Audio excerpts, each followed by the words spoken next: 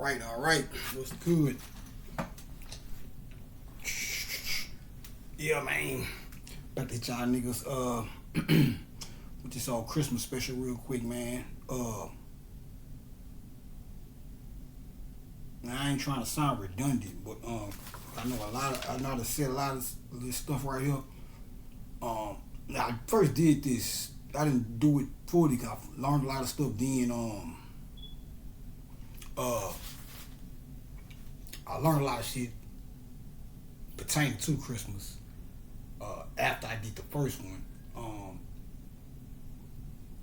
Plus I didn't get to put it all together like I wanted to, so I'm gonna try to. Well, I'm gonna pretty much bust down everything that I pretty much got. Like I say, might sound redundant, but it's some new shit that I ain't never said before too. So it's like but I'm really doing it just to put everything in one big bowl. First of all, Merry Christmas to y'all, man. I hope everybody out there enjoying their holidays and shit, man. You know, uh,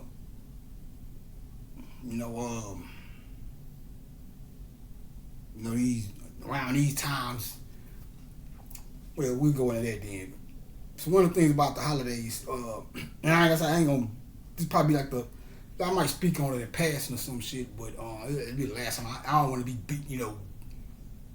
beating. I don't say beating a dead horse, but saying the same shit over and over to niggas. But I be feeling the need to say things because I still hear ignorance. When I say ignorance, I'm not talking about ignorant like disrespectful. I'm talking about ignorance like people that's ignorant to the information that I'm dealing with right here. So, but like I say, man, we take it back to the consciousness.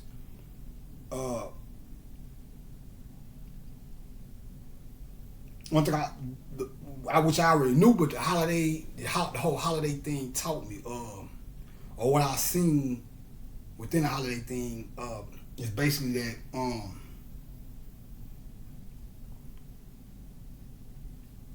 the best way to put it is people gotta learn how to accept new information.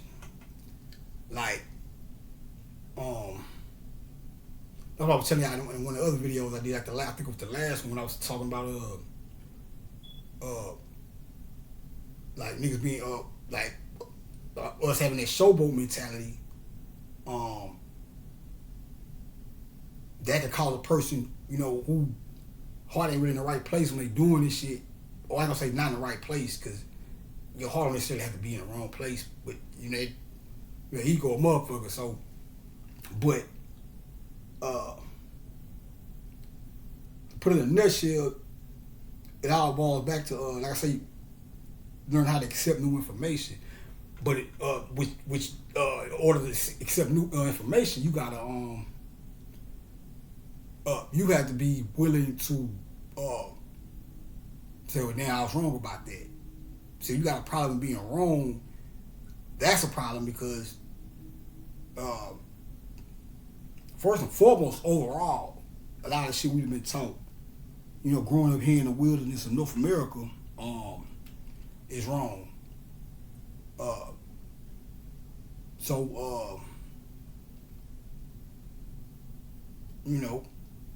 Not saying you gotta be easily swayed about shit like that, but never be too reluctant to at least consider shit. Like I say, it ain't gonna cost you nothing to at least consider some shit. You know what I'm saying? Not necessarily have to full fledged believe in shit, but this right here, the reason I said all that was because I see what's going on. Because you got, whatever happened, slavery, whatever, we was, our culture got took, we got banned from reading and writing and all that shit, and we pretty much forgot who we was, hit in the head, knocked over, and forgot who we was, right? So, we could say the initiation of the wake up would be with Noble Drew Ali, Honorable Elijah Muhammad, I'm thinking the 30s or something like that. And And cause even with Islam, when I think back to growing up, shit, nigga damn near didn't even a nigga damn near didn't even when you thought of Muslim, at least when I was a kid, you thought of a Muslim, um first thing you thought is black people, Nation of Islam, whatever. Now I don't wanna lie, but that's actually how it seemed. I be trying to think about how, you know, cause like I said, when I was growing up, not saying that everybody was, and not even me, I'm trying to figure out. But I know when I was growing up, we've heard Muslim, pretty much Nation of Islam came to mind or whatever. But if I'm not mistaken, Nation of Islam and Moorish Science Temple was really was over here in America before Orthodox Islam began to take root over here. And like I say, don't quote me on that, but just from that's what I gathered from my research as far as history is concerned or whatever. But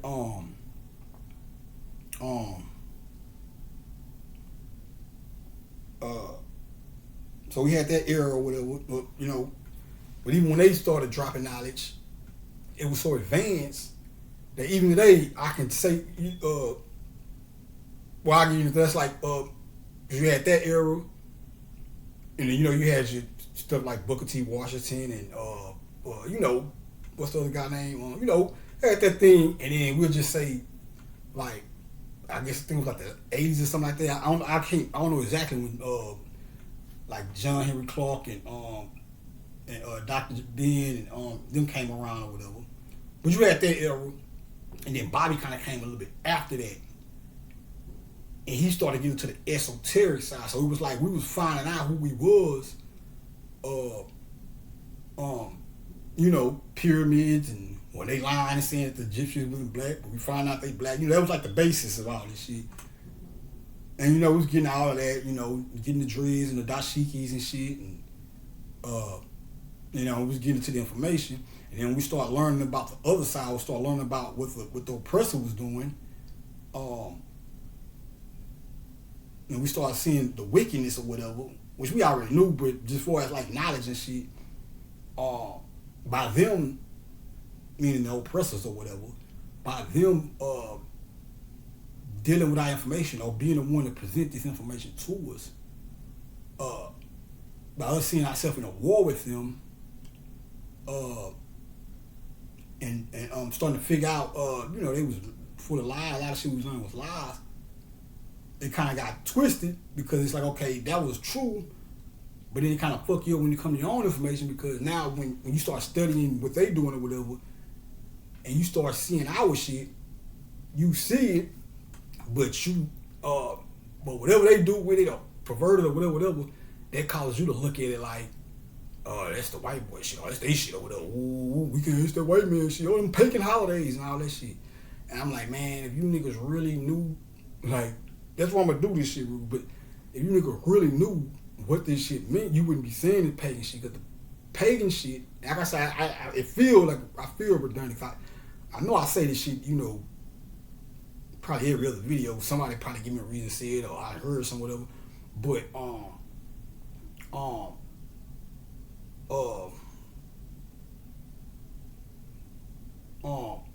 you can't when you look, we look at, from what, like I say, we look at it like it's something fucked up, but really, they learned from us. And it's crazy, man, because I did that the last video I did the master teacher breakdown, where I was talking about the master teacher thing, where I was telling you how master used to mean teacher. And so you know it, I stumbled up on one of them old Bobby videos, and he used the word in the sense that I was telling you about, which ain't the first time no shit, but it's like when I heard that, because I heard that lecture before, but it's been a minute. So when I heard that, he was like, because I think he was talking about how the Moors had taught the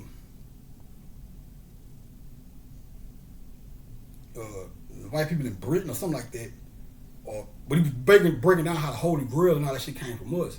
But he phrased it. He was like, all that shit came from us. So that means the Moors was their masters, or they was trying. He said the Moors was their master or whatever. But when he said master, he meant teacher. Basically saying whatever. So I just thought that was interesting how it happened like that. But like I say, man, they learned from us. So they took our, they took our shit and well, I didn't say took it. They, for example, like Christmas or whatever. When you start breaking all this shit down, even Halloween, like I say, man, Halloween. First and foremost, the holiday season is official. That ain't something white people made up or whatever. But that's what people be thinking. That's why they, oh man, them pagan holidays and shit. But the pagans were the people who, which that's what that shit means. They say pagan means the people. But what they started doing was when they started indoctrinating people with Orthodox religion, the old they couldn't do that with the old for people who was into the old shit around or whatever.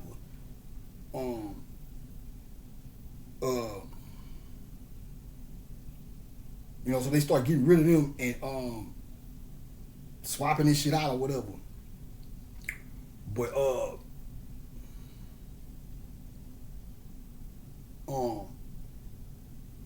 like I say, man, when you do that, when back to the pagan thing. With the pagan thing, all that was is so people who were still doing that, who were still following the old way or the original way we was doing things or original spirituality,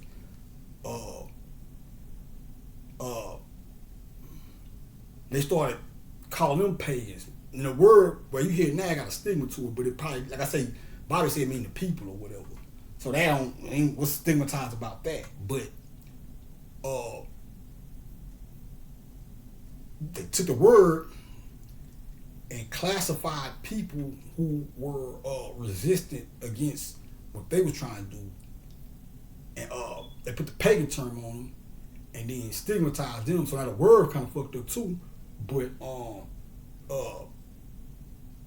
that's why when you start reading about how, Christmas and all these things, it takes you back to the old times or whatever. Or you say, oh, it's pagan, but all of this shit from how they got some shit. Go if you get on go Google Hallowmas.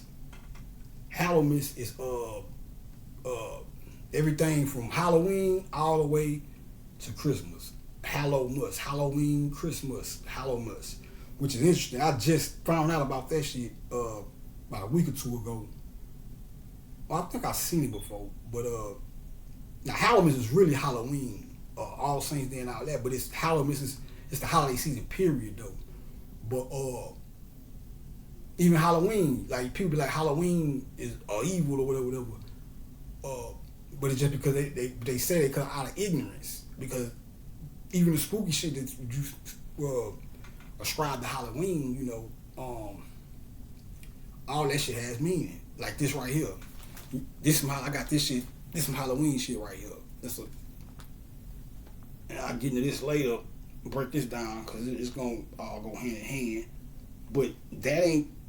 That's the skull. This represents the skull. Let me shake it up. It's melanin snow globe. Let me shake it up.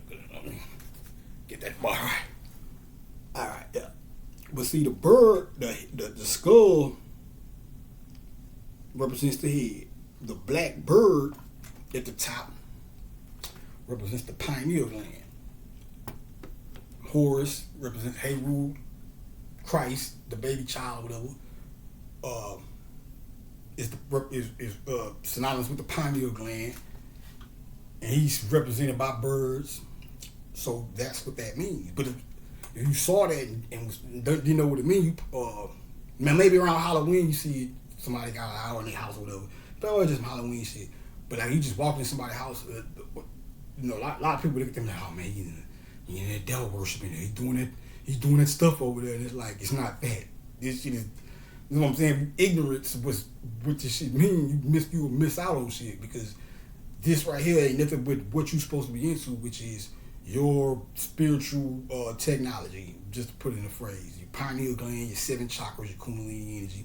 That's all I represent. The black dots is the melanin or whatever. So but now that's even though that's some Halloween shit, we gonna get Halloween with it because I'm gonna show you something when we get deep into this to the lesson or whatever.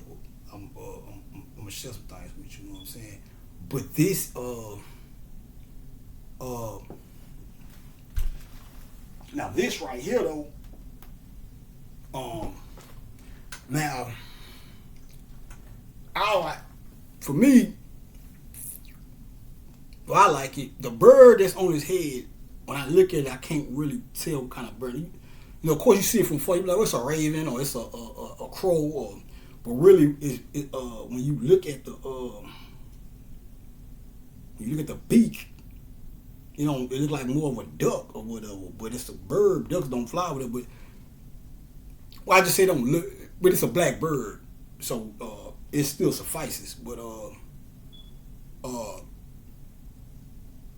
you know, just being technical about it, it's not a raven because you really was to break it down or a raven or a crow, whatever. They don't have the same type of beak, but still represents same thing.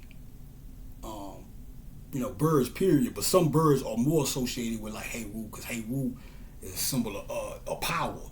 So you know, or he represents the third eye or sight, spiritual sight. So the falcon.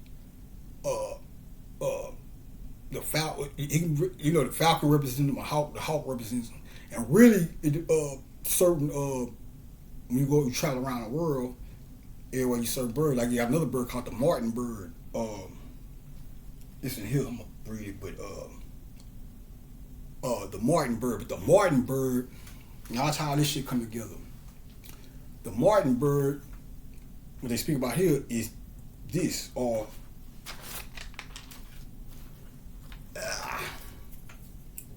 the sun, just like that sitting on the top of that skull. When all the energy retracted up in the hip, that's the martin bird sitting on top of the skull or whatever. The martini. Now, this is one of the things. It's been a minute since I don't really going back and watching my old shit, but I know I talked about it, but I don't know if did I post that video or because it was kind of sketchy with that. I was going through some shit too, so we'll deal with it here. But the martini, I'm quite sure it's on one of my videos, probably on my other channel. But the martini, even when you get the martini comes out like this, right? Kind of like the 2 prongs of your spine, or like this right here. But it's a cup and it's round or whatever. And what does the martini have in it? An olive. And olives are symbols of the pineal gland. So a martini, you know, I just put this together though. I knew about the martini shit and the pineal gland thing, whatever. But I used to see that in here, the martin bird in here. I never made the connection to like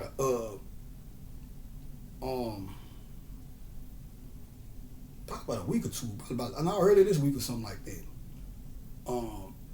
With the martin bird and the martini or whatever. So the martine,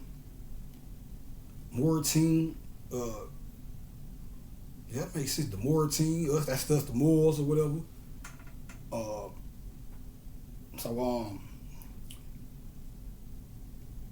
So when you look at that, it's actually a symbol of power or a symbol of who you are. But if you don't know that, you'll be scared of it or whatever.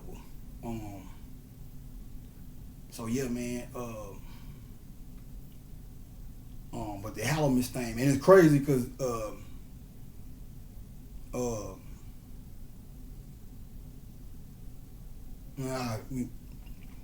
probably get into that later. But anyway, so yeah, man, like I said, man, I hope everybody having a good Christmas out there, man. You know, I mean, if not, bro, yeah, I wish you the best later or next year or whatever, man. I know it ain't. I always peaches and cream for everybody, you know. People got loved ones that they lost during the holidays and all kind of shit. So, or some ain't got no money and shit. So everybody else doing what they do, and you know, plus the winter or fall going into winter is when what they call seasonal affection disorder starts, or it's it's a high case of them or whatever. But due to the energy of the sun kind of retracting and us not getting enough vitamin D or whatever. So long story short, not saying you just as soon as the fall come, oh everybody's sad, but no, it's more so like you're more prone to negative emotions. I just put it like that around this time. So that's why it's kind of that's why you want to be careful. If you in your I guess you play with this your mental health shit or whatever, or you try to or you dealing with any type of anger issues or any type of emotional negative emotions or whatever, for whatever reasons around this time, you gotta really buckle down to keep it from because you're supposed to be trying not to let it affect you too much, period. But especially you have to really buckle down around this time of the year because of the seasonal affection disorder thing. So which goes back to the spirit of the holidays. That's why for one, if you look at, we just say Hallowmas. If we look at Hallowmas all the way to or Halloween all the way to Christmas, that's just one big holiday season all together. When you look at Halloween, what's the first? Well, that's the first thing to start out with is what the kids, because Halloween is what basically centered around the kids, the candy, whatever. Even though it's more so that now, back in the back in earlier times or whatever, when we really knew before we fell asleep to what it meant and what it was or whatever. I'm quite sure it probably was a kid thing still, but it probably wasn't. I mean, well, I put it like this: you just say we were probably more grown into it as opposed to now when people really don't know you got some people that think it's evil, and you got some people who they not necessarily think it's evil, but we grow up, well, it's for the kids, we go get the candy, but you can really get down with some shit. Like I say, even this, around Halloween, I was getting a lot of spiritual downloads and shit, man. I want to share with y'all.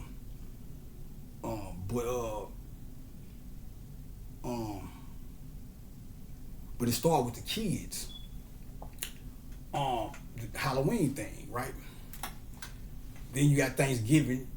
That's the family thing. Then Christmas is the family thing. Now you have to understand. So when you look at the seasonal affectional disorder, all the festivities of this era,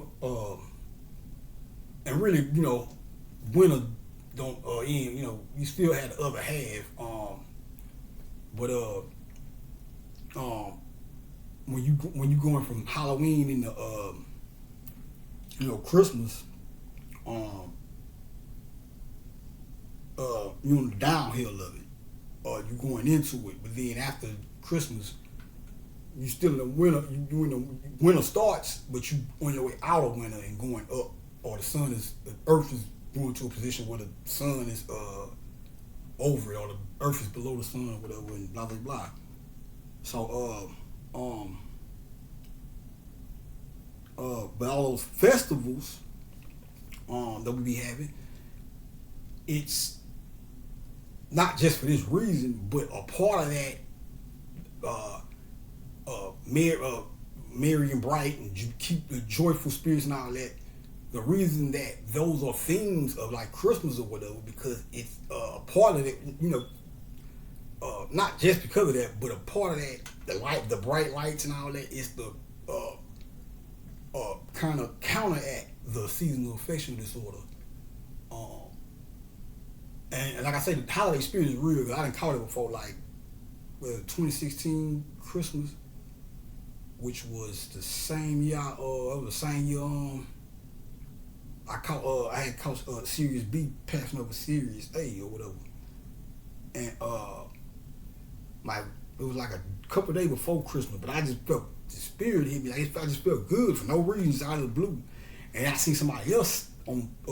I'm like, what the fuck going on? Something in the air, something. And then somebody else got on Facebook and said the same shit. Like, man, I don't know what it is, but it's something good. I was like, man, I knew I wasn't tripping, and but that's the holiday spirit though. It's like a real thing. Even when you got like, you got to think about like what goes on during the holidays. Like, okay, Halloween, Thanksgiving, and Christmas, they all arouse excitement or well, you just say arouse excitement or whatever. Like I said, not for everybody, because everybody got their own thing to go through. But the whole family gathering, when Thanksgiving come around, first and foremost, the kids, they out of school for breaks and shit, so that's a lot of motherfuckers that's running around happy, so a lot of happy energy in there for that. And then you got families coming together who haven't, probably seen each other all year, or a couple years or whatever.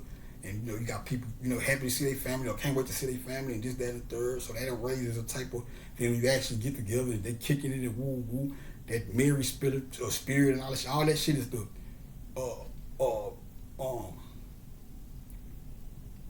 help counteract the gloominess of winter or whatever.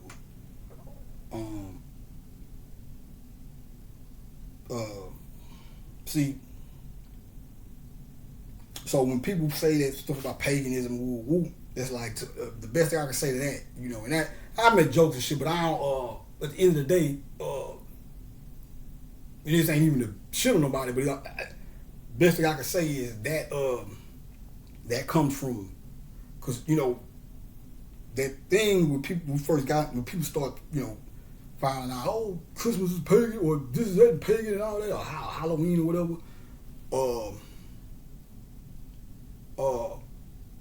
with their consciousness or whatever, it should get hardwired into your thinking or whatever. I guess that's what they mean when they say old habits are hard to drop or some shit like that, but they come from checking the self and asking yourself, man, am I giving this a shot or whoop or whatever? But missing out on some good shit, man, because like I said, I can sit here and break all this shit down, and it all come from us. It's all positive shit, man. It ain't no pagan shit or whatever. And I don't know, they switched up some shit, and you gotta watch this shit, cause but it's funny, cause like one of the first books I read where they was talking about Osiris, not the first, but I know I read from the Brother Files first, if I'm not mistaken. Or did I read? No, I think I did read. I think that was the first book I read on. Where I first read about about Osiris and Isis and all that. But it was funny because the book I was reading, it was before I read. I think it was before I got to start reading some valid information on Isis and Osiris or whatever, the Osirian drama. But this book I was reading, it was saying what niggas be saying. It was like, oh, Osiris is the pagan this, and they were just talking, and this one, Isis is the whoop whoop, and it was talking down like it was some old devil worship and shit. Now I'm reading this shit and I'm like, first and foremost, I know this shit come from Africa. So I'm taking what they say with a grain of, I'm taking what the shit say with a grain of salt. But I'm seeing the shit they saying, and it was like, if you pay attention to what the book was saying, I don't even remember the name of the book, some shit, but if you pay attention to what the book was saying, it was breaking down shit, but if you pay attention, the more I was paying attention, I'm like, damn, they saying is this, that, and this, and it's bad, but then they showing other shit over here where I'm like, well, that shit is like nature. It was weird, but anyway, but that was this whole missing way, because I learned about, when I finally went to learn about Osiris and Isis and shit, it was nothing what they were talking about. That was devil work. I mean, the shit they were saying in there came from the mythology, but they were trying to wrap it up in a devil worship thing. Like, oh, that's the Satanists and all this shit. And I was like, man, that's fucked up. Motherfucker, don't know what they talking about and shit. You know what I'm saying? They thinking they know, writing whole books on this shit. But yeah, man. So let's get to the. But yeah, I was saying about the seasonal affectionate disorder thing because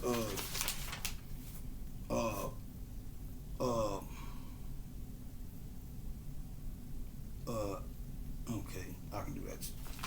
Let me see this. Because you want to be aware of that, man. So like, you kind of can stay on top of.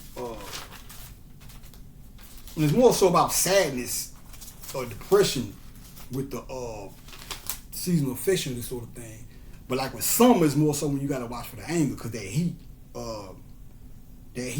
does arouse anger and shit. So you had to be careful with that shit around that time or whatever.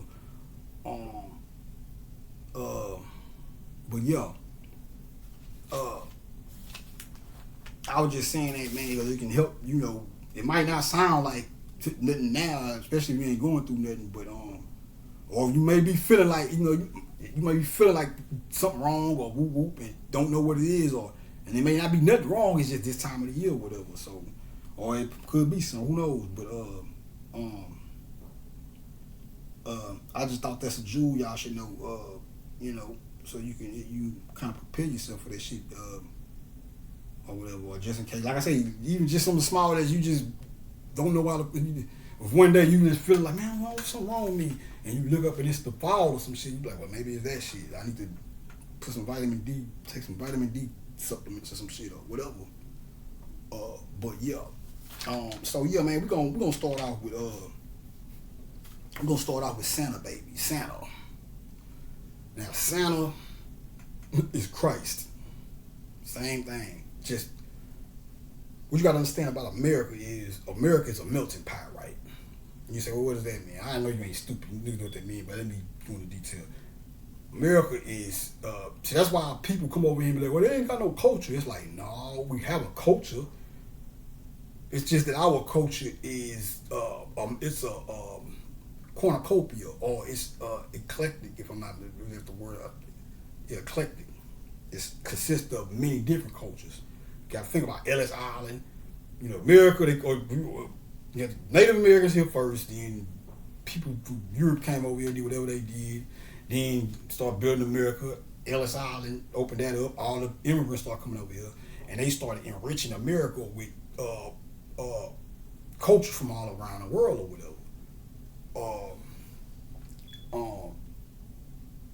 But it was predicted that was predicted by the Kamites that this would be the land in the future where back then it said a land in the future where in the future there'll be a land where people from all around the world travel to go and gather up or whatever. It'll be a gathering a gathering of the masters or whatever, or just a gathering period. But the gathering of the masters thing was I think that should come from Highlander or something like that. Where they like all the Highlanders or some shit supposed to meet at the end of the earth or some shit like that. I never I saw them. I think I saw the movie. But I was young, but Bobby talks about that one a lot. But I hope I ain't leaning on that nigga there too much. But like I said, that nigga like a library, man. A lot of shit that nigga be saying be so real. I learned just as much shit from that nigga as any book and shit. So it's like, but America is a melting pot. So what I've noticed about Christmas in particular, I ain't really get too much thought into Halloween. Halloween is pretty much, and it probably is some shit mixed in there. Not mixed, but I'm gonna show you what's going on with Christmas, so you'll see what I'm saying. Now, first and foremost, I'm gonna show you some Santa Claus, right? Now, you might wonder, well, what does Santa Claus and ho ho ho have to do with each other? Well, I'm finna show you. This shit fucked me up, boy. I just found this shit out last year, but the ho ho ho. See, Santa is a composite deed. It represents Christ, but it's like Christ is represented in many different ways all over the planet or whatever. So the uh, uh, motif of Santa Claus is not just from one place. Like I say, most of this shit comes from other places. But you did have culture here, and we do. Hip hop is a culture. Our culture is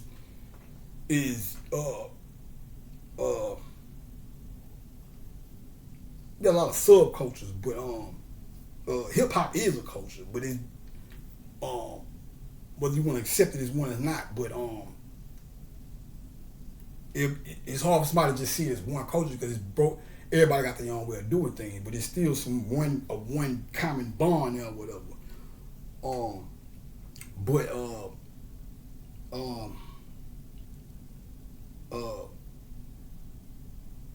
I'm gonna show you how what's going on with Santa. Now, first of all, the name is Santa. Santa, sun, and Ta means the land. So the sun and the land. Santa is the baby Jesus is the sun, and the earth is the land. Now the ho, believe it or not, comes from Asia. It's a Chinese deity, one of the 7 gods of luck, Hoti. Hoti. Now Hoti is a jolly, jovial Buddha. That right there. That's a part of the composite. You think of Santa Claus, you don't think of Buddha. Niggas don't even think of Jesus when they think of Santa Claus. You think of whatever the church told you about Jesus, and then you see Santa Claus, it's damn near like night and day. But really, Santa Claus is Christ. And I'm gonna show you how.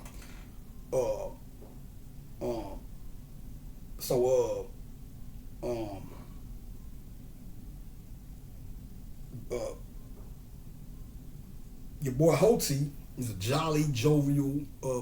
One of his names is Buddha, if I'm not mistaken, or whatever. So the Hoti. Now, well, let me get that too. Okay, so Hoti brings.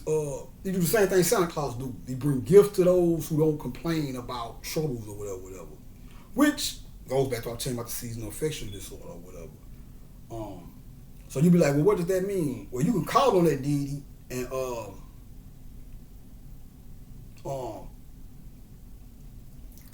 that's a good way of not saying to not deal with whatever you gotta deal with,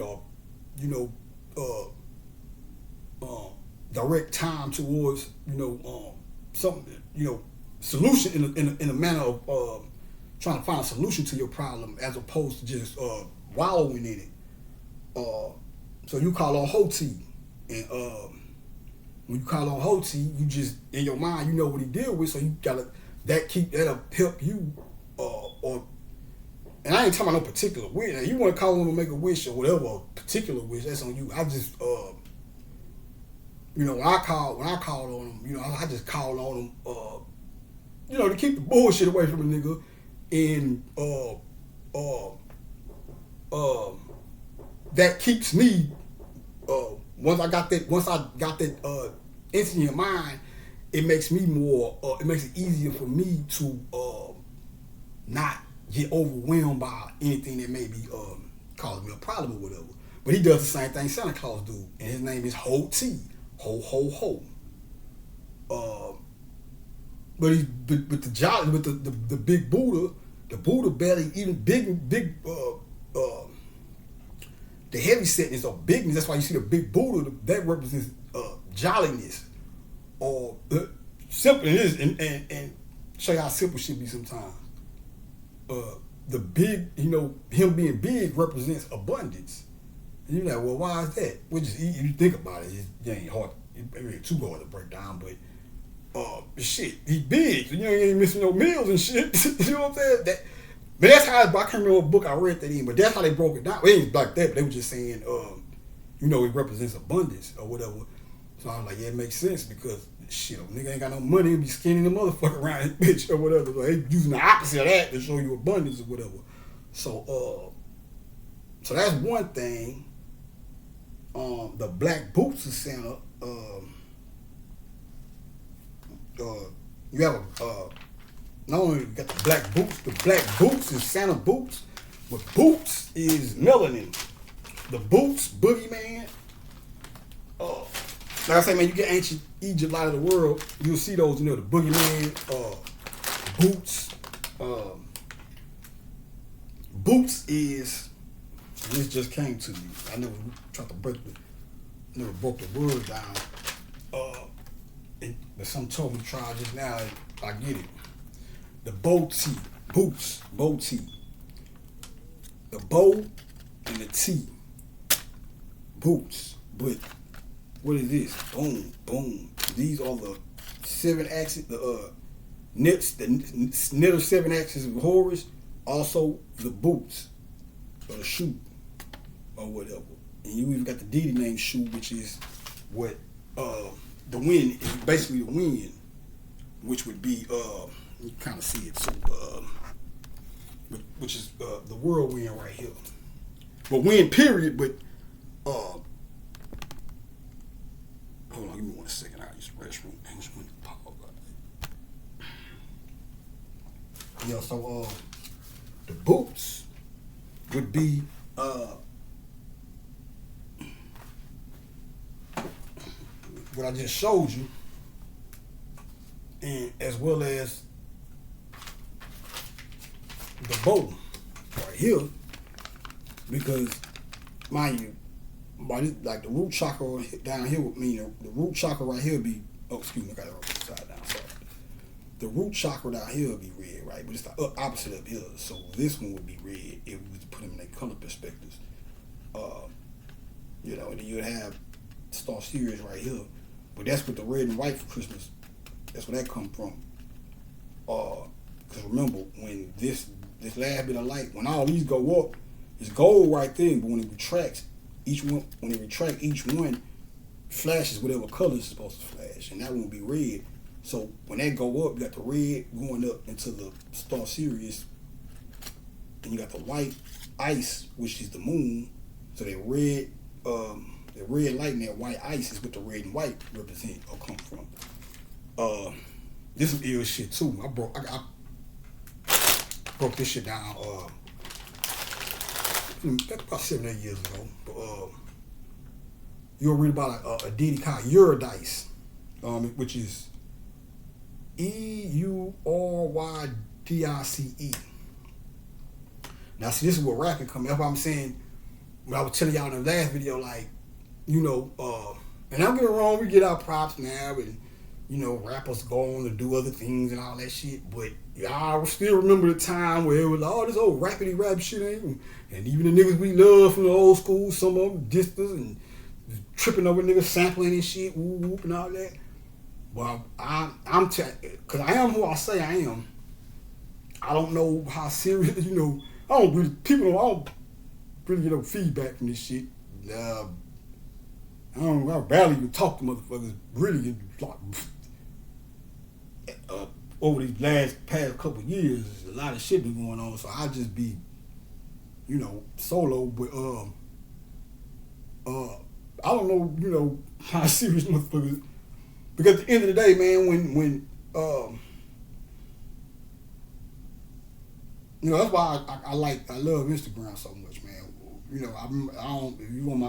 If you ain't on my gram page, you probably know. But I told a story not too long ago where I was sitting in the car, I was putting one in the air. I forgot when I started thinking about Instagram. I just started thinking about, I don't know, for some reason I started thinking about everybody, I be seeing the gram and shit, and I was like, man, I love them niggas, man. I said, damn, when was the last time I told them that shit? I just got on the gram and said that shit, and I don't give a fuck what a nigga think. Some niggas be like, oh, that's corny, my nigga,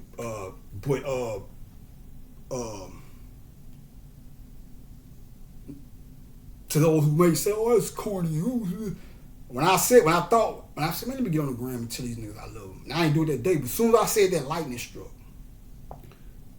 Now, you go look at that Big Hawk album cover. Now,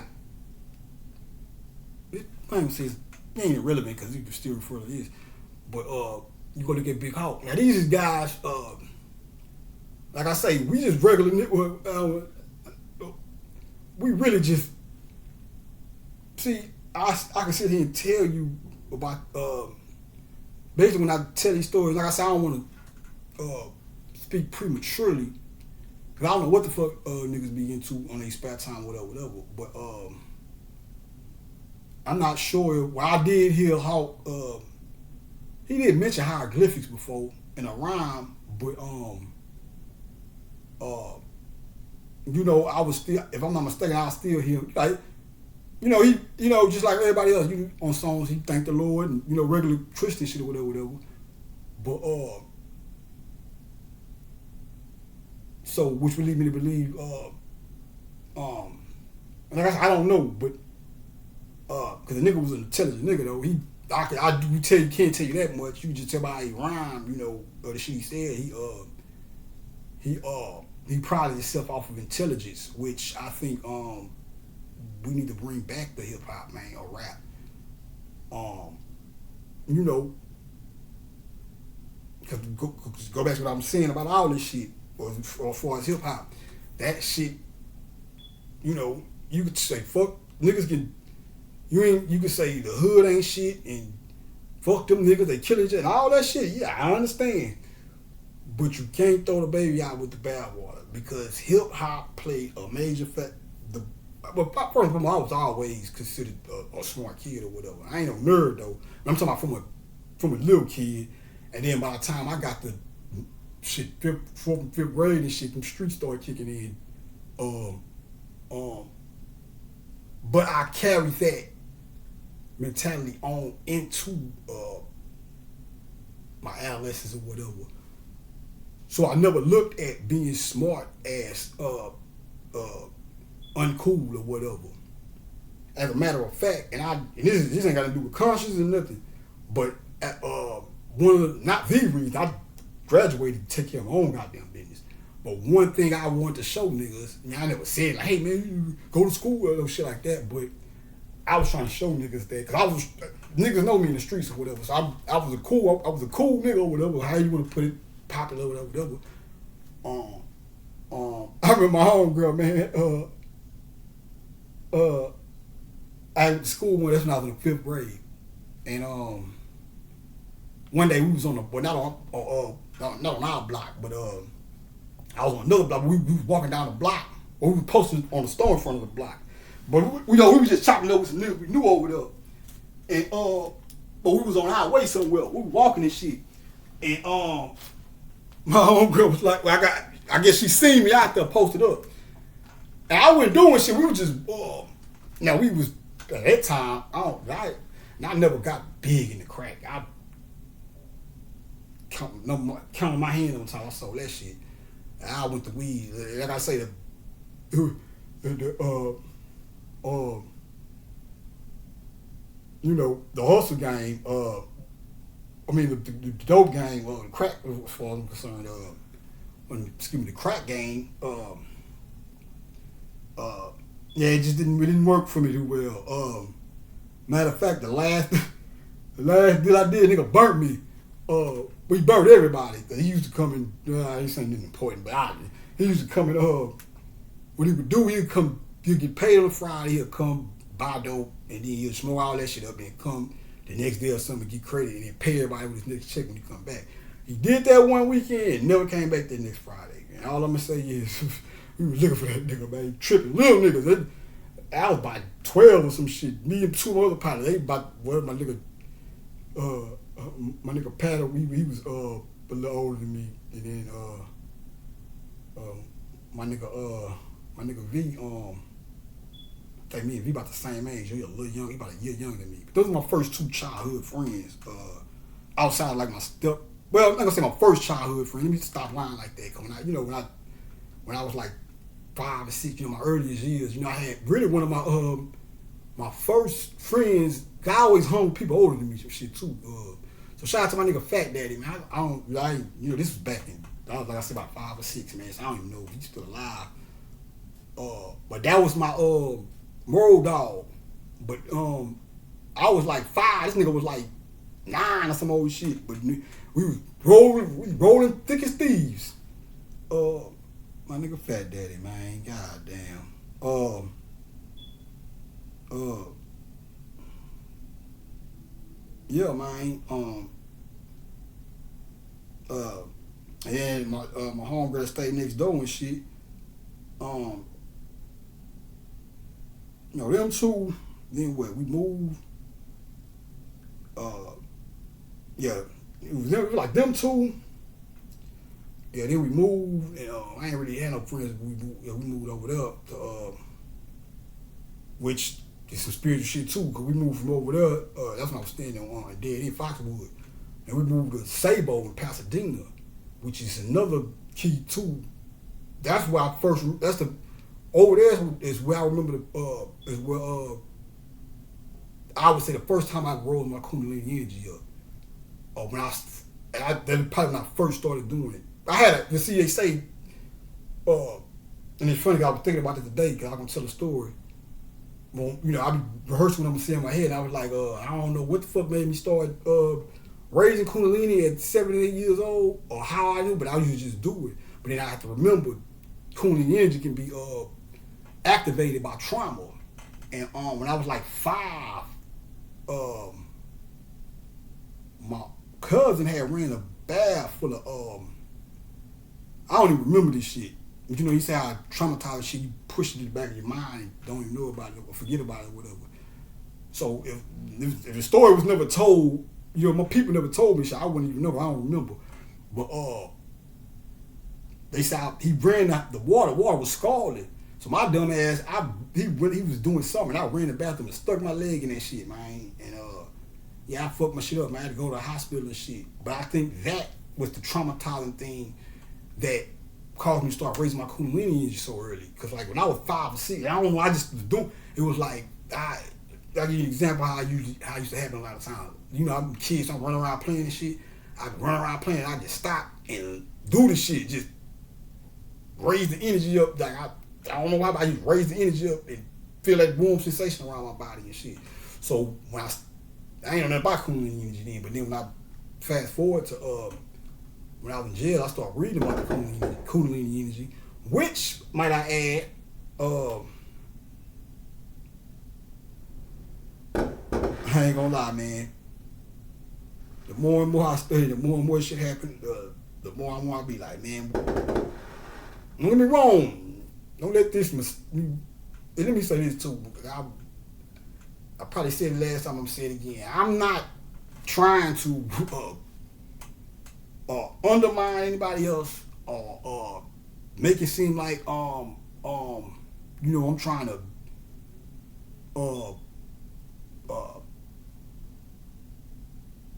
what's the word I'm looking for, man?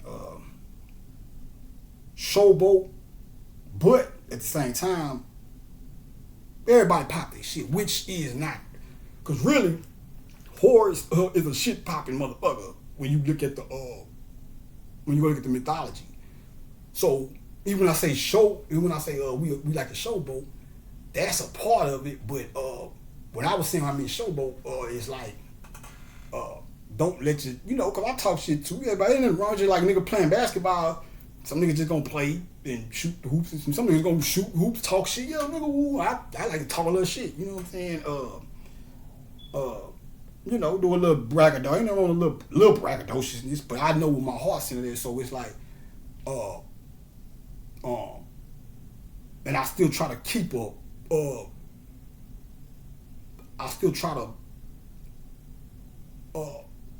like I said, when I first found out this shit about who I am, all that, one of the first things I ain't gonna say I didn't need it, but I didn't, because I ain't know, I'm a humble nigga anyway, so it's like, really so many words, like, when I got the information, one of the first things I had to, when I finally found out, I'm like, man, this shit is real, I had to make sure I don't let this shit actually let me get the big head. So, if you ever, that's like somebody said I'm a narcissist, I was like, how? Like, people be just, I ain't gonna lie, bro, people be projecting shit on niggas, man. And I'll tell you this much, I don't know what the fuck going on out there, man. I say, man, Man, I still got, you know, homeboys I grew up on shit with, a few, you know, but, you know, I lost a lot of them niggas,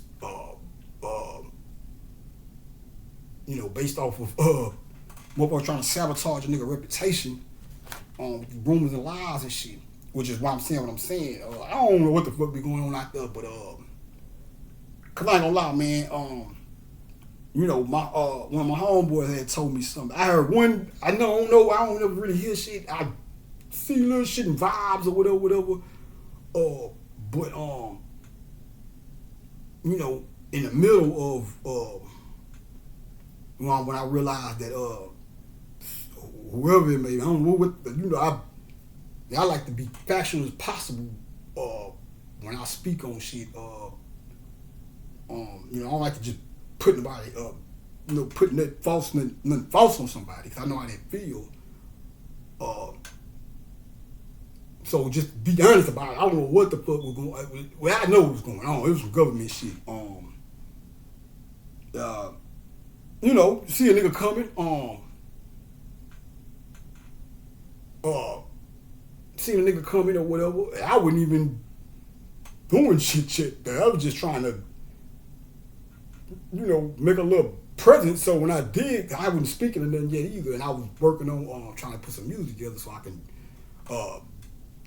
not necessarily get a record deal or get in the game. I wasn't even really trying to get the deal, because by this time I know that shit is corrupt, and which I got to get back into that too. I got to see, that's a little message I want to get y'all too. But so I'm getting all these jobs, I'm having problems with these jobs and shit.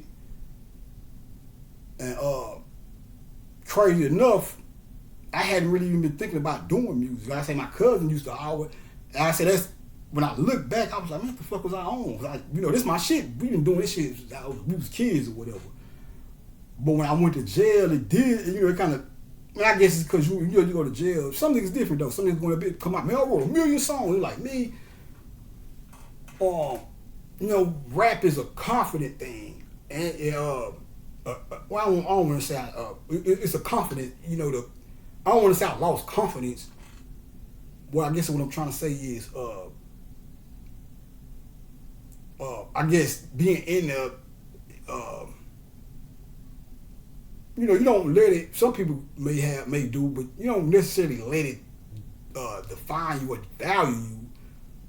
But whether you want to consciously admit it or subconsciously, being told when to eat, sleep, shit, get your balls checked to just go see your people and all that shit,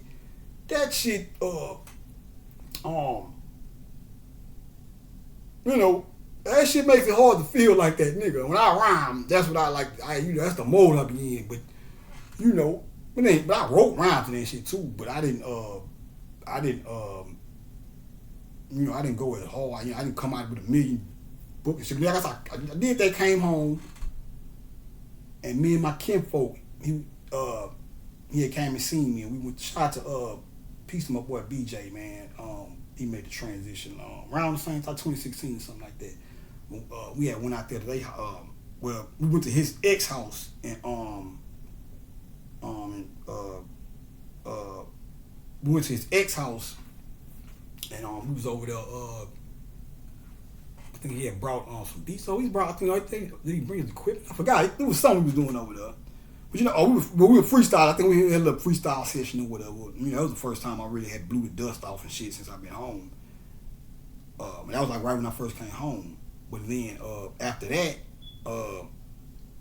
you know, years went by, and I didn't necessarily say I ain't doing music no more, but I was kind of in a quagmire because, like I said, I'm in jail. You know, the pen ain't well, the pen is always live, but you know, nigga, it ain't in the mood as much as I would be if I was free. So that's one thing. And I came home, and I guess that kind of stuck on me. But what really kind of, I think what really kind of put me in the quagmire is when I first, so when I was in jail, I was just reading about, you know, the knowledge and shit.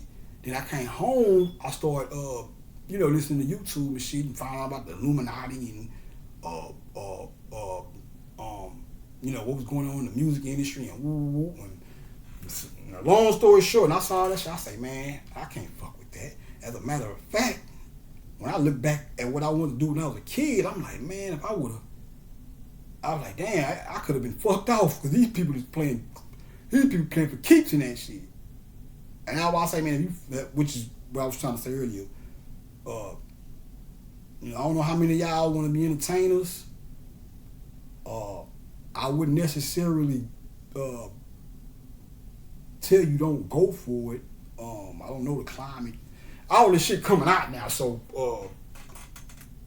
not to say that it ain't no bullshit that can still happen in the game, but I would like to believe motherfuckers clean their act up at least a little. I don't know, you know what I'm saying? Within that world or whatever. But all I can say is, man, if you do take that route, man, be careful, man. Don't be thinking these motherfuckers your friend, bro. See, I see a lot of people that get caught up in that industry shit, like, get tapes put on them and shit, or, blackmail and all that. A lot of that shit come from thinking them people love you or some shit. And I get it. Because you gotta think about it, okay.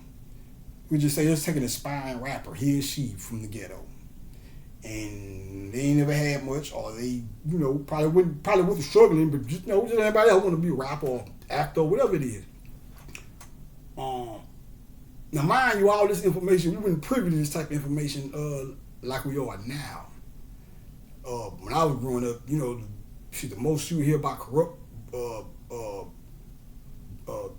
the corruption in the music industry, be like, bad contracts and this, that, and the third and shit. So you be like, well, I'm around that. Like I said, that's why I be tripping on niggas who, I don't say tripping, but like, niggas who sign up contracts without reading them. And I get it. Like I say, that's why I ain't gonna bash you, because like I said, I get it. You understand, we come from an impoverished background in America. Not really, because we were here first, but you just said post-slavery and all that old shit. So by us being deprived so long, and I'm talking about as a collective, in our genetics and shit. Well, of course, you had your black actors and shit. I think the first black actors was like when it was black and white and shit. Then you got your music, but what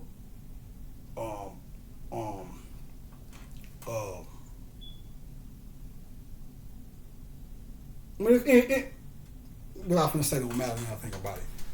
What I'm trying to say is, we come from these impoverished backgrounds and shit, and these people come and you saying, well, we can give you this for a record deal and woo. Okay, business is business. That's one thing. But when you start finding out that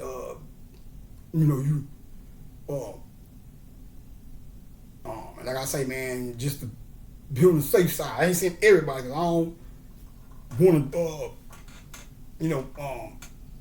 make somebody look like something that they're not. But we'll just say for the most part,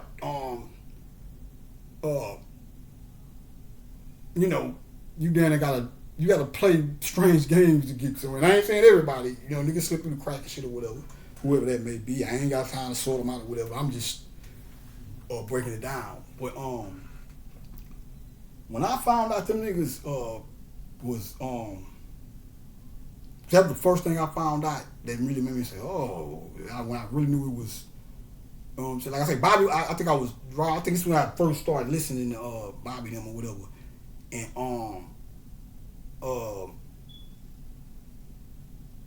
I think I heard Bobby was speaking about some entertainment shit, but then I heard this one dude,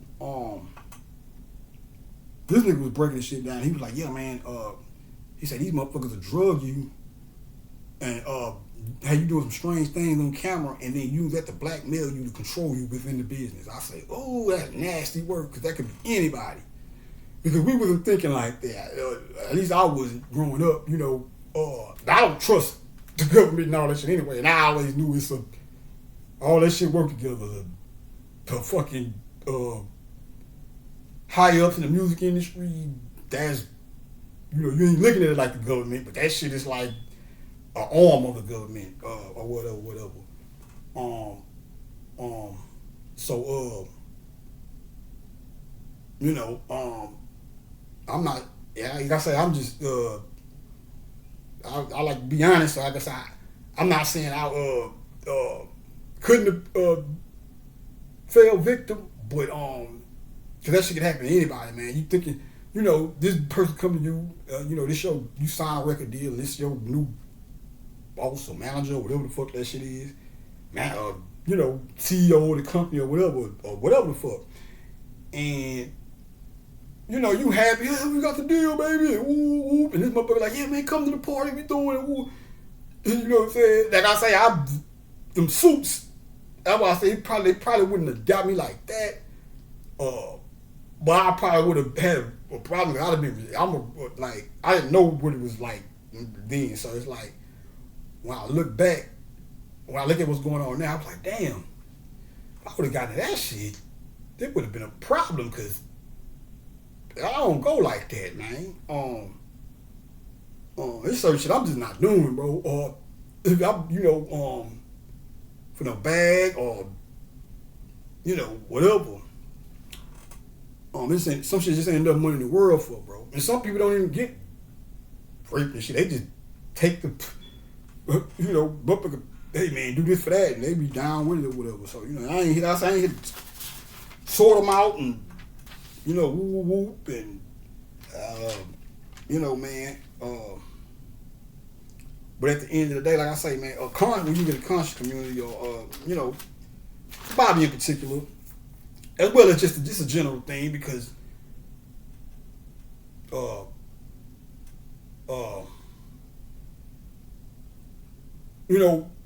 by us being in commission and trying to figure out what's wrong with our people and come up with solutions and shit, of course, the entertainment industry come up. So the shit that niggas do, that's what's the word I'm looking for? That the shit that niggas was doing, that we would just say holding niggas back, or that was not beneficial towards us as a people. Shit got niggas call shit out. Not because niggas don't like niggas, or it's just all fucking. It's like, no, a nigga talk like me. If I say something about a nigga, you better believe the shit I'm saying. Whether they like it or not, it ain't my problem. Because if you doing some dumb shit, or you doing some foul shit, or some whatever type of shit, the truth is the truth, bro. I ain't got a problem. I ain't got to come out like, if I ain't the type of nigga that, like, if I'm in conversation with somebody, you know what I'm saying, whatever. But but anyway, man, niggas, niggas, shit had to be pointed out or whatever. So,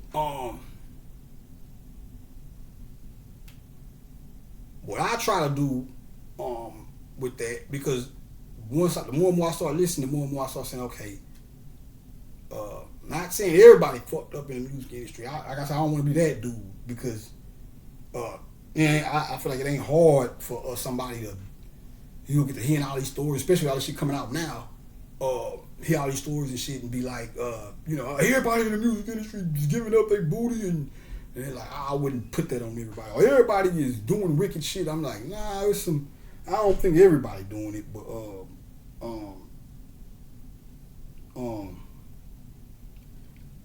just to be within a system where the higher ups in that system prey on people like that, that's some dangerous shit, man. That's why I be looking back on when I wanted to be when I was an aspiring rapper, when I wanted to get a record deal and all that shit. Now I look back and be like, damn, it don't even matter. It's just hindsight shit, but I be looking back like, damn, if I did, I hope I would have went independent or some shit, but I didn't have an independent mind. I always wanted the record, this is when I was young, the lights, you want to be big as possible or whatever, that's everybody's dream, whatever.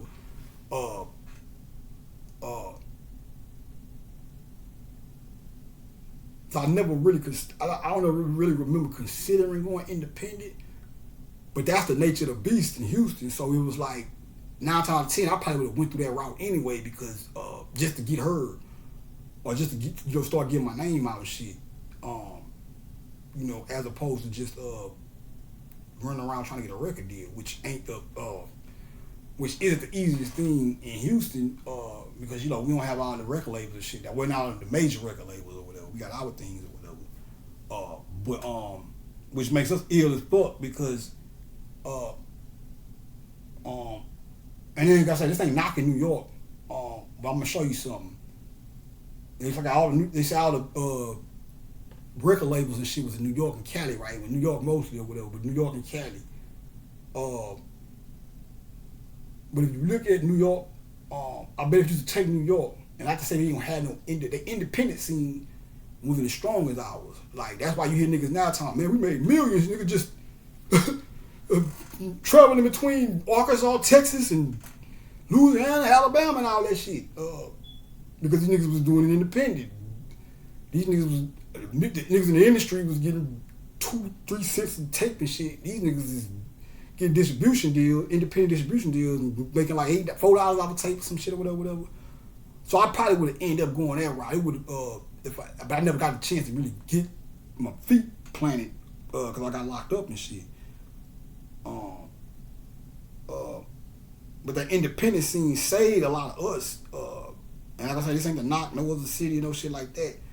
But it saved us from a lot of them travails that you starting to hear and see come out right now. Because niggas wasn't going, we wasn't rushing the fuck with the major deals where you was more likely to really independent shit is your shit, so you ain't even gotta worry about it. You just doing your own due. When you sign your life on for them people, it's all kind of wicked games that can be played. You get in the middle of your career and shit, or get your career started, get famous and shit, and they ask you to do some shit, you be like, man, I ain't doing that, and then they cut you off for some whole shit, fuck your career up. You got to go back to, and that's why I say it's dangerous being an entertainer because, and that's why you all, when you in that shit, and I say this to the rappers mostly, you know what I'm saying? Really everybody, but rappers mostly, because our mentality got fucked up with that. I'm buying everything with this money, all of those shit. We got fucked up with that. Ain't nothing wrong with having bread. Ain't nothing wrong with being flossy a little. Like I said, if I had some shit, I'm writing a song, I'll talk about it, but I'm not just gonna. But everybody got their own thing. So even artists who are like, even artists who, might be the flashy artists. You wouldn't necessarily say nothing wrong just being, if they just straight flashy, you might be able to say, well, they ain't as well around as they probably could be or whatever. But it's good to have splashes. That everybody can't be on one thing. Just like America is a melting pot where all these different cultures enrich us over here. That's like hip hop. It started in New York, but everybody else started getting to it and putting their own flavor to it, and it enriches it. So it's like they got subcultures within the hip hop. Houston niggas do it one way, Cali niggas do it that way, New York niggas do it that way, whatever. So everybody can be on the same thing. But niggas will be like, oh man, no biting.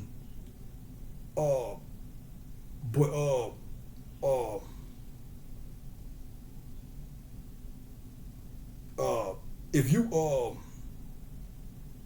really look at this shit, and I get it, but I think when it comes to the biting thing, because it is a thing, but it's a spirit to it. Like, what am I saying, a spirit? I don't want to make it over deep, but hold on real quick. Man, that motherfucking thing. I ain't saying, give me 1 second, man. I ain't saying,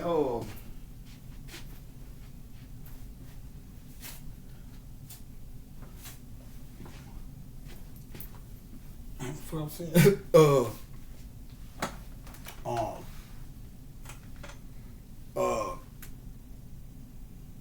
Basically, something the word I'm trying to say is,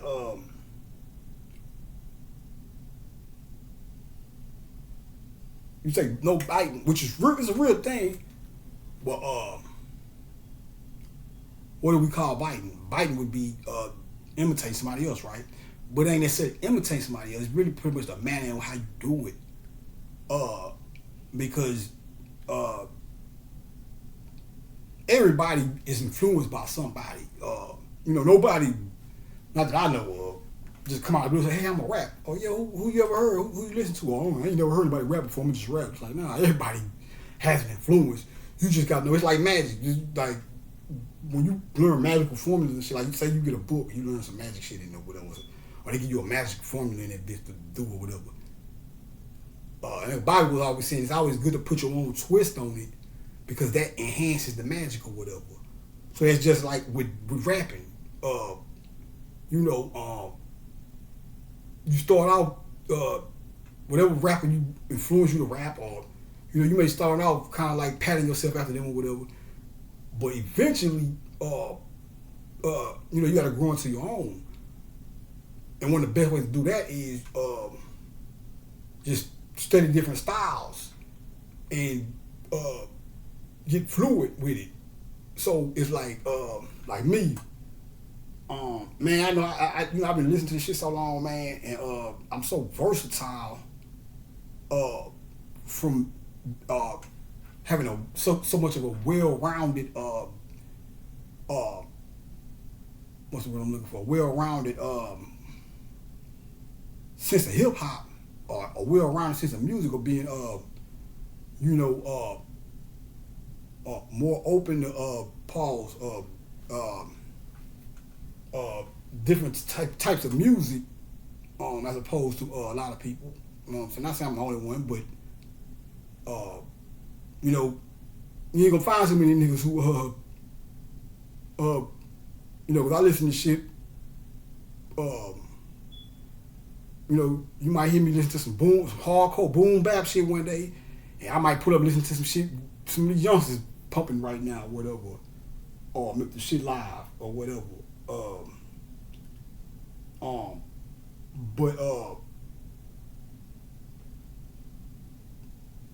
what I'm starting to realize now, by me sitting here writing my own beats, like really for the first time. Well, I didn't say the first time, but when I first started, for my first keyboard, I was making shit on that, and I'm not probably wrote some shit to some of that, but I don't even recall writing.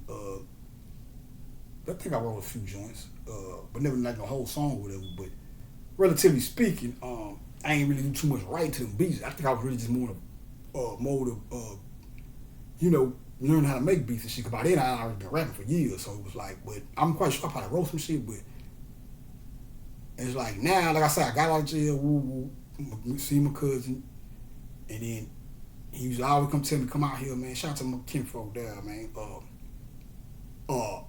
He was like, man, come out here. For some reason I wouldn't, which is when I look back, it's odd because I love the hip hop shit. That's what we came up doing. So the old me, before I got locked up, I'd have been having my own shit. Cause even it went from there to that to when, I started going through the job shit. I'm like, man, which I'm not sure if I was right about, but I'll try it again in some form of fashion, but it ain't probably, I don't know about that 2 cents a stream shit. Fuck that shit. I ain't even finna waste my time playing with them people, man. I'll get some fucking MP3 players and shit. Get as independent as I can. We gotta do better than that. I can't fuck that shit. It's just the principle. Okay. We niggas already getting like 8 cents or something. These niggas talking about like half a penny. Bro, I'll just put my shit on YouTube and shit, pump my shit, whatever, to the best of my abilities, man. Just on the strength of that. Cause ain't no way in hell, man. And I ain't, like I say, I don't know too much of the particulars, but like I say, when you cut them CDs out, I know a lot of overhead get cut out. Like I say, on a general sense, so something should come out where the artists get more, because when you look at the industry as a whole, you ain't got no CDs, that's less material you have to use to make the product. No CD, you gotta worry about no CDs. They ain't making CD covers no more. Or whatever. the music industry as a whole, uh, um, there's no trucks or less trucks because you still got like vinyl and shit like that. And a few places to sell CDs, but for the most part, uh, the number of trucks that it used to take to move the CDs and shit around America, uh, was gas and shit. That shit reduced the price within that shit to be reduced because, shit, you ain't got to move around the fucking CDs and shit no more.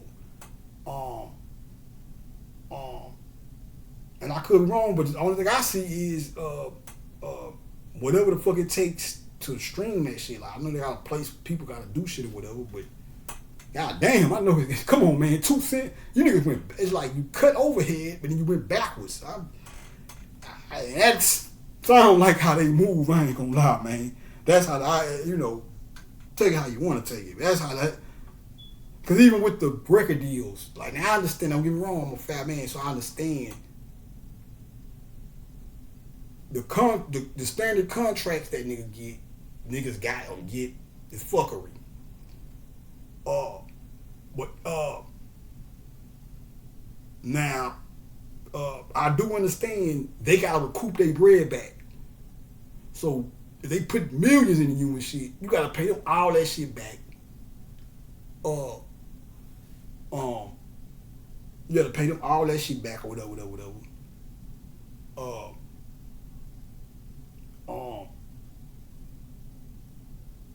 But I still think, and really, an artist would have to pay attention to his own particular situation. But we look at the stories I be hearing, niggas really didn't do that because niggas like, and I'm not knocking nobody because niggas didn't know. I'm just, that's the point I'm trying to make. Like, when I look back, like, damn, I'm looking at all this shit now. It's like, man, nigga could have walked in that bitch blind the motherfucker. Boy, you ain't got nobody that been in the music industry or got a taste of it. But now, like I said, it's different. Anybody, you hear all these stories and shit. There's enough niggas talking to where, unless you just not into music or into dialogue about music, you don't know what the fuck going on. But it should be obvious now. If you go into that shit, if you still plan on one of that shit, at least have your guards up and don't be drinking shit. And be strictly business. Said, well, if you go, hey man, it's business. I don't want to go drink with you. Don't let anybody fool you. All this shit is coming out. Don't think they ain't showing them doing the motherfuckers who taught motherfuckers how to do this shit. But you better believe that fucking behavior comes from them. And it's been going on. So we don't know what the fuck rap. With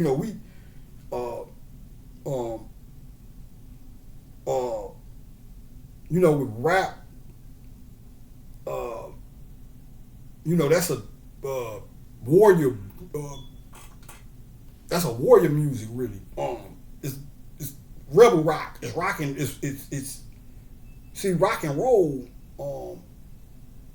Man, I don't want to get too far. But I'm gonna say this, and I'm gonna go ahead and get back to Christmas. But rock and roll, but this is a gift right here. And you pay attention to what I'm saying. But if you look at rock and roll is really rock. Well, I'm not saying really because if you know, rock and roll is rebel music, right? So when you look at rock and roll and rap, that's one thing that they have in common.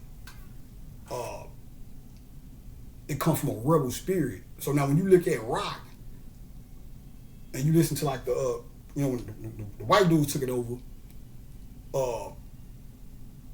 but if you listen to a lot of rock bands, they just rock, but they do the same thing rappers do, like Public Enemy and shit. They be banging on the system or whatever. Because rock and roll is a rebel music. And then you say, well, white boys got it from Chuck Berry and them. And it's like, yeah, but it still makes it rebel music. Why? Because Chuck Berry and them really was coming from talking about niggas being a rebel was really a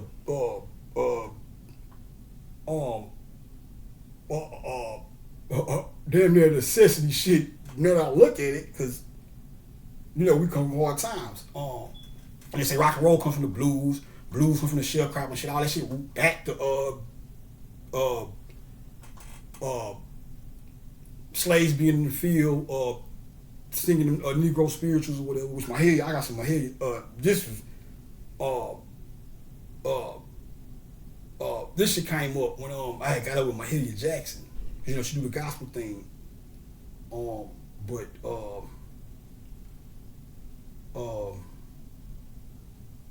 was I gonna say? Uh, Even when you look at gospel,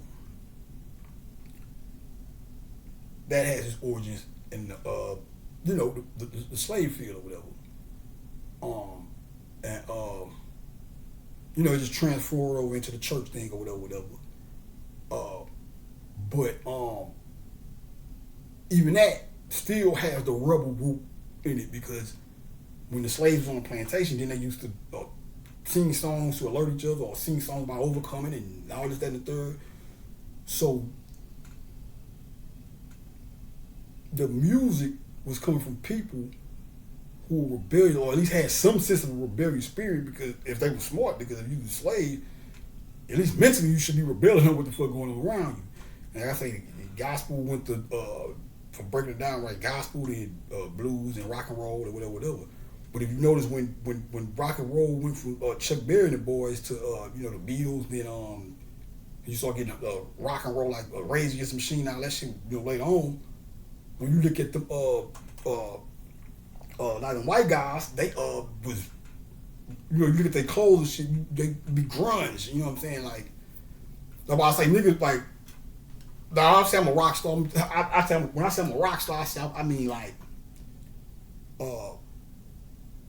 now I'm a calm nigga. Like, I'm really laid back, really, but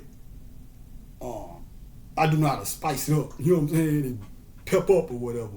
So I got a rock, I got a rock star.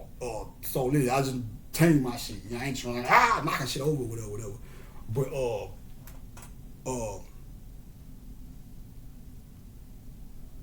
the connection I made between that rock and roll,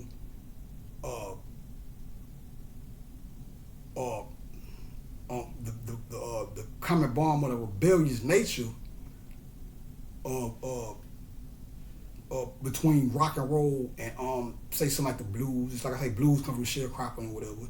And then with the sharecropping thing, I don't think that was necessarily slavery, but it wouldn't. I don't. From when I look at the shit, I don't look too far from it. But I think they was getting paid for that shit, whatever. I haven't worked them. However that shit, I don't. I'm not sure on how. I know. I think we worked the land. I don't know. I don't know about sharecropping like that. But it still had a slavery type of feel. You know what I'm saying? At least when you look at like movies like Cadillac Records or whatever.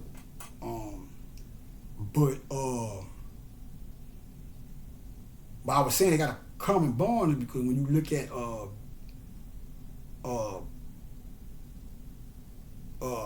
lot of the rock stars, look at how they dress. Grungy, faded clothes, and real unkempt type of look. And one might say, well, why do they dress like that? Well, that's the rebel, because they dressing in a manner they're taking impoverished look, so to speak, and rocking it shamelessly, for lack of a better way of speaking, or whatever, or making that the thing or whatever.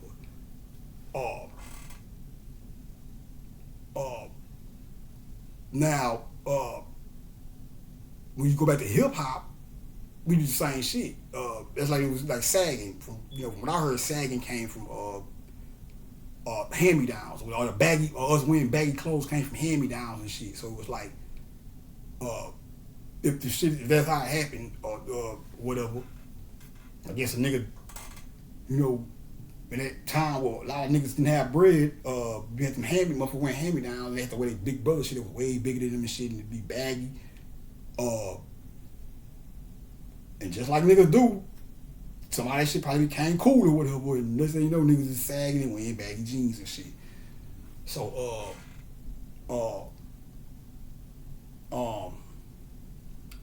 but we took that look in the hip hop. So when you see that urban look,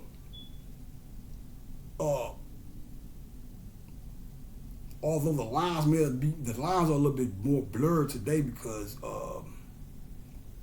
the big money thing, you know,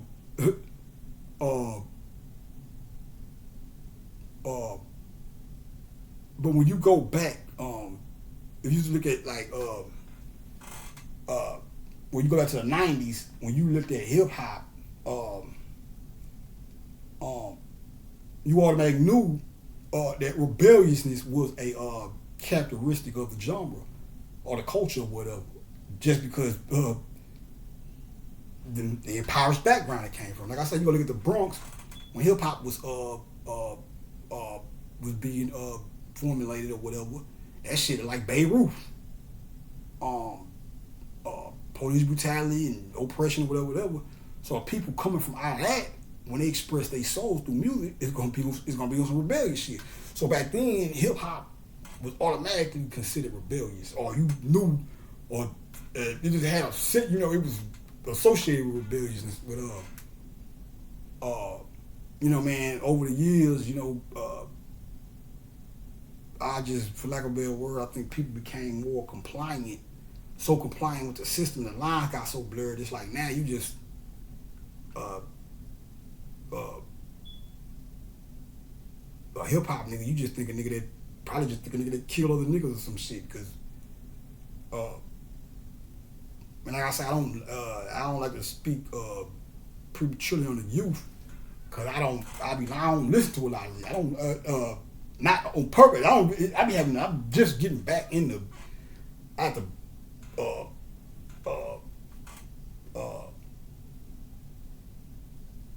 had to make a conscious effort to get back to listening to music more, because I grew up listening to that shit all the time, and it's like now, which may be why I don't listen to it as much, because I grew up,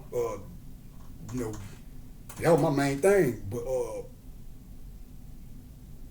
I had to get in the habit of getting back to listening to more music, whatever. And I'll pause over to go back to what I was trying to tell y'all about the biting shit.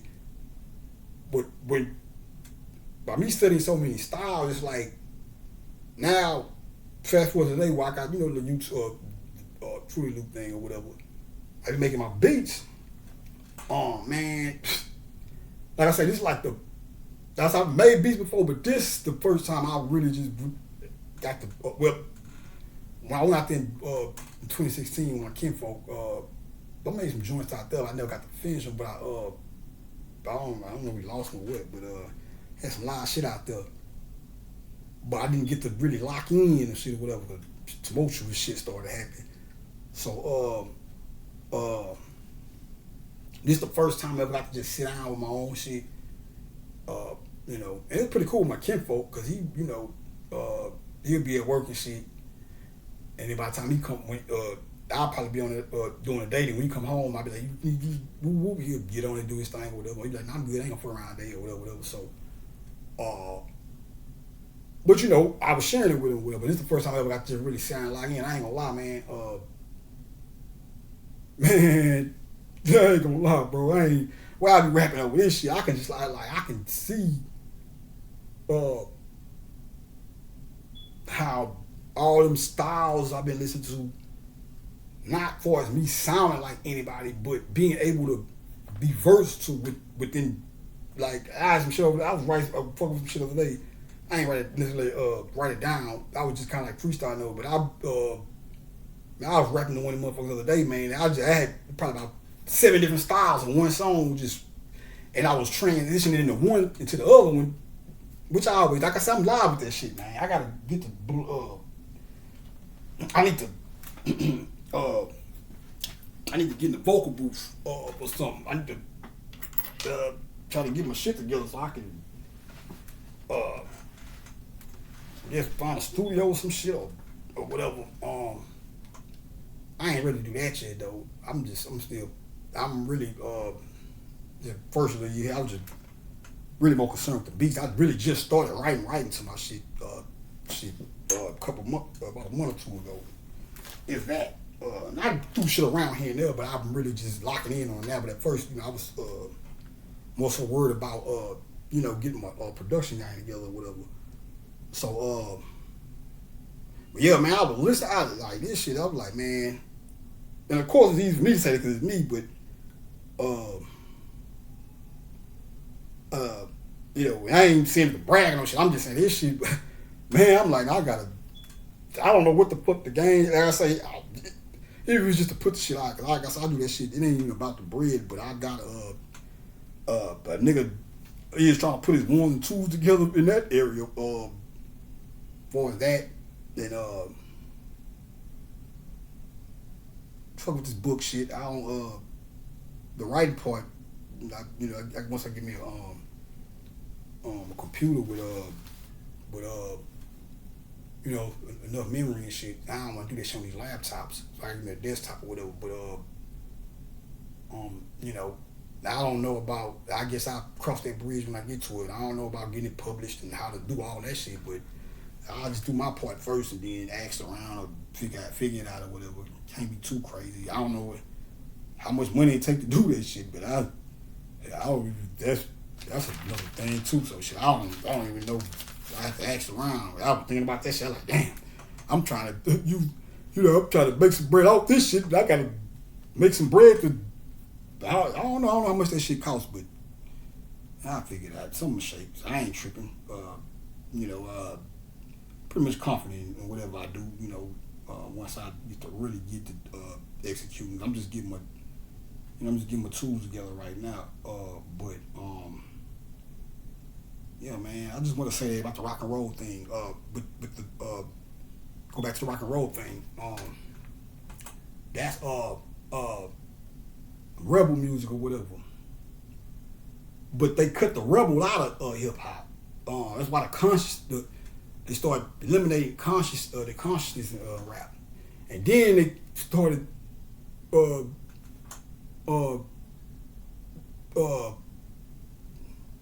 in my opinion, once they got enough, I feel like once they got enough of the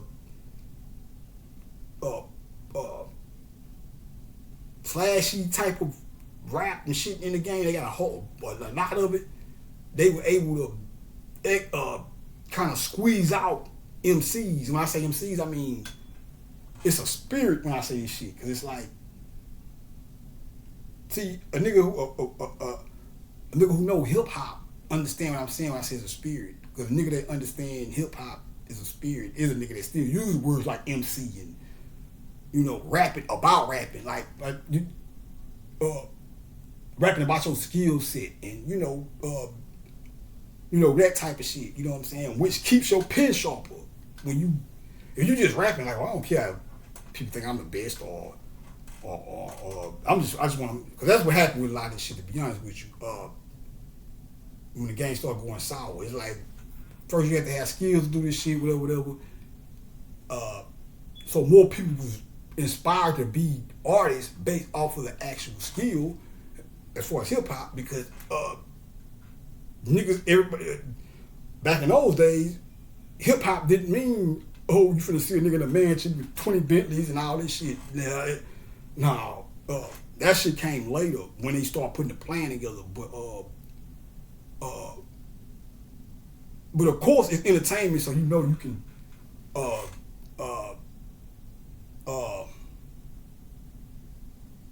make money off the shit. But I think what happened was the more and more it became about the money, the more people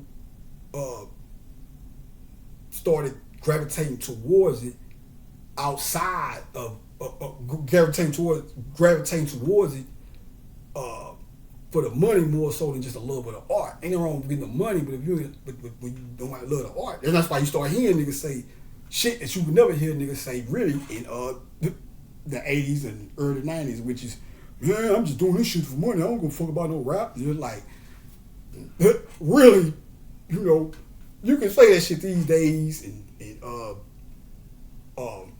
that really pretty much been the thing for the last 10, 20 years. I think niggas were saying that's why he even got locked up. But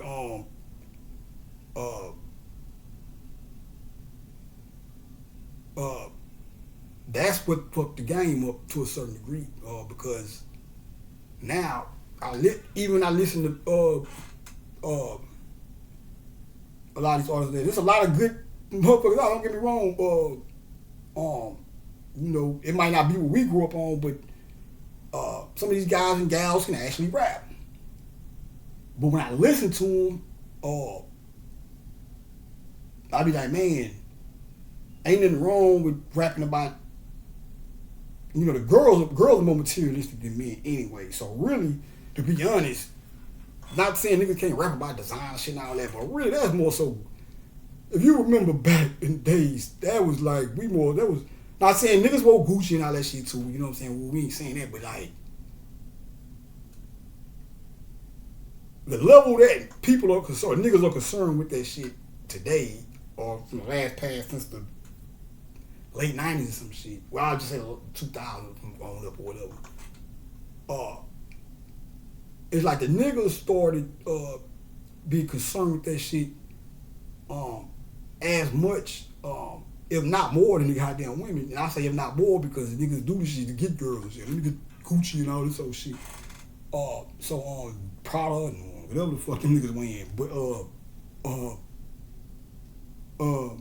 even that shit, like, but I was growing up, bro, they ain't nothing wrong with that shit, but like, nigga, we wasn't really nigga wasn't sure, I gotta go get them Gucci boots and all that old shit. Now we was Chuck T's and Nikes, Reebok, regular shit, Dickies, white tees and Guess jeans. Nigga wouldn't run around this bitch worried about no motherfucking whatever the fuck the new shit is, or like designer crazy like that. You know what I'm saying? Like today these niggas are walking posters for logo companies and shit.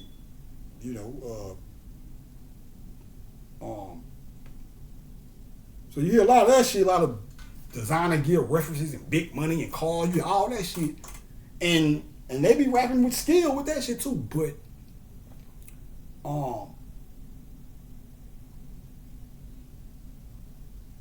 after a minute, it's like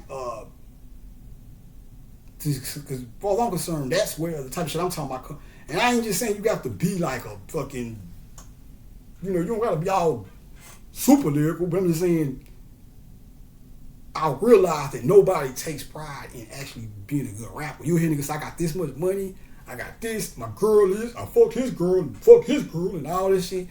But you don't hear niggas bragging about their pen unless they from the old school or they influenced by some type of old school energy or whatever. But when you look at the commercial or the artists that are put in front of you as far as on a major level, you don't really get too much of that. As opposed to who's coming up. Who's coming up, that was just like second nature. Like you turn on TV and hear a nigga talk about, money and all that shit. Then the next video be a nigga talking about the shit I'm talking about. You know what I'm saying? Whatever, on some real MC shit. So you had a balance of it or whatever. So they took the consciousness and then they made the money more important than the actual skills. So that factor of being that nigga or making people respect your pen got diminished to a certain degree. Therefore, concern for the talent is lacking because everybody about the money. Nigga don't give a fuck. Niggas like us write a verse. Nigga gonna put some time into it. Or they're not saying these niggas don't put time in that shit either, but you can tell they don't put as much time as we put in our shit. We was a little wittier with our shit. Like I guess I don't listen. I might go buy some of these young niggas' album here, all kind of shit. I don't know. I ain't shit. Shit, man. The girls and shit. I listen to a lot of the girls and shit.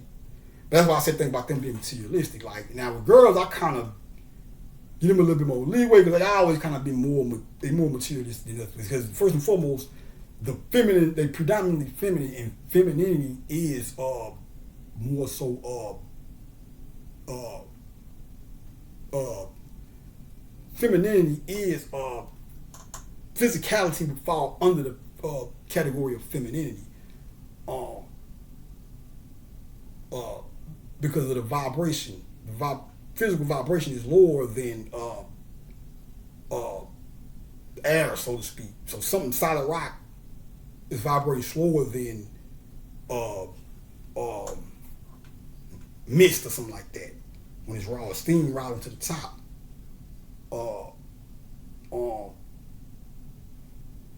So physicality is a result of a spiritual essence which was a high vibration that was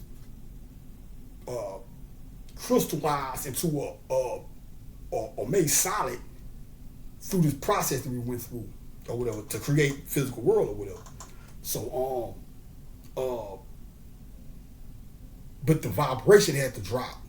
So it's more of a negative, not negative in a bad way, but negative as far as the vibration or whatever.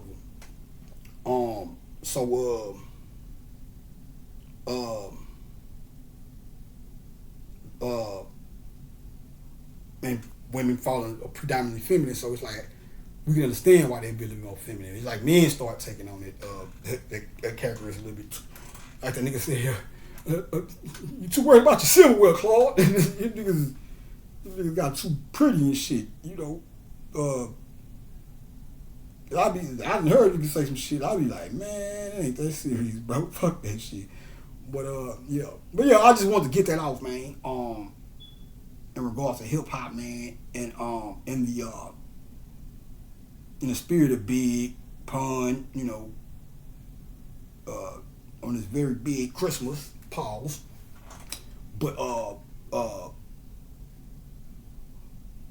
in the spirit of hip hop, and like I say, everything changes and it goes through cycles and evolutions and all that, whatever.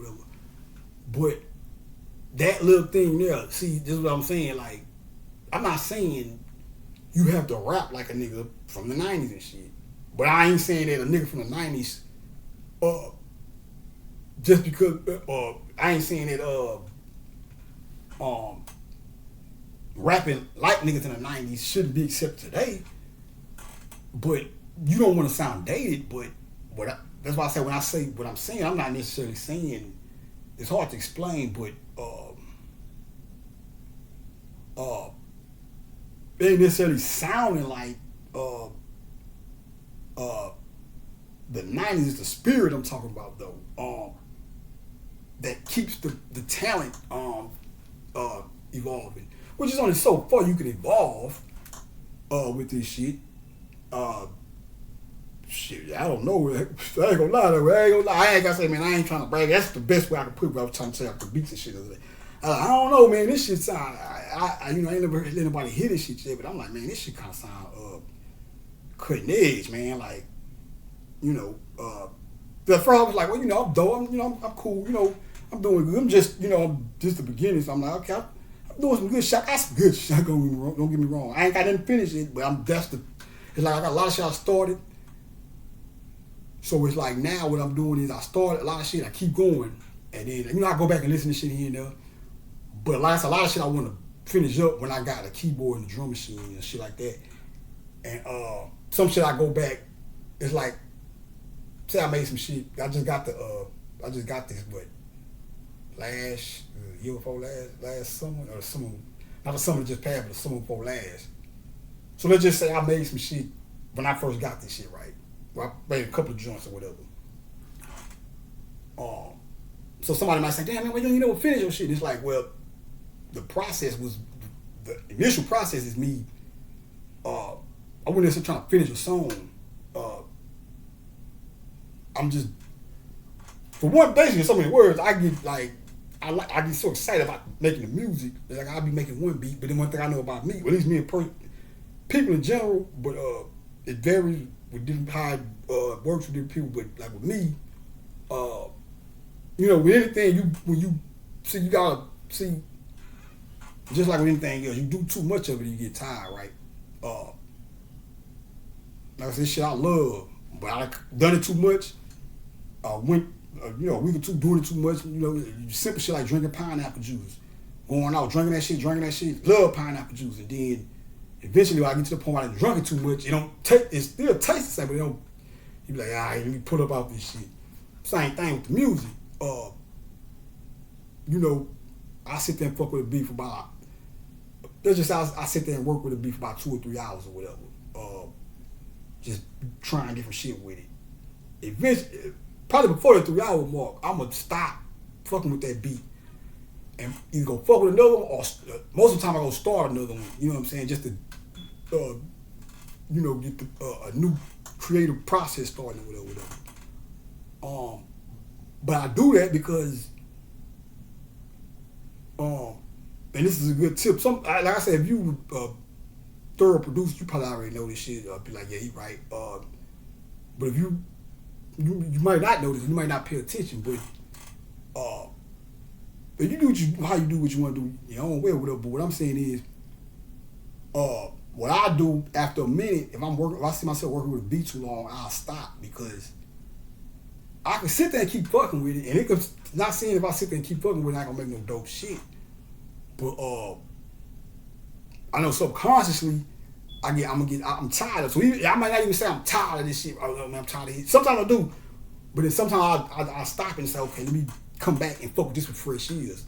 And one of the ways I know I'm right about that shit is because I remember one time or a few times I be working on the beat and I be sitting in that motherfucker working on it about 2 or 3 hours, and then all of a sudden it'll be jamming at first. And all of a sudden, I'm like, man, I don't know about this one. And it starts sounding kind of different. That's the crazy shit about it. Like, cause I be going hard to business, motherfucker, so I be up for a while. So eventually nigga get tired. And, you know what, it might sound strange, but I think when a nigga get tired, like that, shit starts sounding slow or something. It was like, sometimes I be fucking the beat, then all of a sudden that bitch start be sounding slow. I be like, what the fuck going on? The whole while I done been up 12 hours and shit, fucking with these different beats and shit, and writing or whatever, reading or whatever the fuck I'm doing. And, you know, the shit starts sounding off. But it ain't the beat, it be me, because I cut that shit off, go to sleep with it, wake up the next day, and the same beat, I was like, I don't know. Cut that bitch on, like, man, this bitch is alive. Like, so it's like you got to come back with fresh ears. But that's what I do in the process of it. So even though I could probably sit there and keep going and fucking around, I don't a lot of times because I come back and do a better job on the beat once I give it a break or pull up off of whatever for a minute. You know, it's Fred, when you sitting there 4 or 5 fucking the same beat, you might think you into that shit, but really your mind subconsciously, you like, man, I'm tired of hearing the same shit over and over. You hear the same shit over and over, whatever, when you fucking around. So, you know, that repetition, you know what I'm saying? Just like anything else, you hear some shit too much, like, I'm tired of hearing this shit. Ooh. Same thing, you sitting there 4 or 5 hours into the same loop and shit, the same couple of loops. You're not aware of this shit. You go and make the shit, but you probably would have made some better shit if you took a break and came back or whatever. Which what I've seen about the whole thing in general. So it's like certain shit I made, like last year, I probably ain't fucked with since last year, but I've been making new shit. But last year was closer when I first got it. So by the time I come back around to all the other shit I made last year, I'll be better. So the beats that I started in the beginning, when I'm finishing them up, I'll be better at finishing them up because I'm coming back around. You know, that's just my way of doing it or whatever. But I don't even know how the fuck we got into that. But oh yeah, I was talking about the rhyme and shit. But yeah, man, I ain't gonna lie. I make up my shit. I guess I got some live shit. I got some shit on it. I ain't downplaying. So this is my opinion. But I'm quite sure you hear this shit. You be like, man, this boy is bad. But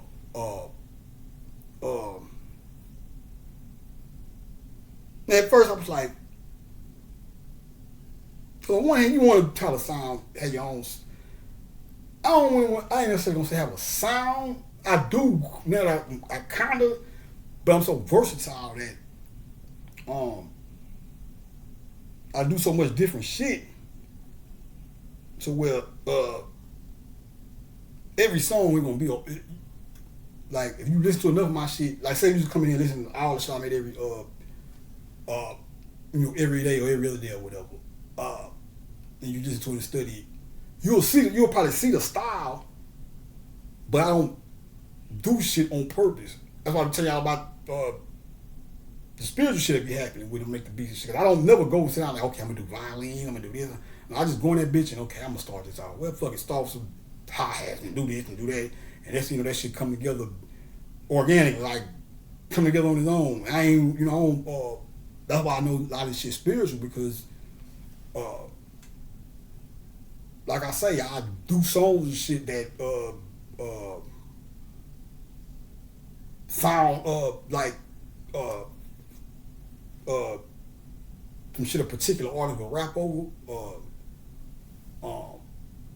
And not saying it just with people that made the transition, but most of like for the most part, that's how I know it's spiritual.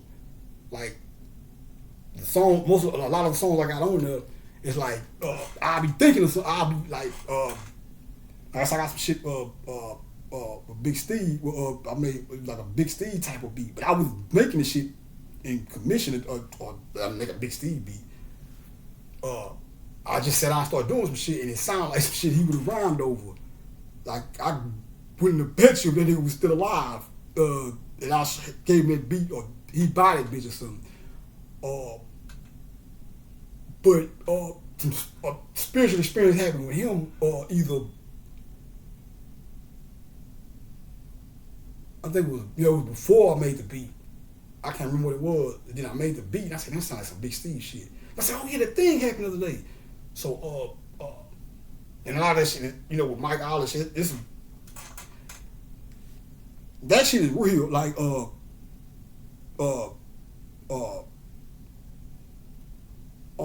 when you making music and shit, man, you tap in with the ancestors and shit, you can get juice from them to make shit. Like I say, I don't even. Like I said, I'm always tapped in with them, so I don't. Like I said, I don't necessarily say, okay, let me make a Michael Jackson type of song. I'll just sit down and start doing some shit, and then next thing I'll be like, man, this sounds like some Mike type shit. Like, yeah. You might think I can let you hear this shit right now. You be like, yeah, I see what you're saying. Prince, I got some shit. If you're a Prince fan, if you hear it, not because I tried to, but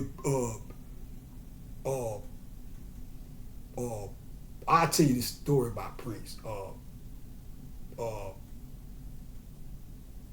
I made a song right on a Friday. So I did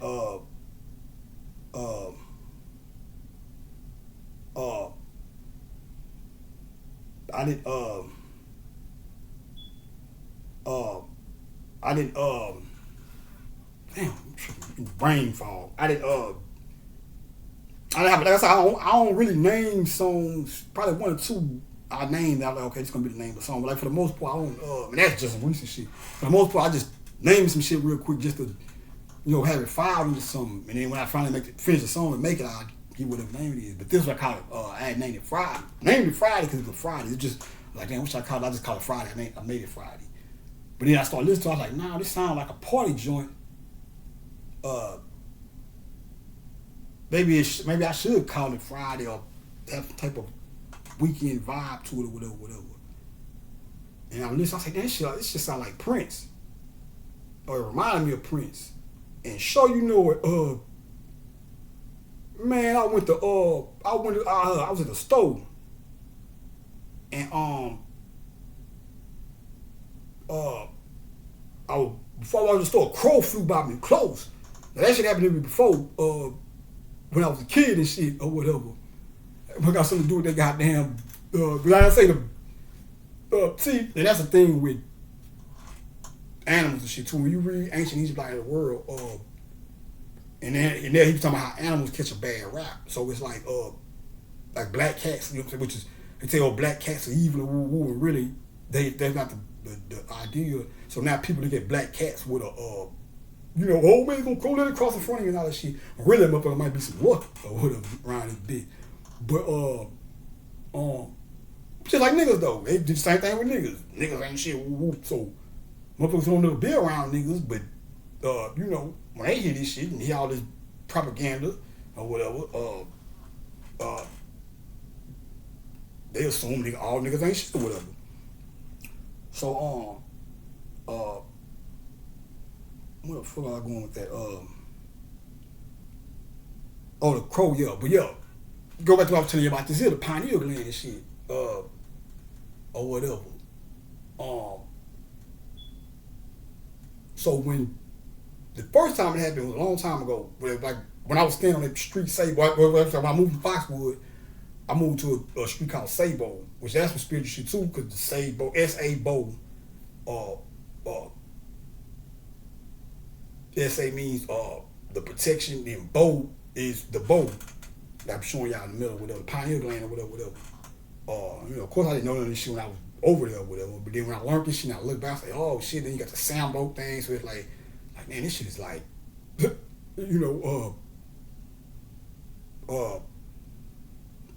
like I say, man, I know who I am. I ain't, they ain't trying to argue or I try to speak convincingly as possible because shit is real. When you read like when you go back to the old Holy Bible, they tell you those that don't believe will perish. There's some truth to this shit. Everything in it, I know you got to cherry pick with the Bible because they can fuck a lot of shit up, but that shit has I ain't gonna go into detail, but that shit is the thing though. I'll just say that much. It ain't the brag, I know Billy Badass shit. I'm just, when they go back to the bragging thing, I have to say it ain't a bragging thing because we so used to niggas talking shit. That's why I said I had to, when I first learned this shit, when the first thing I did, I probably went a little too far with the trying to dumb the ego down or whatever the fuck you want to call it. And shit, I had to pump my shit back up, but a little. Yeah, I ain't, but just to balance it, because you can't, like, I know everybody like, oh, my ego, I gotta control my ego. It's like, yeah, but you don't want to lack ego either, because then you let motherfuckers do anything they want to. I never went to that part, but that far. But I will say it be a little subtle shit, but it's really still an example of me being kind of how you supposed to be anyway. Before I even found out, it's kind of within the science of all this shit is how you supposed to be. But not saying you just gotta let niggas get away with murder or do you dirty or whatever. But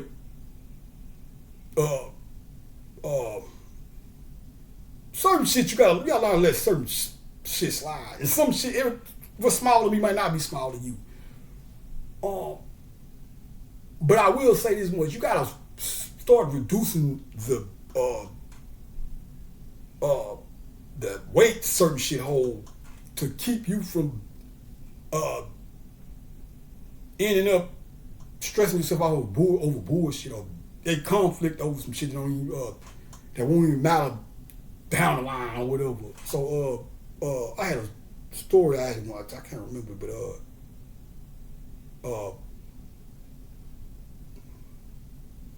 it'll come back to me.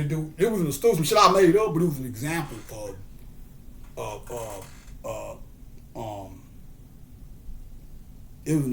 of why you shouldn't do that in so many words. But yeah. All right, man.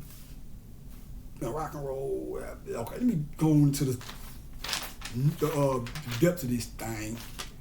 So we did the Jolly Jovial Buddha, Black Boots. The Buddha is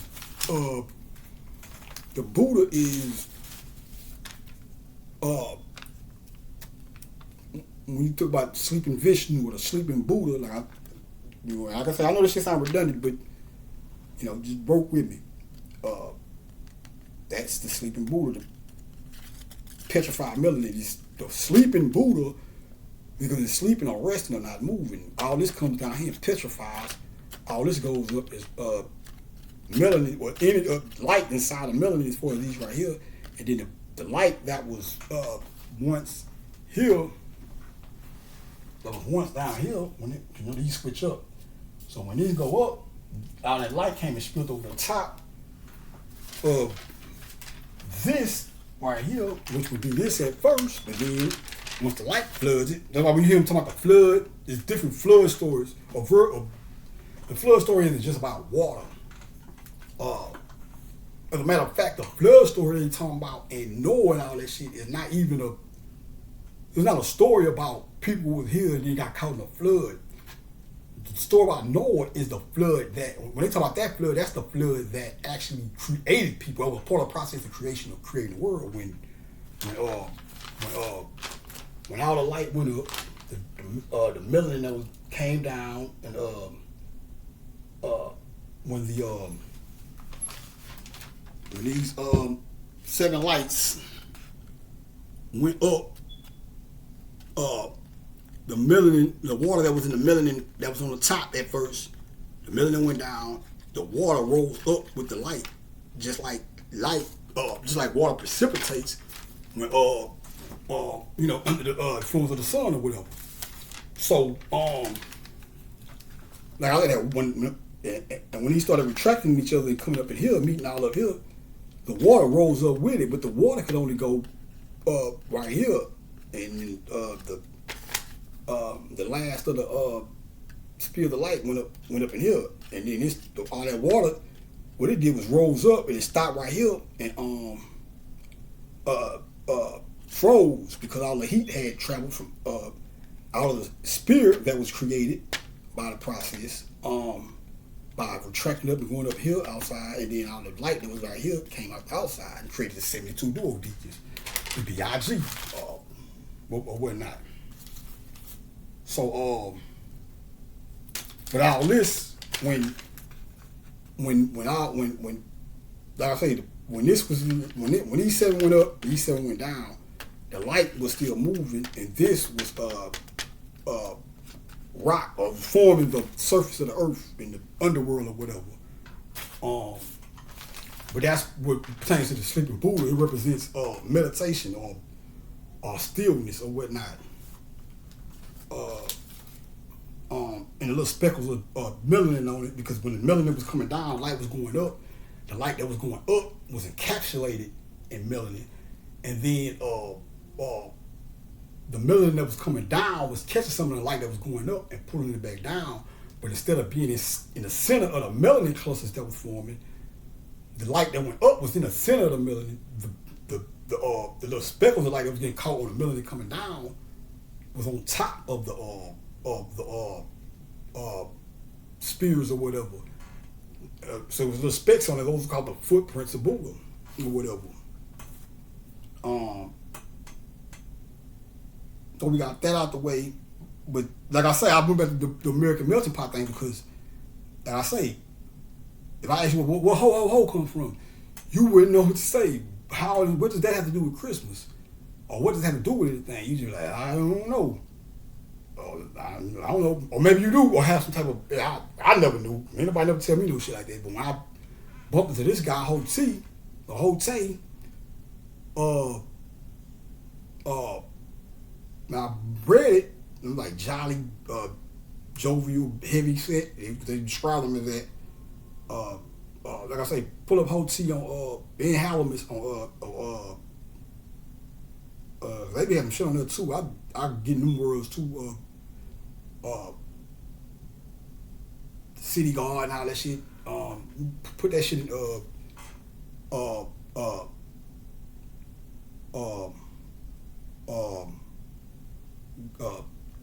Google or Wikipedia or whatever. And the other shit that come up just I do that shit sometimes too. Like I go look some up on Wikipedia, and then they bring up other DVDs or other shit, and I click to that and go through all that shit or whatever. But so yeah, the reindeer. We'll get to the reindeer, but I'm saying the melting pot because Saint Nick or whatever. I think that shit is. But one, it comes from the Moors. And I'm quite sure if I think about it, I could probably figure out what the Nick. But I'd be lying if I told you what nigga, because that's the thing too though. Like when you start, when you get out of this whole, everybody, you get out of this whole, the nigga's a bad word thing. What you sort of realize is nigga, they got many different versions of the word nigga. I've seen shit called my nigga, it is a real deity. My nigga, Mangu, my no, my Mangu or something like that. But the deity was basically another deity. When you look at the mythology, most of the shit is worth weight in gold. You'll find it in this process, the creation process. I might have to go get that book. I never got it before, but I'm quite sure.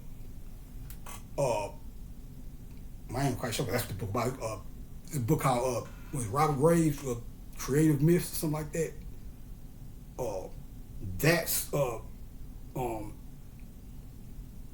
I haven't read it, but I'm willing to bet if you read it, you'll pretty much be talking about a bunch of shit because it's the creating process. So I'm quite sure when I go get that book, I'll find out shit pertaining to this right here or whatever.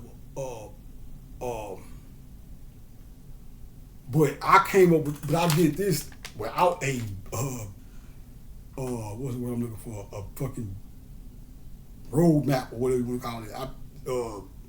Like I said, the first model I came up with, I was kind of off. But then I can't say this is the shit, but I even seen some shit that looked like, I had drew, before I figured it out, figured this out, I had drew it another way. I thought it may be. But it was basically based off of, because I knew the creation process of the whole world, the sexual process to create physical humans is a rendition of that. So I knew it was some type of masculine energy that entered a black womb or whatever. But I just didn't know how. I thought it was like this and then it came like that, or some shit like that. But it was different than what I thought. But some of the shit, but the way I put it, drew at that time, I seen some shit, Serious Mystery. Man, I think I still got that. Shit's probably, I gotta find it, but I see some shit, Serious Mystery, that look like the original shit I drew. That's a thing too, or whatever, or maybe shit, Serious Mystery or whatever. Eventually, I can remember what triggered me to go in this route. I think it was this. Well, it wasn't this, but it was in a book. This right here was in a book. Was in, I think, Secrets of Our Ages. But it was, it was different. You got to illustrate it with it. I think I looked at that and I started figuring it out from that point. And then that's where the whole, I said, okay, 7 chakras go up, 7 chakras come down. Because I understand that by me understanding that the physical the earth, the process of creating the earth is similar to, as far as when you're dealing with, masculine and feminine, is similar to how we was created or whatever. So I understood. I was like, okay, well, we got a Kundalini, the earth got a Kundalini. So if the earth was created, that means that's how I pretty much came by. I knew the pineal gland. Before I knew this, I knew the pineal gland, when the baby in the body has been developed, the pineal gland forms, and then the spine unfolds out of the pineal gland, and everything else wraps around the baby. That's the mummy thing. We'll get to that too in a minute. But so I said, okay, I'm looking at the circle. I was like, all right, this is a flat circle, but if this had to be 3D or if this was to come into fruition, that's some 3D shit, well, how would it start? I said, well, it probably start like the baby then. So I came up with these two. Well, okay, look at the dot. That's okay. Somebody can drop down there, then goes up, comes down, go down, come up, whatever, shoot up, woo woo, and from that part I just kept going. And the more and more I started just adding on, the more and more the shit I was already reading, because like I say, Ancient Egypt Out of the World, I can take that book and show you this shit a million times over with different stories and shit in it. But I had already been reading this book, but I hadn't necessarily figured out how to put it all together or whatever. Then when I figured out how to put it all together, as well as in the process, I started seeing how the creative myths were in that. So I look at a mythology, and then when I look at the mythology, I look back at what I got as far as how this shit came to fruition, and I see it like, okay, Or so that represents the melanin going on. That represents the lightning striking, whatever. So yeah, that's that on that. The reindeers represent nature power. The antlers, horns. Even when the whole concept of the devil having horns and all this shit. That's another thing that was stigmatized. The ancients put horns on things to show nature power or power or whatever. That's why like your boy Moses blew the ram horn and Egyptian pharaohs and shit used to put ram horns on their headgear and all that because it represented. It wasn't no fucking devil evil shit. It was representing the powers of nature. But by that being ancient or that being the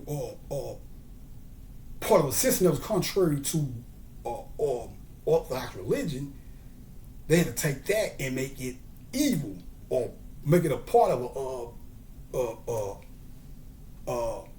what they deemed evil. So they created what they call the devil or whatever, or this evil entity or whatever, or they didn't create it, but they borrowed it from us or whatever.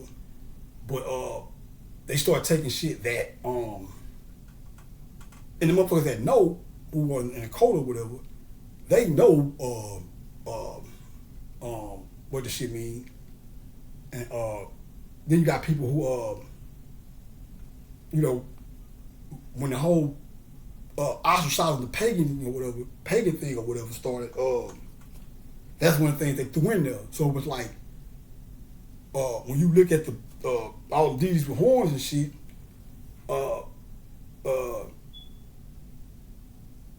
well, by them creating, from one, you don't take what the devil look like in the Bible, but by them creating this with their version of it or whatever,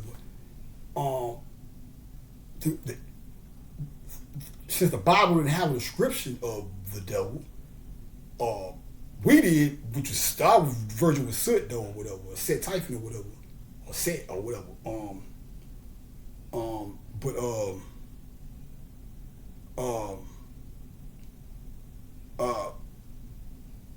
What they did was they said, okay, we're gonna create this devil figure or whatever in our likeness, how we want to create him.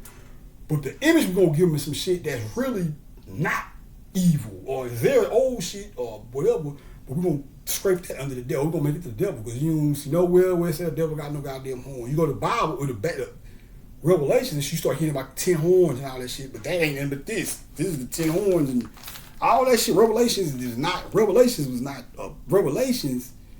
The shit they were telling you about in Revelations was not the end. They told you it was the end. But the shit you read in Revelation was the actually describing the process of building this place. But one thing, and not even the end, because it was never really no such thing, no fucking end. It was the end of a cycle.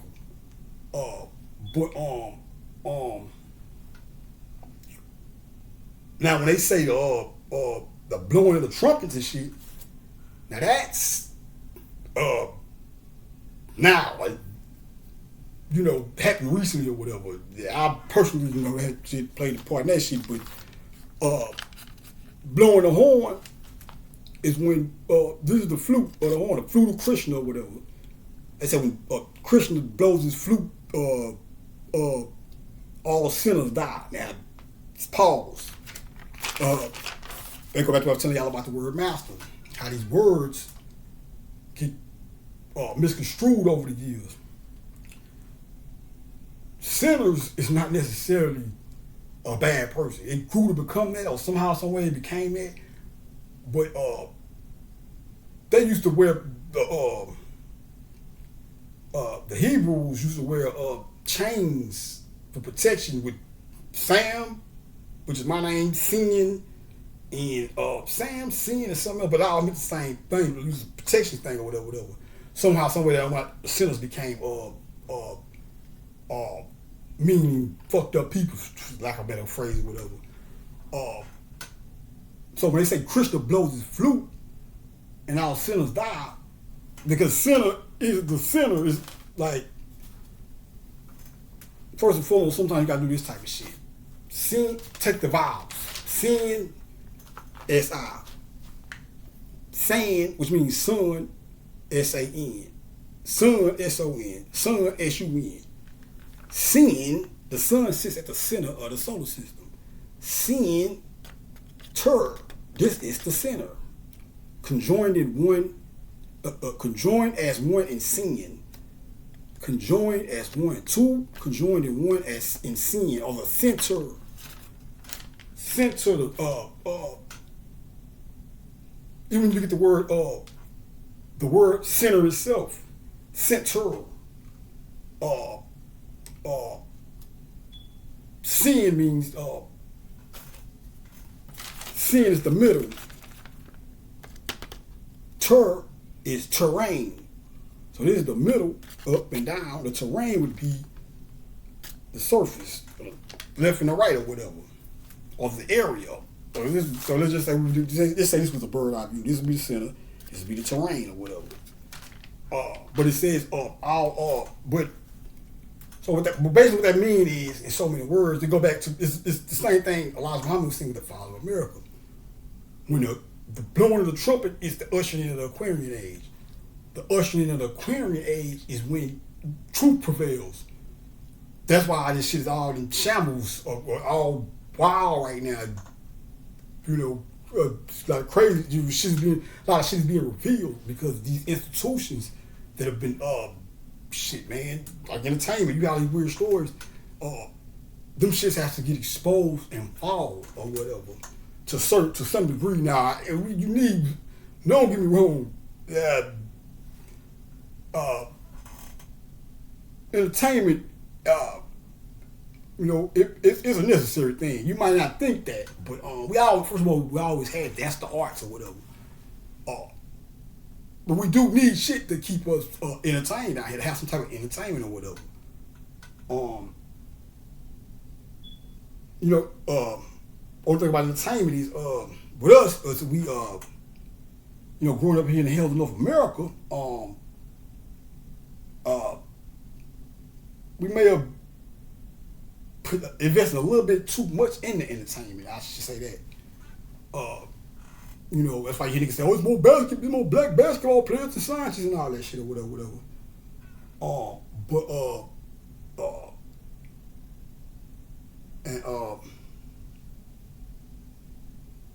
Even when you look at when they talk about that's what I'm saying with rap, it's like but say about the drill thing, that wasn't a knock them young dudes. But the thing I was trying to say about the drill thing, I don't think I got to go back to it. What I was trying to say about that was that's taking it too far. Not because of how they rap. I don't listen to drill like that. Or that's new shit to me. But I understand from what I understand how it's explained to me is that shit is about doing dirt and crime, and then you gotta get on camera and prove it. That ain't never been G ever. But fuck, there ain't nobody being G or whatever, street or whatever, because anybody tell you anybody really on the street like, hey man, that ain't. But these guys are. It ain't just one particular place. Just period. This ain't even just drill rap. It's that. But the biggest thing, I probably say one of the biggest contribution factors is the camera. Everybody got cameras now. So, with these phones and shit. So, which takes me back to what Elijah Muhammad said. He said, well, now I say Bobby quoted him and saying, watch those cameras, they strange things. And I kind of see what he mean, because that shit, like, even I had to wean myself off the fucking Instagram and shit. Because like I was doing when I first set out to try to make some, or do whatever the fuck I was going to do with the music and try to prepare to get some type of goddamn notoriety. So when I started talking this shit, people listen or they have a crowd audience or some shit. Now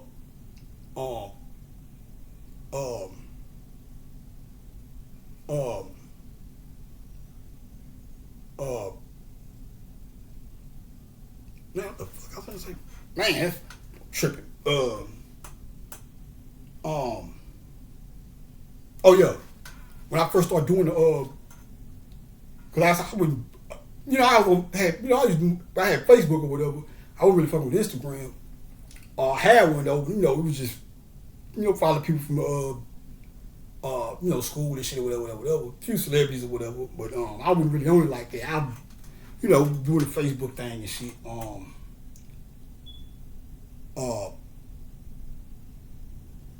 But when I got on the gram, when I started getting active on the gram, and I started like following different people and shit, just to try to for once, everybody like to follow celebrities and people they interested in, whose art they interested in or whatever. So we all do that shit or whatever. But I was also doing it, in commission to trying to see if I could, in some form, but not at that time though. I didn't have no fucking material, so I was just trying to make my presence known. That's pretty much it. Just to, but not even that. Just I'm the type of nigga, man. I don't know, bro. I don't know what niggas be on, but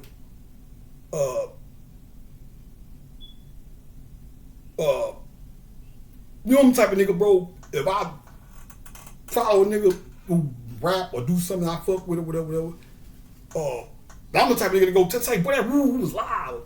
Give a nigga they compliments or flowers or whatever you want to call it. Because that's what real niggas do.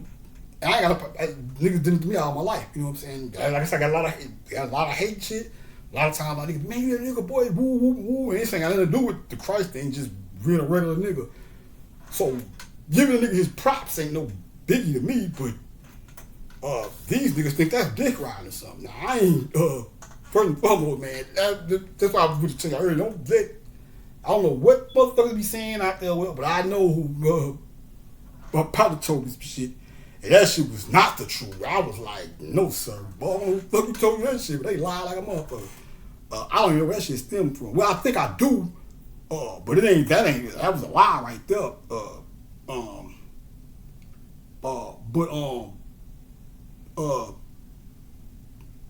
Just by hearing that one rumor, I said, I don't even really fuck what motherfuckers are saying. That one was enough to know it's a bunch of lies and shit going on around this motherfucker. Which I already knew, because like I said, niggas was trying to really do me in, like, destroy nigga reputation. I'm talking about, to the point where nigga I started, motherfuckers I was just cool with, fucking with last month. And I ain't talked to him since then. Go fuck with them niggas, everybody acting different and looking at them, what the fuck going on? I said, it must be some dirty trick shit going on around here. Because it was right around the time I like, these motherfuckers must be trying to shut a nigga down. They trying to fuck a nigga reputation up because they know him. They know a nigga conscious and shit, or whatever. Because I don't give a fuck about the food. These motherfuckers watch all of us. Don't, especially you a nigga. I was saying, we used to talk about revolutionary shit on the phone when, before I got locked up, before I even knew all this magical shit. So, I ain't even telling what the fuck kind of conversation they got me on around this bitch. So, I know them motherfuckers know a nigga. They even when I even get locked up, I be feeling like that's some real COINTELPRO type shit. Cause one thing I can say fucked me up was, I didn't have absolutely, positively nothing to do with this shit. Actually, I always say that because people don't get that part. So it's like, I'll say, I ain't had nothing to do with it, or that it was nothing I had anything to do with. And motherfucker, yeah, listen to the story and everything. And he'll be out somewhere later on, or, months later, days later, and a motherfucker introduced me to somebody like, man, this is my little partner, man, you know what I'm saying? Yeah, man, he did like 6 years, man, you know what I'm saying? Being around the wrong people at the wrong time. Like, whoa, I never told you that. I'm like, where the fuck are these people getting it for? Like, nigga, like, yeah, man, sometimes you'll be around. I'm like, nigga, I was in nothing. A motherfucker just dry lied on me. But, motherfuckers, I always be saying people weird, the motherfucker, man. And if you niggas I done told the story to like 2 or 3 times, like, bro, I ain't got nothing to do with this shit. Nothing. And somehow, some way, niggas still not out of malice either, because it'll be some, man, what nigga did, you know what I'm saying? But he'll say some dumb shit like, or say like, nigga, you know what I'm saying? Fuck with the wrong niggas and shit, because that's what niggas automatically assume. You either did it, or you was around some niggas who did it, but you probably wasn't with it, and they consider that being around the wrong people. It was none of that. I was not involved in no form or fashion. I was the night, and that's why it was lucky that shit happened during the Capitol Beach weekend, the weekend of the Capitol Beach party. If it was just been a random weekend, I wouldn't have known. But when they came and told me when the shit happened, I know exactly what the fuck I was at home because Capitol Beach, the Capitol Beach party, you going or you in the city? For the most part, everybody's at the beach. My car, I had a car, but I had no tags on my shit. So I ain't want to ride all the way out there. And all my niggas was already, cars was already packed. So we stayed at the house and shit. I just went to a partner house. We served up blue, small sip a little drink and shit. I went back home and laid down. I remember before going to sleep, I sat down, looked at the clock. It was like 11 o'clock. I was like, damn, I ain't been to bed this early in a long time. Because usually, I don't go to sleep about 2, 3 in the morning. We doing our thing. Cause, we ride, late night riders anyway, but I'm hustling. I'm selling grass and shit too. So I wasn't one of those, don't hit me after 12 shit. We getting it bread. I understand people I fuck with, I pretty much, knew was straight business, cool business or whatever. But so I wouldn't know one of them niggas. All one of them niggas, oh man, that's all you spending? Like, man, bring that shit. But yeah, niggas, I'm like, nigga, that's the same thing with my people.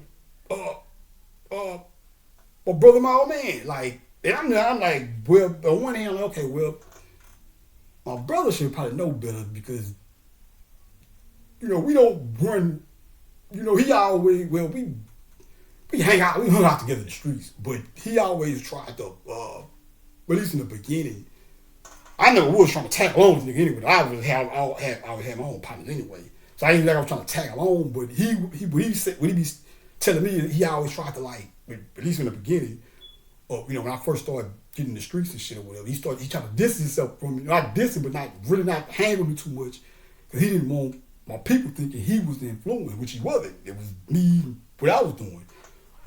Which I understood that, but I would expect that nigga to know my MO more than that, man. Like I say, in the streets, not saying some niggas don't dabble, bounce on both sides, but I don't.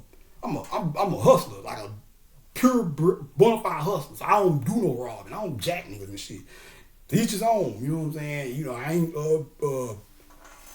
I don't condone it or whatever, but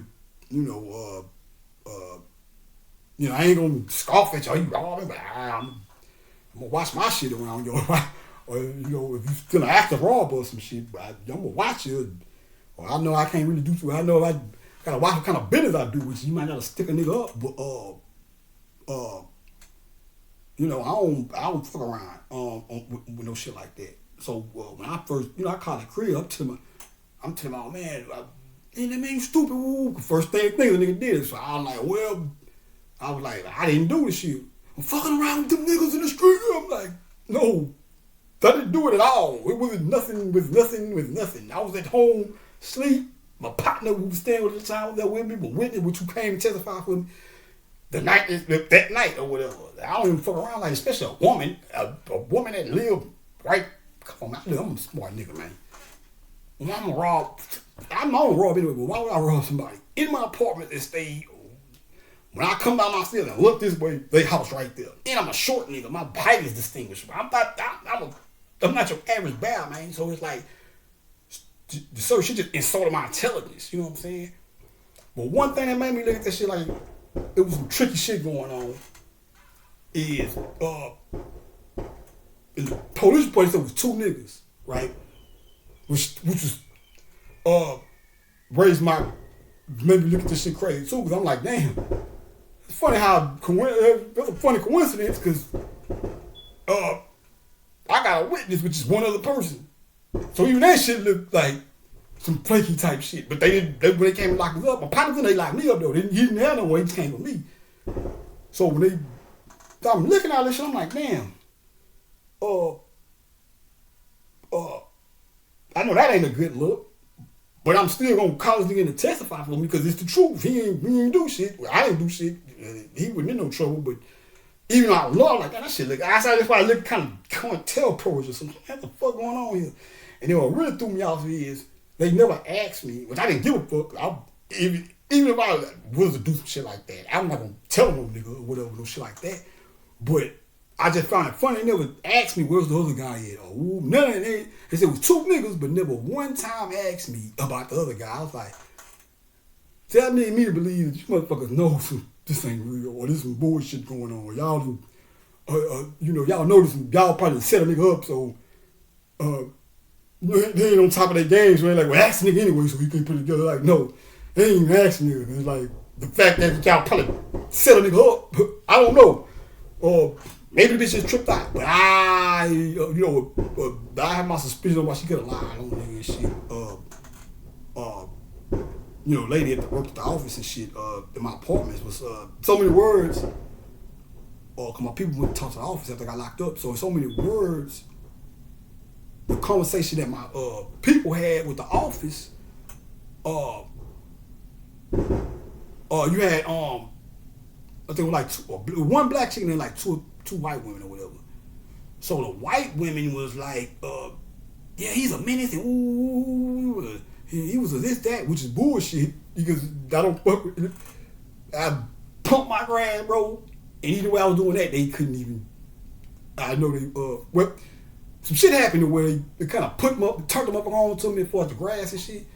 Turned the law on me and shit, laws on me or whatever. But they didn't know necessarily where they stayed at. Then they found out where they stayed at. But still, the way we was doing it, they couldn't, because I used to see the law watching me. You can watch, where I was staying, you can watch my apartment from outside the apartments across the street. It's like the apartment was in a cul-de-sac, but it's like, the cul-de-sac turned like this. But the part before it comes to turn, you can park on it. So I used to sit up in a park looking at my apartment and shit. We was doing out the back window and shit, in the back window in the alley. So only way you can really watch that shit is if you was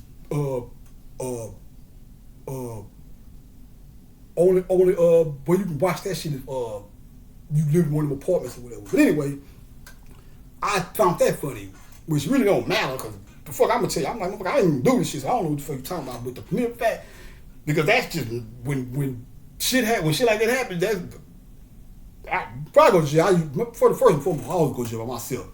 I ain't never had no foul partner, no shit like that. But common sense is, I know when motherfuckers go to jail and shit, and it's more than one person, whoever they catch, they ask for the other motherfuckers at. Like, they never asked me that shit, so that shit all weird. But whatever, man. I learned this shit down there, man. So I just, I just try to look at the positive side of it and shit. But yeah, them motherfuckers will do you like that too, though. And like I say, I'm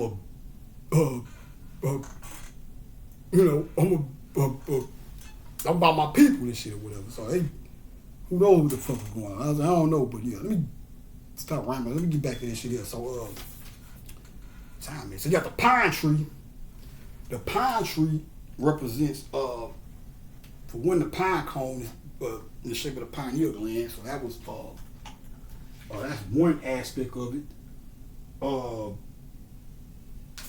And then the pine needles on the pine tree, they never die. With pineal gland, Horus, or Heru, Christ, whatever, all that represents everlasting life. So by the evergreen, when the trees, other trees, when winter comes around, other trees leaves turn brown. They follow the tree. With the pine cone or the pine tree, the needles stay green. So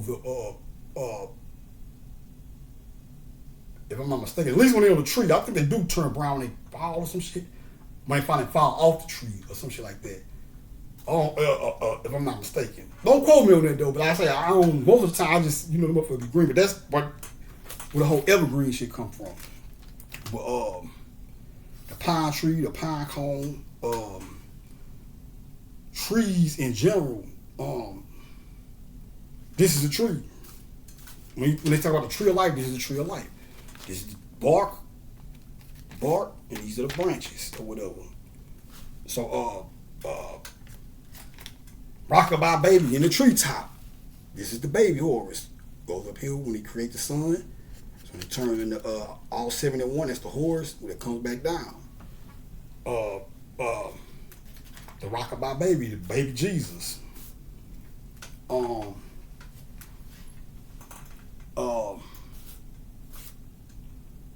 else?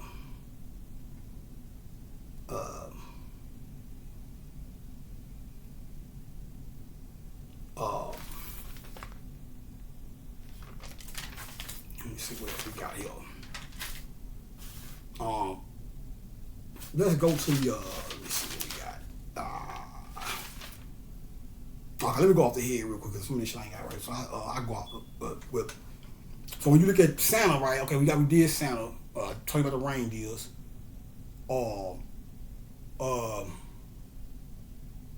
You got the elves. The elves represent the twa people, the little people. The little boots of the twa people represent the little specks of light on here, but at the same time, the real little people, which is the original people of the planet Earth, and Snow White and the Seven Dwarfs, same shit. So take this for an example. When the sun come back down and encases itself right here, this would be Santa, and this would be the elves or whatever, the smaller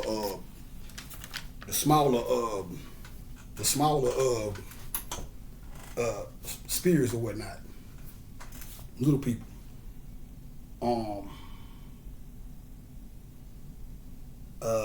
What else? Mary had a little lamb whose sweet was white as snow. Mary, Isis. The lamb would be when all this comes up in the hill. Now, one hand you can look at this is the Mary little lamb. Well, this is the Mary little lamb whose fleece was white as snow, which this would be the fleece because it would be the frozen dome of ice, which is the moon over it, the white ice or whatever. But back when I said about the Eurydice shit, all I'm going to say that too, the Eurydice is Eurydice. Now, this is before I knew all this, the red ice and all that shit, but I was saying, and that's why I was trying to go back to that rap shit, because hip hop, even though I was already, I already kind of, even though I know people public school, I'll take the good. I don't throw the baby out with the bathwater. I said, this shit I learned in public school, but I understand it's for the most part, or it's a part of that where, it was designed to, fucked up or whatever, but, just like what better way of putting it, I pride myself, or not pride it, but I just, being trying to learn and shit was just like, even if it was just going to school, or whatever. I ain't trying to say I was reading a million books and shit outside of school, but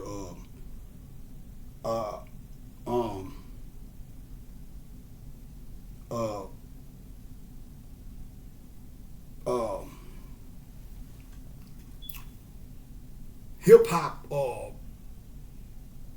helped me sustain that. I guess you could say that value that I had in having a particular level of education because of being intelligent. Because even as a street dude, I want to be an intelligent street nigga. What good does not saying you gotta be a scholar and shit like that, but what good is not being one would be. So that's just how I look at shit. So but with the hip hop though, with simple shit like word, like I'm telling you right now, that's Eurydice. If you keep saying Eurydice is really her red ice. Eurydice. Red ice. The is when you hear is like a spring when water come out of spring or when ejaculation or whatever. The and especially when I finally broke it down, like I said, you see how I spell it, but it's like the way they got it spelled, it's like three different things. Where it's like it's like Eurydice. So you got the which is the spring of the light springing out of here. And then once all this come up right here, the last spit will go up here is red, and then this turns into ice or whatever. But it was that rap shit. Like I was saying that shit all year. Like I kept saying it, and then eventually I started hearing Her Red Ice, even though it's not H, but I'm the herb, whatever. Said shit long enough, over and over. I said, oh shit. And then when I started putting this together, I said, okay, that's that Eurydice shit, Her Red Ice shit or whatever. So what else we got? We did Christmas. I mean, we did Halloween, Slow Glow. What else we gonna do? Let me see. Oh, I don't know somewhere. I don't want to cheat y'all niggas. Let me see.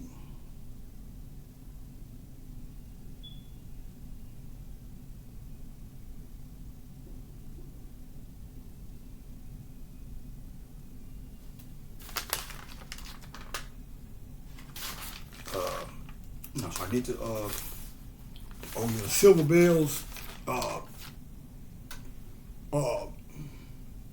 Just another thing you read about the bell is the bell. With the silver bells would be these. When you say silver bells, these would be the silver bells because first of all, silver is a metal. Metal is found underground. So everything down here is all your precious minerals and metals and shit. When I say silver bells, going back to the instruments, like I say, it's a trumpet. For one instrument, that'd be a trumpet or a horn or the flute of Krishna.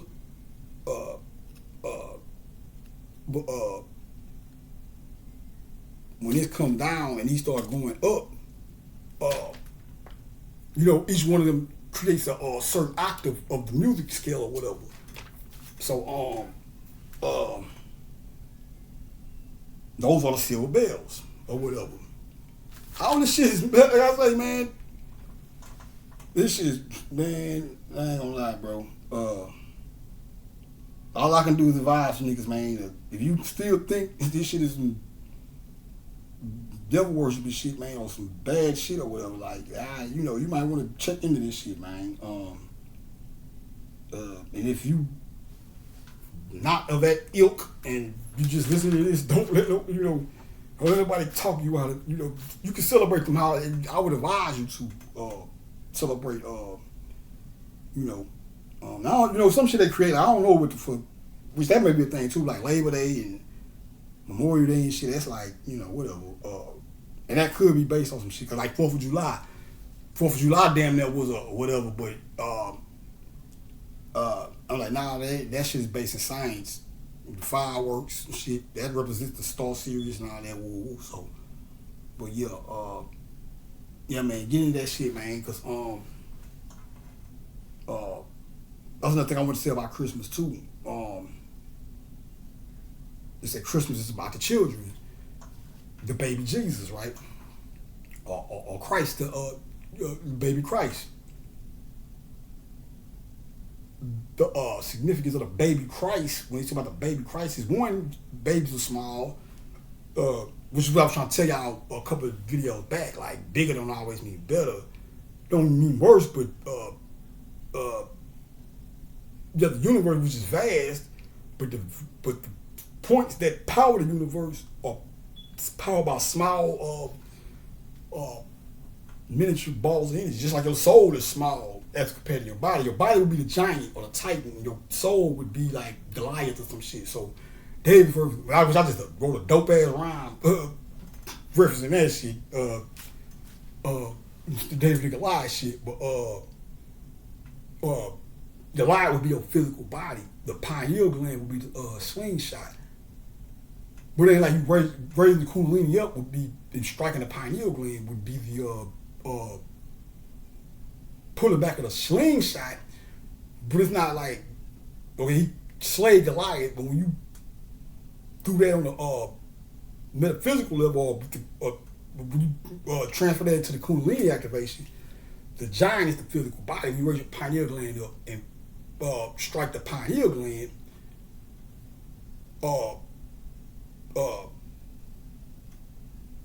this raises your vibration up to a level beyond just physical life. So Goliath would represent the physical life or the physical body, So if you was stuck in your root, somebody that's stuck in their root chakra or stuck in the lower rungs of the ladder of the spine or whatever, those stuck down there either more, they either over materialistic or over sexual or the sacral chakra, just like the emotions and shit.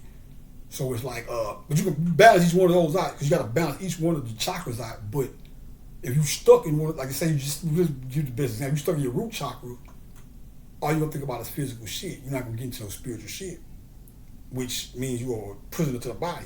When you raise the pineal gland up and strike the pineal gland, or use the rock to slay a lion, the rock of ages and all that shit, you don't slay yourself. You break out of being just considered solely with physical material shit, which is symbolic of Goliath being slain, or the body, you know what I'm saying, switching, turning the beat around from being controlled or guided by physical shit as opposed to being guided by spiritual shit.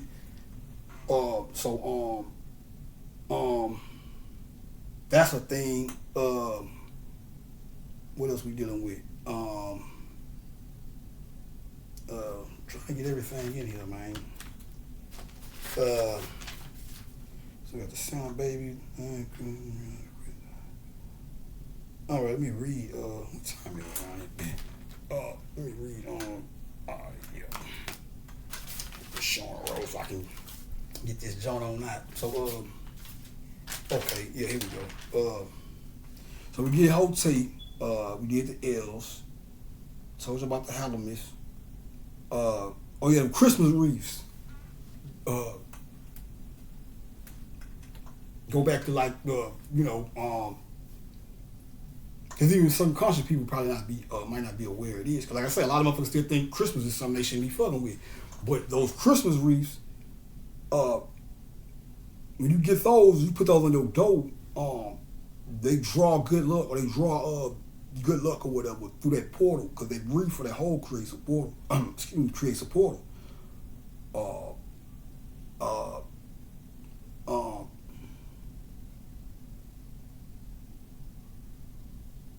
All right, so I broke that down. I guess I'll do that. I'll make sure I get everything. Now I'm gonna do this one here. This is a bad motherfucker right here. And I just be like, and it's like, man, this shit is live, man, because it's like, I remember, I don't know, it's just beautiful to be able to remember, like, damn, I wonder what the fuck that mean. What does that got to do with anything? And then coming down the line and finding out what that shit mean, which I'm going to do right now with the barber shop. Now, you might say, well, what does the barbers have to do with Christmas? I'm going to show you. Bad motherfuckers. Okay,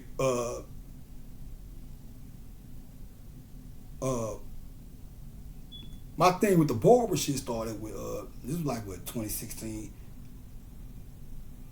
I used to look at the the thing that was on, when you go to the barber shop, they got the little pillar thing that be spilling, and it's like red, it's like a swirl of red and white stripes or whatever.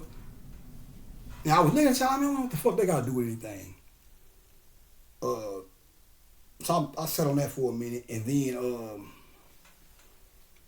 I saw one example of what it meant, or what it had to do with not necessarily the first thing I saw wasn't necessarily what it had to do with being a barber, which is kind of what I was trying to figure out more so for the most part, but at the same time, the swirl of the candy cane, which is a Christmas thing. The common bond between the candy cane and the barber thing is the swirl or whatever that they have. So I was like, damn, I wonder what the fuck does that mean? Why does it look like a candy cane? However, I was questioning that shit. But well, you should know what the candy cane is, because I just showed you the red and white shit.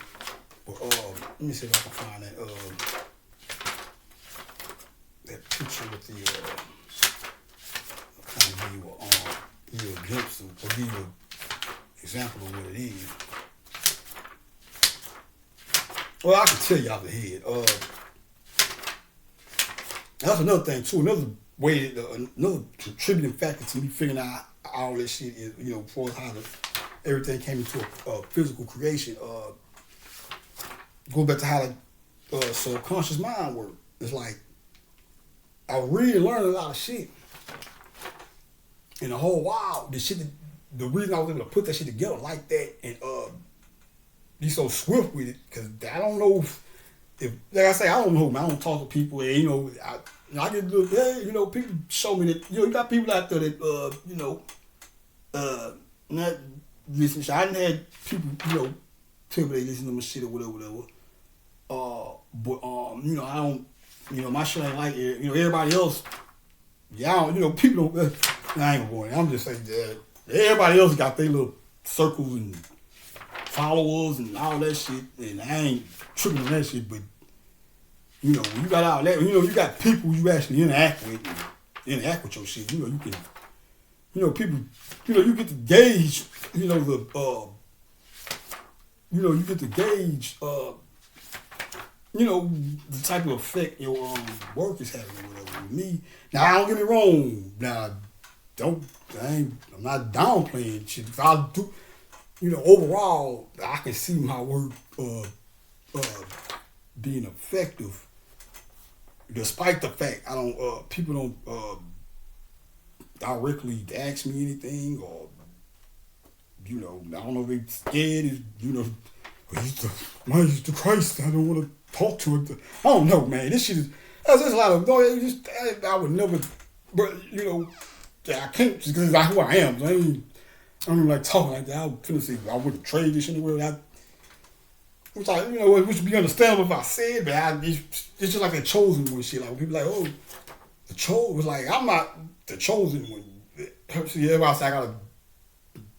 So we come from always thinking a nigga just trying to one up somebody or brag. I have to, preface myself. I ain't bragging, but I'm not the chosen one. I am the one. It's a difference because the one is the nigga. It's always the one. It was never no. It was just me in a different body. My soul, who I am as a soul figure, was always that nigga. That's why I tell you. I tell you, I'm not trying to make it seem like ain't nobody else divine. Or we not a horror species or whatever.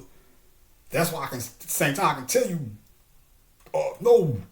That's like you tell a nigga like, I'm horror. We all horror. Yeah, like, no, we are, but I'm that nigga for real. Like, the nigga, like, nigga said was coming back, yeah, that nigga, not just and not downplaying nothing, you know what I'm saying? Because like I say, it ain't about comparing yourself to nobody. I don't know, when it comes to this shit, man, I don't get into status and, it is what it is. Whatever, wherever you fall at, because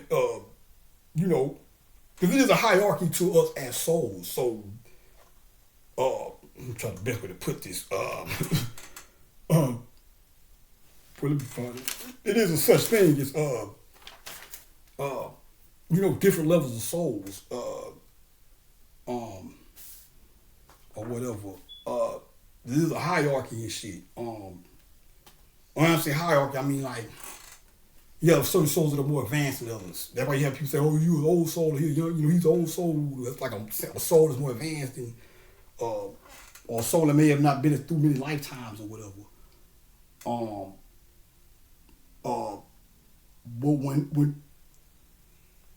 But when I tell you, like I say, this shit is ain't hard for me to believe because this shit is always something that, like that song say, always something that'll remind me. There's always some shit to remind me, like, hey boy, you that nigga, like, don't forget, you might not be riding around fucking. I don't give a fuck about that shit. You might not be rolling in dough and shit. People fucked up like not me. But I say that because shit, man, that was another lesson too.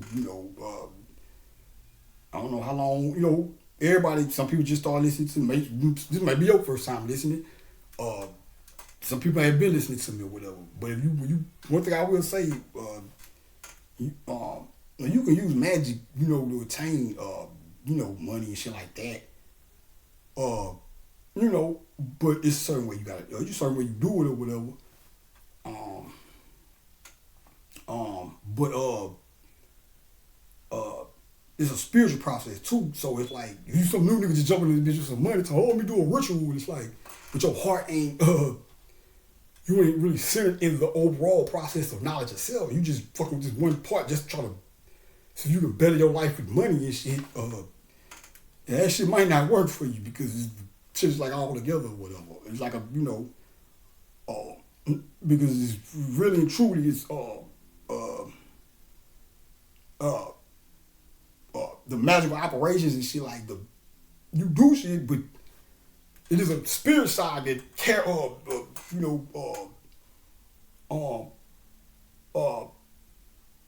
out the shit that bring forth what you trying to bring forth, whatever. But if you fucked up or I would like I say, being that would be fucked up. If you just doing this shit for bread, or you just trying to make some bread, that would be some. I wouldn't, I would advise against that. They don't, if your heart ain't really with this shit just to be, for the sake of it. That's a thing too. Your heart not being right, and, fucking around and trying to fuck with shit. You get the fucking spirits and shit. Your heart ain't right. Shit, bullshit. Shit can happen. I remember Bobby was telling me about, well, not me, but he was in an election. He was like, I forgot what he said. He had something, a picture of a deed in his house or some old shit. And a nigga say, man, he said that shit was so powerful that he had to watch who he let in his house because if somebody came in his house that had it was a fucked up nigga that did or whatever, I can't remember what it was, but it was fucking niggas up or I forgot what he said. It was, they put some of the words, it was a negative reaction or whatever. I can't remember what he said. Nigga got fucked up or he was just, well, he didn't say nobody got fucked. He just, I think what it was is he knew that. So when he used to tell people, and I'm remixing, I guess, but I just the basics of it. But some of the words we were saying was, he got this shit in there, but any nigga just come in that house because if you fucked up and you come in that house, you might get fucked up about that thing or the deed. I can't remember which one it was or whatever. And that's real shit. Like that's the type of shit. That's why really overall, not even getting to particular deeds, but overall getting this shit. You want to make sure you doing this for the sake of knowledge itself. And then you go about the trying to do your little thing or whatever. And everybody different. Shit happens. People get different results. We might do the same shit, and you might get some shit tomorrow. And another nigga might get some shit way down the line, but y'all did. It's everybody got their own shit. So their own path, I should say. So when you do whatever you do,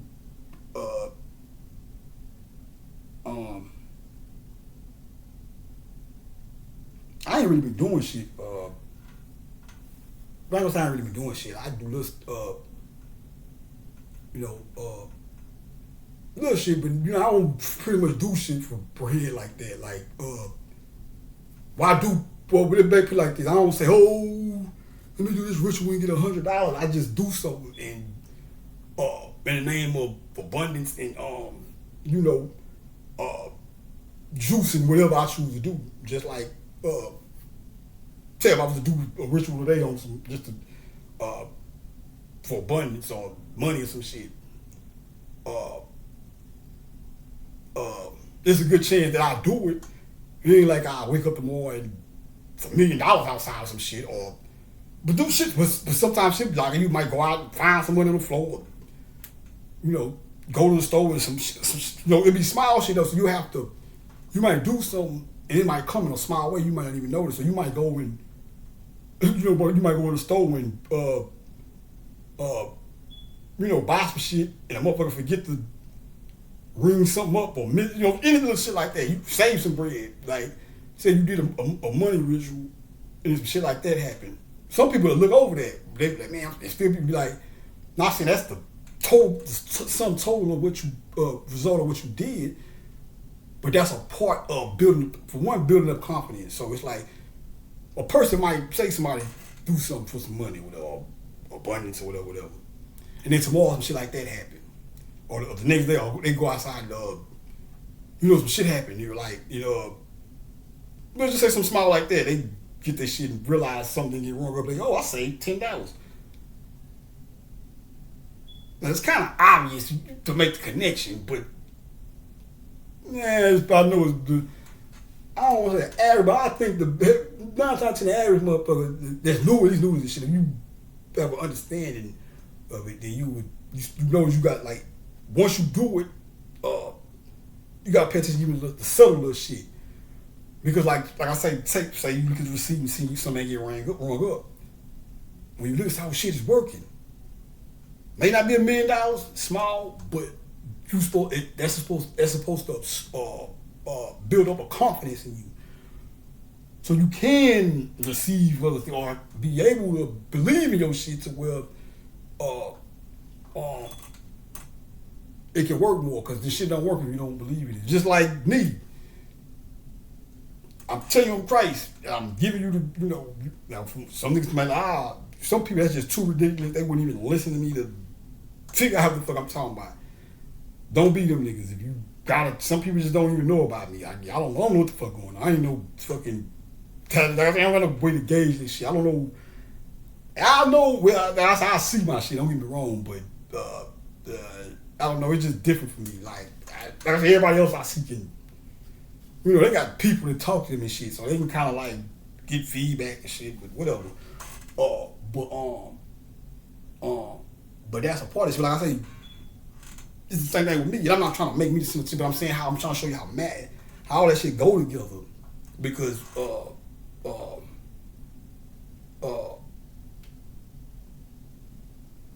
for example, if you look at, let's just say you walking around like, man, this world fucked up, man. When we gonna change?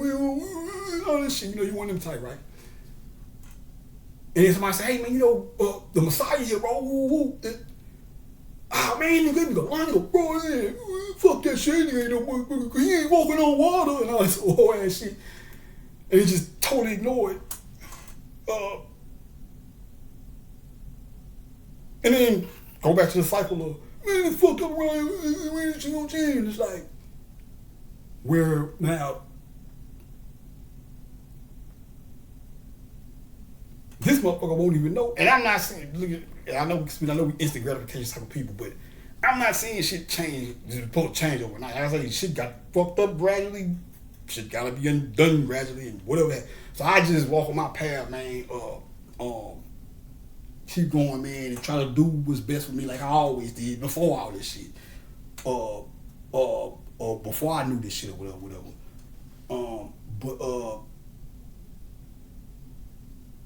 So he out of the game all the way because he ain't even giving a nigga a chance. Then you got niggas who listening like they don't understand, by being, indoctrinated by one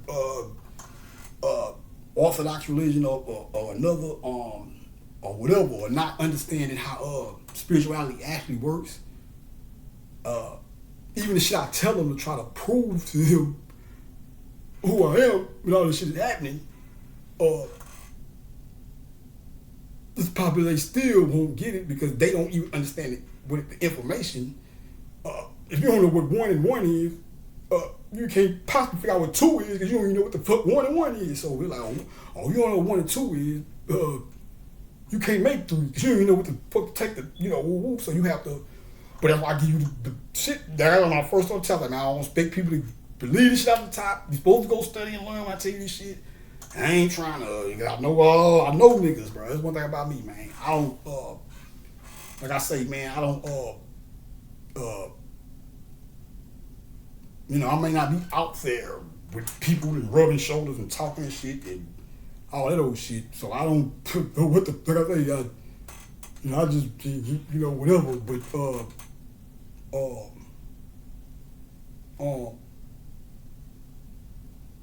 I think I'm trying to say so many words is, they'll have to study the information because the shit I done gave you is you take the shit I done gave you to go check if I'm lying or not, as well as the shit that I do in real time. You know that you know even motherfuckers that probably still ain't just always got it. Like, well, I don't know if he Christ, but there's something going on with that nigga because he at least bad at you because I know you gotta see the shit I'm doing. You know, and like I said, it ain't about bragging. But one thing I say about bragging though, you say like that ain't necessarily a bad thing because shit, nigga, that you wonder why like I said, we showboaters, but we supposed to be to a certain degree. But when the showmanship start, if your showmanship starts to outweigh what you really supposed to be doing, scoring points, whatever the fuck, and that's when it become a problem, whatever. Or you get too big headed, whatever. But the reason I say that is because when you look at Horus, when you go and look at Heru, Horus, and like you go read not ancient, but if you go read the book Coming Forth by Day, shit, that's what that nigga do. He talk shit like niggas. I'm the nigga that woo, but not like them words. Old shit like I'm the double dying will. He talk shit. So that's why like I say I'm a humble dude. I ain't a big shit talker. I'll pop my shit, but I don't talk like, you know, everybody pop this shit. That's the Taurus to me. I pop my shit or whatever, but I ain't no necessarily a shit talker. So I'm not like, even in conflict with niggas, physical conflict, like you know, I'm not, you know, once just pop off, nigga, blah, blah. I'm like, man, I don't like arguing, bro. I don't like talking to a lot of niggas, but especially in the form of fucking argument, but I'm not even gonna do that, bro. Like, you know, we just gonna do whatever we gonna do, but I don't, you know, because at the end of the day, they ain't really the type of shit I be on anyway. I'm a player, you know what I'm saying? You got paper, you know, even more old gangster niggas told you violence is bad for business and all that shit. But, you know, when I come from a hustler perspective, so it's like, it was always about the bread. Now, niggas come along, tripping or whatever we did. I ain't come from no whole ass like niggas. Shout out to all my niggas, all my niggas from the farm, Ravencrest and shit. Farm period, Ravencrest, that's the headquarters or whatever. You know, shout out to all them boys, man. One thing I can say, bro, we had our ups and downs and shit, you know what I'm saying? And went through shit or whatever, but one thing I can say about them boys, man, about our block period, you couldn't be no whole ass nigga over there, bro. Like you couldn't, you know. And I'm a natural with a lot of shit, so it was like they never really tested me, but like because I was just so natural at that. It was like niggas already like, nah, I nigga gonna fight. We ain't gotta, you know. But you know, new niggas come around, start hanging. It ain't even no gang, like we gang banging and no shit like that. Nah, that's just natural nigga law. Like, you know, yeah, you couldn't even fuck with us if you was a whole ass nigga. You couldn't even not just on the strip, nigga, because we know you. If you ain't gonna squabble or if something happen, you gonna curl on a nigga. Shit, we gonna end up beating your ass anyway. you left niggas fucked up or whatever, you know. You know, and certain shit happen where fight or flight do kick in. I tell you that much, you know what I'm saying? Like, I ain't want to detail, but I thought about this the other day, but some shit happened with two of my partners. And one burned off, and it was just two of them with a bunch of niggas. I was in jail, but it was two, if I remember serving correct from the way they told me, it was two niggas, it was them two, and then it was like a gang of niggas or whatever. So my partner ended up burning off. When he told me the story, he was like, I heard about it in jail and I came home. I said, man, what that? He was like, man, you know, because they stopped fucking with him, like my other partner stopped fucking with him and shit. You know, I fuck both of them still, you know what I'm saying? That's like two of the niggas that kept it trill with a nigga, you know, after the fucking attack or whatever the fuck that was. Niggas do, but niggas trying to ruin a nigga name and shit. But you know, when he told me the story, when he was like, man, he said, man, I ain't gonna lie, bro, them niggas pull out a bat, bro. And I can't remember if it was more than them. Cause I think if my memory serves me correct, he said like, man, it was a lot of niggas. He said he was like, shit, but I was still standing from squabbling with them niggas, from squabbling with them niggas. He said, but when he saw the nigga with the bat, that's what made him burn out. And I was like, you know what, bro? I know, I understand, because my boy, them people mad and shit, but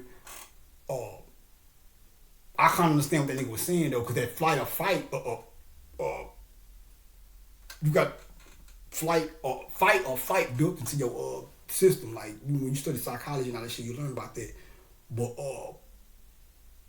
that shit is automatic at times. So sometimes shit can happen, and when your existence or your mind sense danger, you might not even want to run. You might be nigga, I put him on, but some shit can happen, and you catch yourself run. You fuck around, break out running, and that's the flight.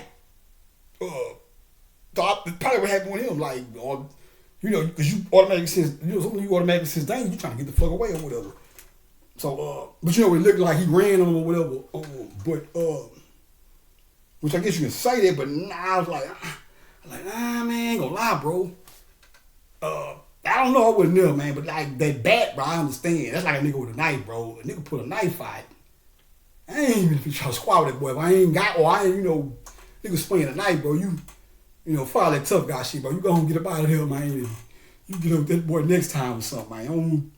Unless you just have to, but you don't want to fuck with no nigga with no blade, man. Slinging that bitch all back or anything. So if nigga say nigga pull out a blade, I tell I run, like, yeah, shit, nigga.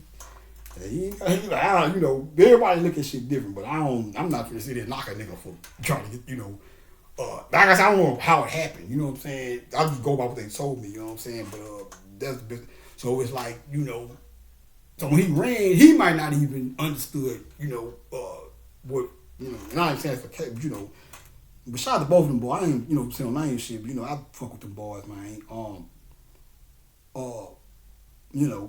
Hopefully I ain't talked to you. I talked to one of them. The other one, I holler them every now and then. I don't think they ever reconciled though, but I met them niggas through each other, so whatever. So it's like, man. But yeah, fuck I said that. Oh yeah, anyway, I was talking about the hood, yeah, but yeah, man, I ain't really,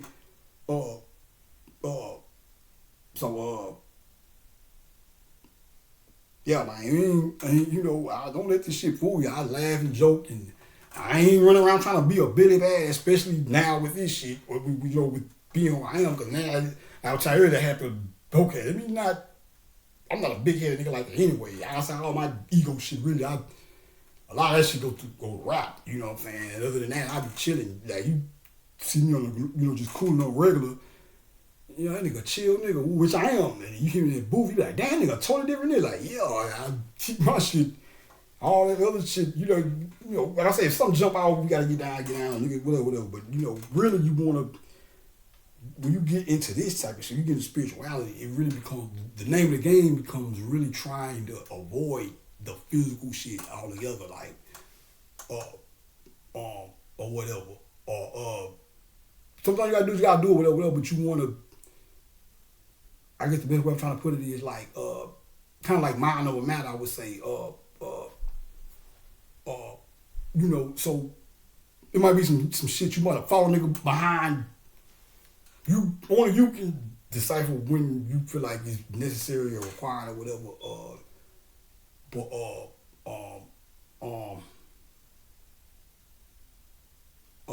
For the most part, man, you want to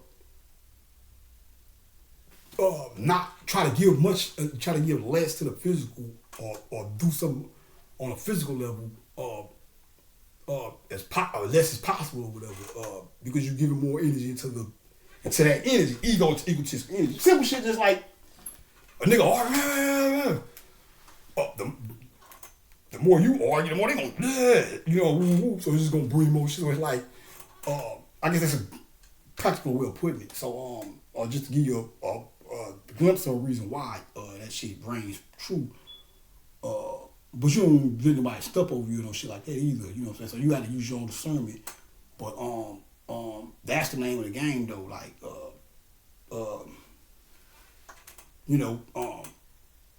attempting, because attempting to not be have your emotions so easily swayed by external circumstances or whatever. So that's that. Okay, so yeah. What else we dealing with? Let me see now. Merry Christmas, y'all, man. Straight up, bro. Ain't no corny, fake. I'm just saying, I fuck with that Christmas tough, man. I supposed to like having 2 birthdays or some shit. But yeah, I love Christmas, man. And that was another thing I want to say too about Christmas. That was a good way to tap it. That's what I'm saying. It's shit like this here when we say like you hear Bobby say shit like well, you not you ain't just gonna say Bobby. I done seen shit motherfucker with t-shirts that say shit like don't make the mistake of growing up. And it's like that's you might see that and just think it's a joke. It's like, no, that's a science. But just like everything else, it's just yin and yangies, but you're supposed to mature as you grow or as you age or whatever. But you have to keep some sort of childhood innocence. Watch yourself. AKA don't allow growing up to make you too serious or whatever. You gotta tighten up and take care of your responsibilities and all that, but you want to still try to maintain a certain sense of your childhood innocence or certain sense of your childhood with you, whether it be through humor or shit like that.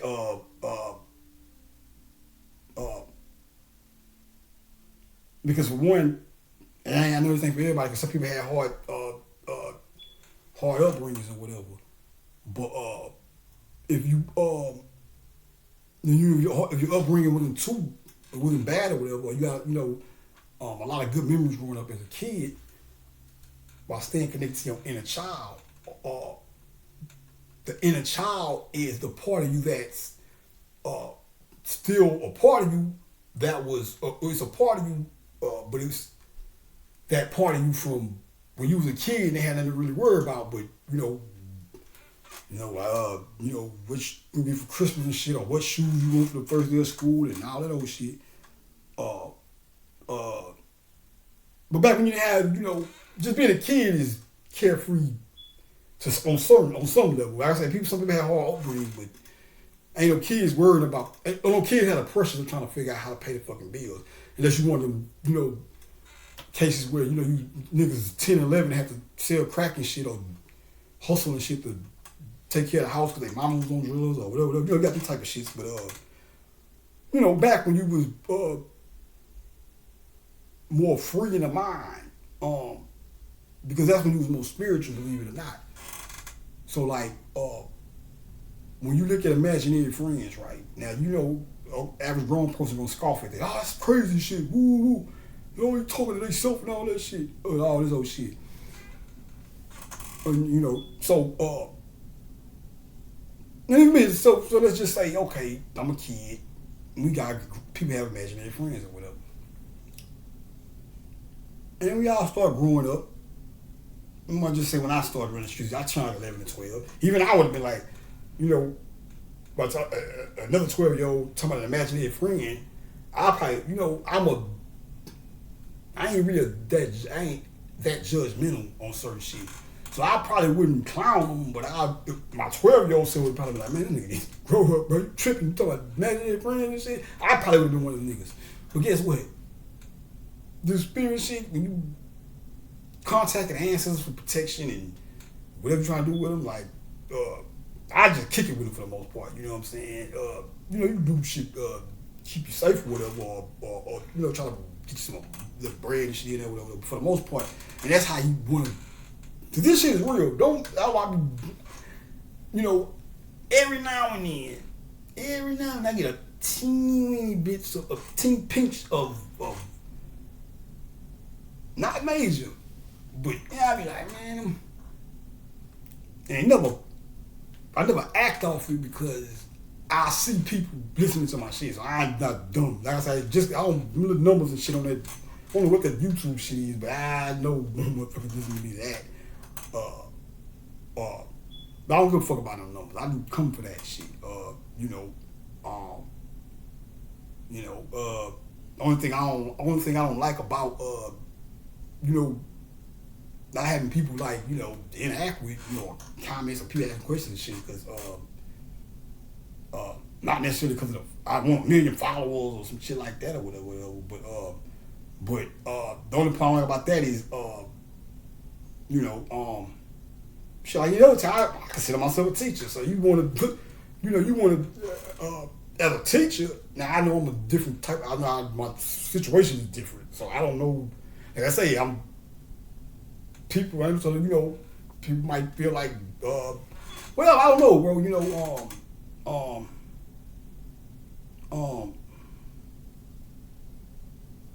But I'll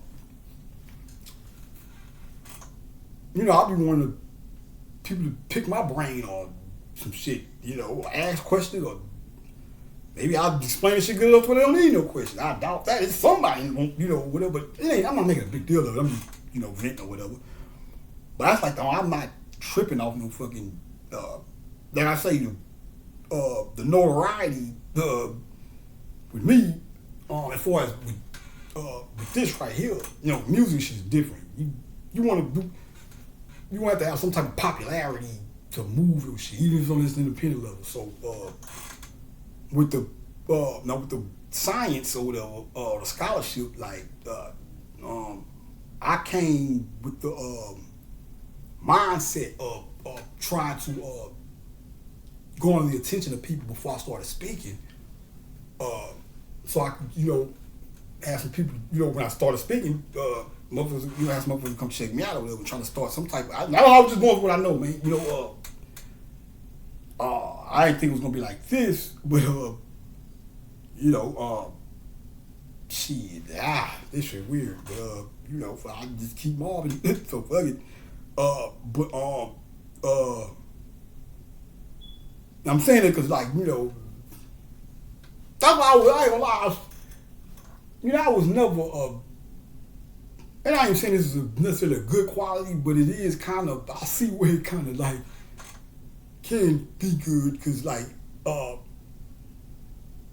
never really would, I don't want to say it like that. I make plans, and I'm gonna intelligent niggas, you plan shit out, but I'm trying to find the best way to put it.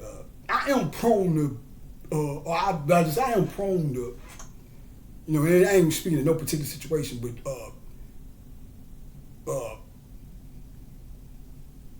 I am prone to be just go play shit by ear, a considerable amount, or I don't want to say I play shit by the ear more so than planning it. But one thing I learned that, not saying you're supposed to plan shit, but I ain't gonna lie, sometimes it be like shit work better when you just do it, because planning shit be, I don't know, man, it's hard to explain. What I'm trying to say, I probably figure out a better way to put it later on down the line. But yeah, man. I was trying to I was really just trying to be heard and shit. I was just sitting back watching everybody else do their thing, so I was like, well, shit, man, I don't really know none of these niggas, so I can't just say, hey, can I get on your platform or some shit to get some notoriety or what else? So I said, well, fuck it, I'll just make my presence known on Instagram through comments. And I know I'm that type of nigga, like, some of the word I'm trying to say, I always have that glow, so I will always have a nigga to go somewhere, or every time I go somewhere, you have both sides of love and hate thing, but I know I always had a attractive aura about myself, so I figured, just nothing smart, just comment on people's shit, and not genuinely though, not saying, hey man, that album was good, just because I feel like, oh, now maybe you'll help me down the line. That's just who I am. But the whole reason why I even got active with Instagram and start following people and shit is because I was trying to set up everything for the rap shit or whatever. But yeah, that shit went crazy. But yeah, man. So yeah, let me don't fam dropping this motherfucker. Hold on. Man, bro.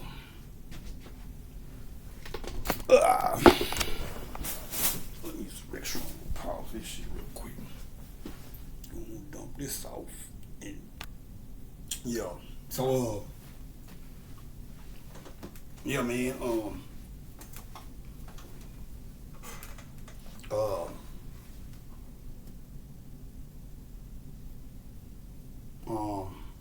Let's go back to the barbershop thing.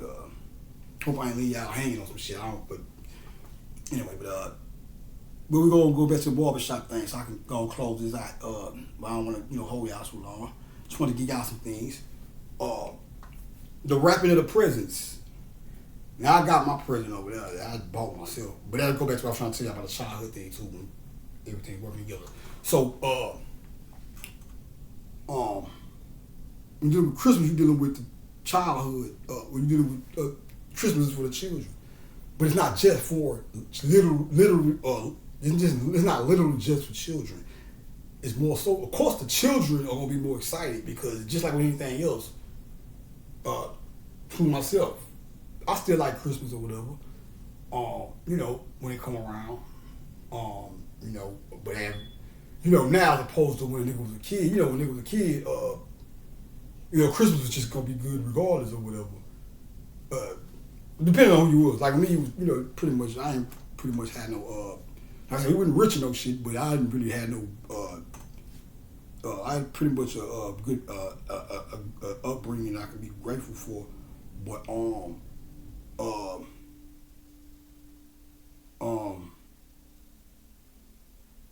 the part of you, the part of you that was,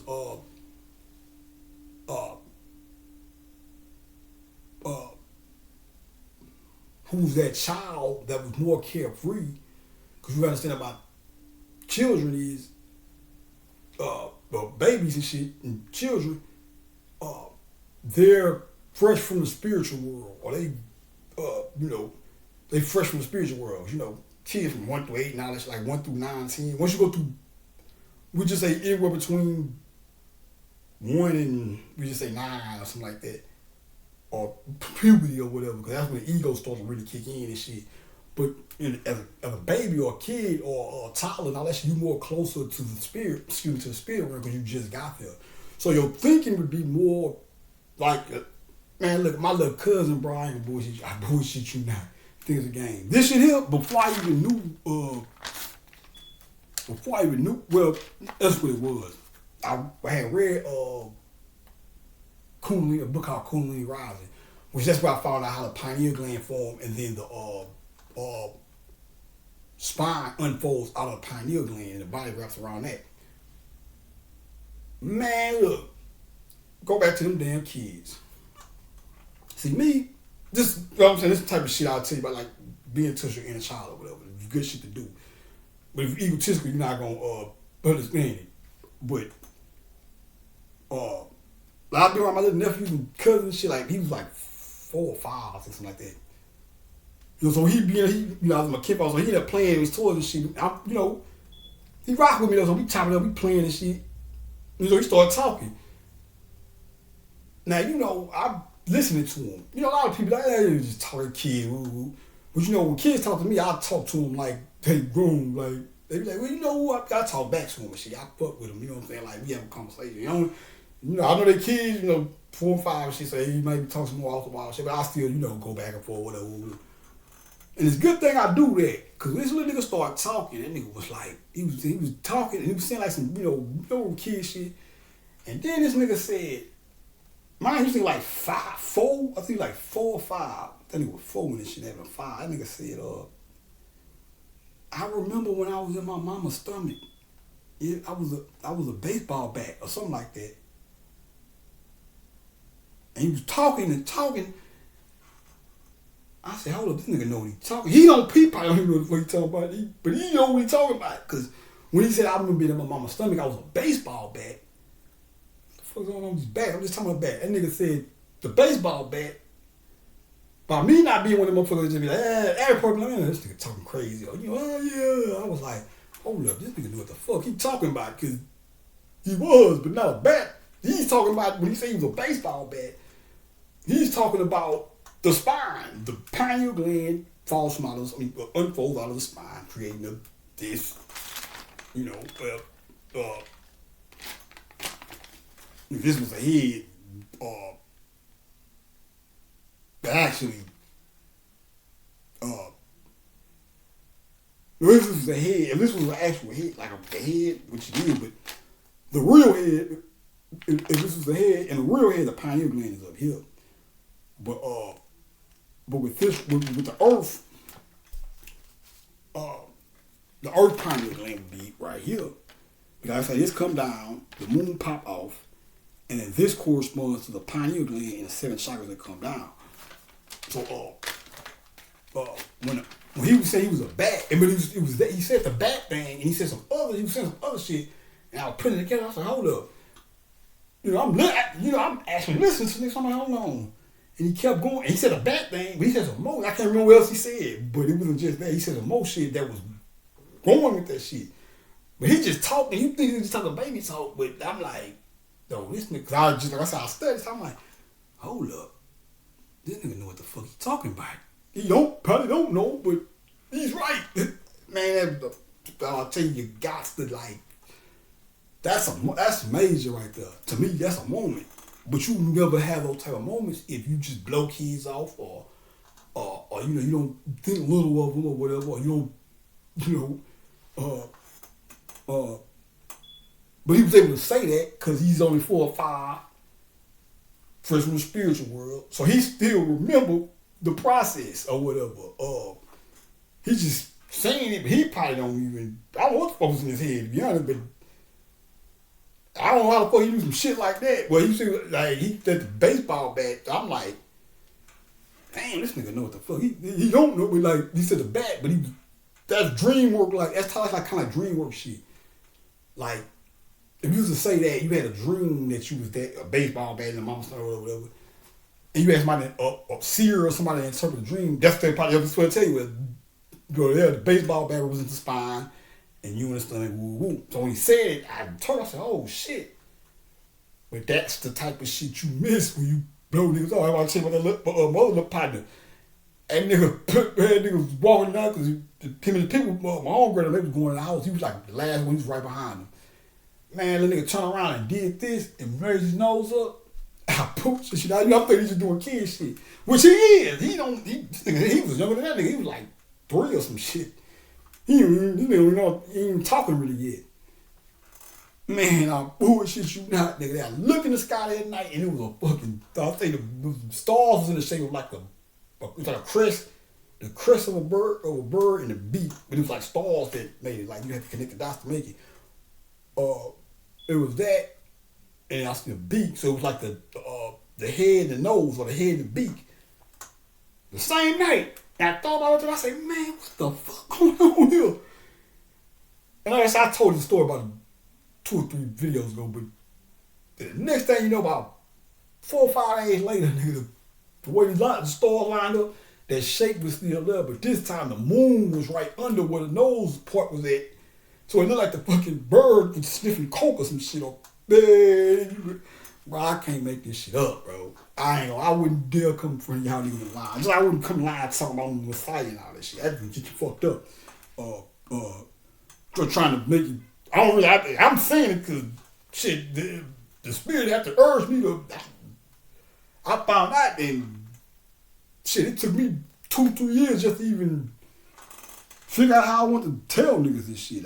So it ain't like I never lied on shit like that. But yeah, I ain't even get in front of them motherfuckers tell them type of stories. I don't know what niggas who do that or why they do that type of shit, but I know it's some, it sounds far-fetched, but this shit is real. And I'm telling you who I am, you should expect far-fetched type shit to happen.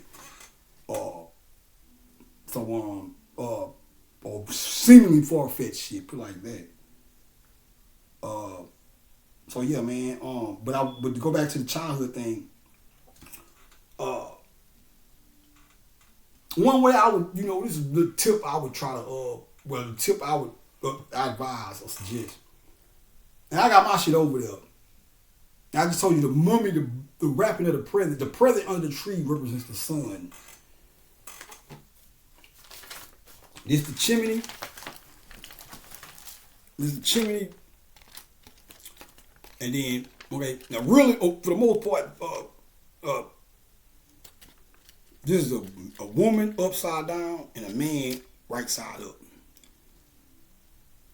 Because it's the pineal gland. The pineal gland is always at the top or up. So this is the pineal gland. It goes indigo all the way down to red. But up here is the opposite. So it's pineal gland, indigo all the way up to red. So this goes up the red. The root chakra will be up here because it's upside down. So for one, it's Santa Claus because of the red and white or whatever. Like I told you, just to be the feet or the boot right here. The boot, the Christmas tree, the lights on the Christmas tree represents the light, the lamps, the light that was, because when the water was rising up, out of the melanin, light was in that water too, because the light that was pouring over here, the water was rising up and taking some of that light with them. Which goes back to what I was telling y'all about Mr. Austin, when he was talking about the fish falling from the sky. That's why I forgot to tell y'all that. That's what made me look back and say that nigga might have been on or something. Cause when I started doing this shit, cause when he said, I remember saying something about like when the water evaporates, it be little fish caught in the evaporation, which is not necessarily as far-fetched as a motherfucker want to think. Even though at the time when he was saying, I was like, I don't know about that shit. So it was kind of far-fetched. It was far-fetched to me. But the only reason I say kind of far-fetched because like some shit just be utterly ridiculous. That was ridiculous, but it was still like, it was ridiculous sounding, but for some reason, like, it might be. It ain't gonna come all the way out, but that shit sound crazy. Because I'm like, man, how the hell a fish raising up, water evaporates in this light? I'm like, fish are heavy. But then, or maybe somebody, he heard somebody talking about this in metaphor because, like I say, the top part right here, before everything unfolds, this is melanin, and this is the surface, and up here, if you used to look at this part from a bird's eye view, that'd be melanin. Melanin, the water comes from melanin originally. The water that we have now was actually inside of the melanin first. So when these lamps start sitting up, when these rolls up, that would cause a precipitation in the melanin. So you had the lights going up, you had precipitation of water rising with the light, and then you had the melanin, which was coming down. Like I said, this come out, open the hole up, and the melanin coming down this way, creating the spine and the flanks of the earth. Creating the flanks of the earth, but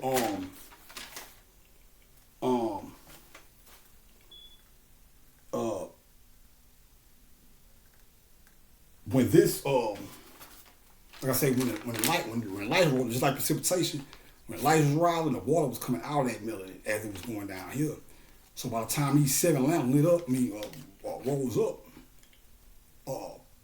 this would be, like I said, I told you this before, but this would be misty. So if you was looking at it like you're looking at it now, you would see the light glistening, but it'd be surrounded by a mist. You see in the Bible and shit too, like I say, this the Ark of the Covenant.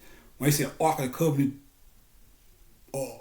when the Hebrews was traveling with the Ark of the Covenant, it's like at night it would be a pillar of smoke, and in the day it would be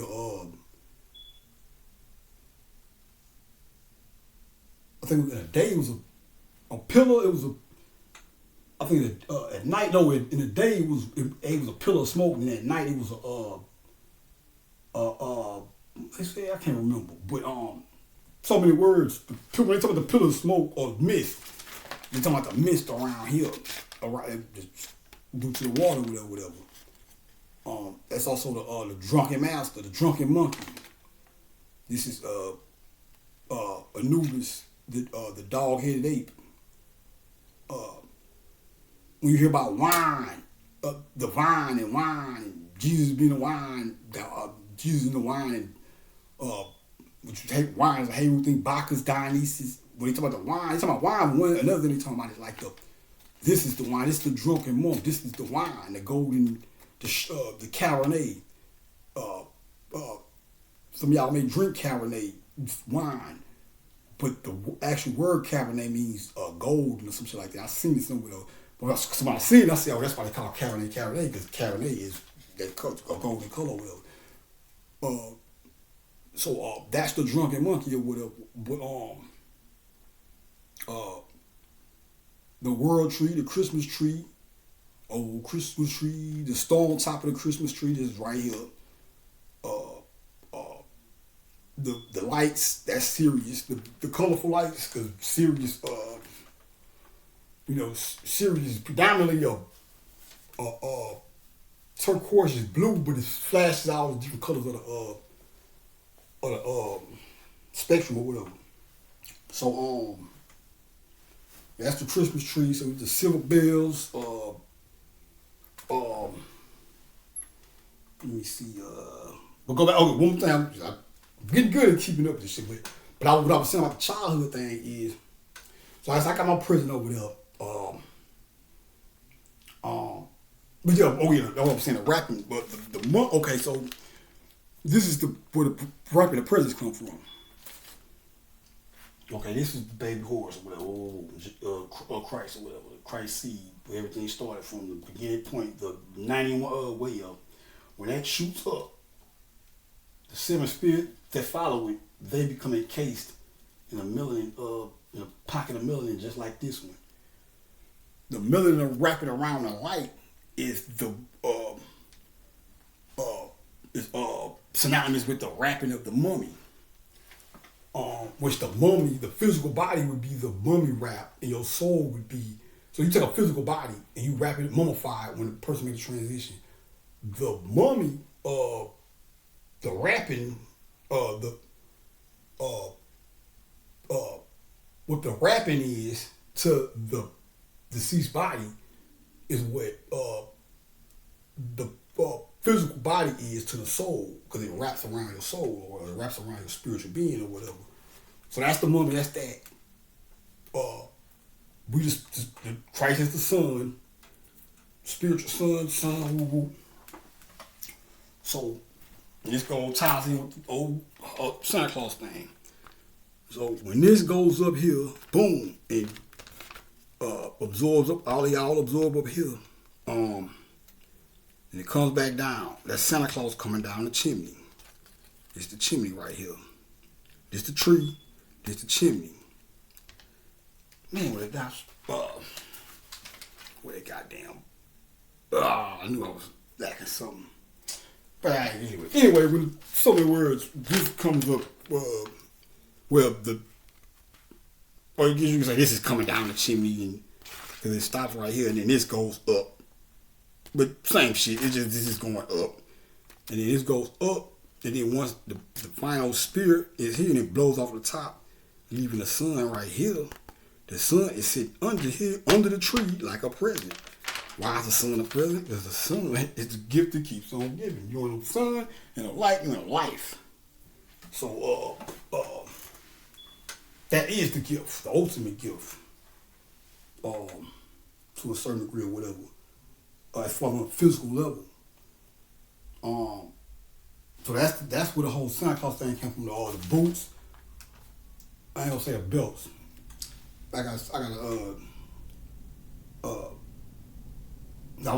say that for something else or whatever. Well, I'll come back to it when I speak of that. It ain't a Christmas thing. It's pertaining to the Mad Max thing. It's something I seen in the movie. But I didn't know what the fuck. I didn't figure out what it was. It was some small shit. That's why I said that movie that bad, motherfucker. uh, uh, the it's little shit. It was like this one point I'll tell you about when I broke the shit down. I don't want to go into it yet, but it was some little shit I seen. I was like, man, what the fuck that mean? And I ain't even figured shit out till like probably like 4 months ago. You know, I don't be tripping on that type of shit, man. A lot of times I be picking shit up quick. But that's one of the reasons why I said I think I need to slow down or get to meditate and some shit, man. Because I think I'm dealing with a lot of information, but that ain't usually like me. Like usually, but that movie had a lot of shit in it.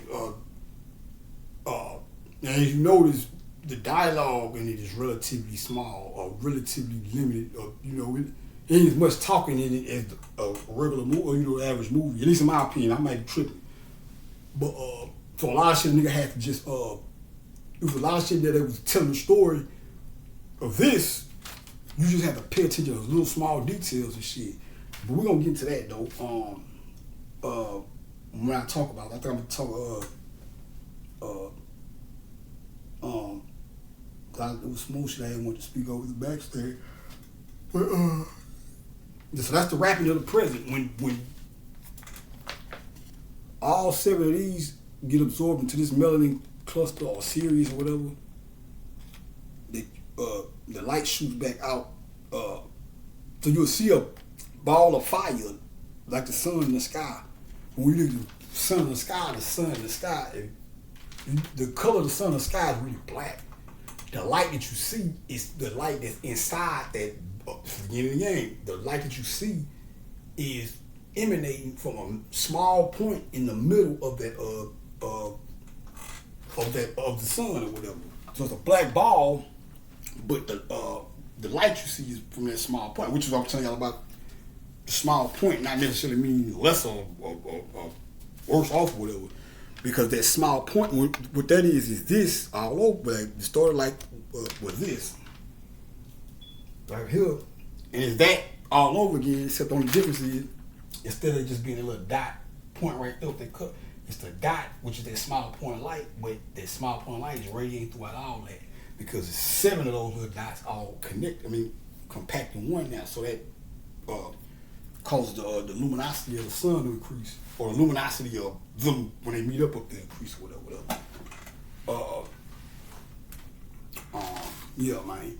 Oh, we need to go back to the because this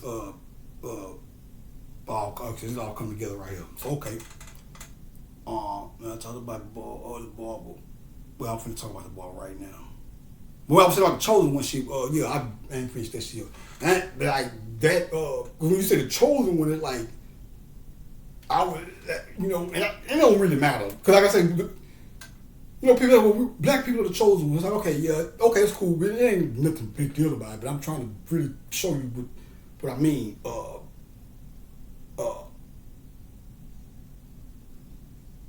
Via my personal experience, it's not a matter of, hey, somebody picked him and he's the one on the spirit world picked him. Like, no, I was already who I was. I just came back down here to do what I'm doing or do the work or whatever. But I am who I always been throughout all my lifetimes or whatever. So it's not like, so technically speaking, it's not a big deal. Like somebody would say, hey, you the chosen one. I understand what you're trying to say. But technically speaking, when you say the chosen one, that's still like, I'm like, no. And it's not an ego thing. I ain't trying to brag. I'm just telling you the real. Like, so they're like, okay, you're Christ, you're the chosen one. They're like, well, who chose me? When I do all my reading and shit, this shit, I always been there. So anybody say, oh, he's Horus, we choose him to be Horus. Like, no, who I am is that. I always been there through all my lifetimes or whatever. Whether I knew it in that lifetime or not, or whatever. Or whatever, through whatever lifetimes. And I'm quite sure, I ain't did no past like readings and shit. I need to though. But I'm quite sure it's a bunch of, I don't really be seeing, that Pharaoh shit, man. I ain't gonna jump the gun and say, oh, it was this, that, and the third. But I be seeing shit like, there's one, I ain't gonna say nothing yet, but there's one thing, there's one shit to be popping up. I'm starting to think the spirit trying to tell me I was that nigga back then. It kind of match up with who I am right now and shit. But I probably, I don't want to tell y'all too much. That's probably some book shit, which is some other fucked up shit. Like I say, you take this shit serious, or you know what I'm saying? You get a better experience in learning when I'm teaching this shit, when I say certain shit. Because like I say, which I was trying to say earlier, is like I still be feeling a little bit. I don't want to say belong. Like sometimes I'll be like, man, I have to remind myself it is people out there that's getting this shit. But sometimes I don't like to catch myself. I don't know. I'll just be like, man. Sometimes I be like, damn. I don't know why I feel like that, bro. Sometimes I think, well, maybe it's my subconscious mind or some shit, or something, because I figured shit, usually motherfuckers, like I said, which I'm not tripping off that shit. Don't get twisted, think that's what I'm saying, but it's like, I think every now and then I get that smile, feel like, man, I don't know. I have to automatically catch myself because I start thinking about all the people that I do see that reflect that I'm teaching. You know what I'm saying? Or they learn this shit. So I have to I hurry up and shake out of it. But I think that little small part of are these motherfuckers really listening to me pops up because of the whole difference in how it happens for me. So it's like I said, I don't nobody really necessarily directly tell me, hey man, you're knocking out the park out there, all that shit. But people do little things here and there, so I appreciate that too. That's why, as a matter of fact, to acquire this kept shit. That's why I think that's one of the reasons I love Instagram so much, to be honest with you, because shit, that's really like the only place I can go. Motherfuckers really know motherfuckers who know who I am in the real world walking around here. These motherfuckers. I'm just talking, I don't go around and say, hey, I'm the Messiah. No, none of that. No shit like that. But, like, shit, man. Yeah, I tell niggas that shit. I stopped doing it. But, because when I first started telling niggas this shit, you had the naysayers and whoop and this, that, and the third. I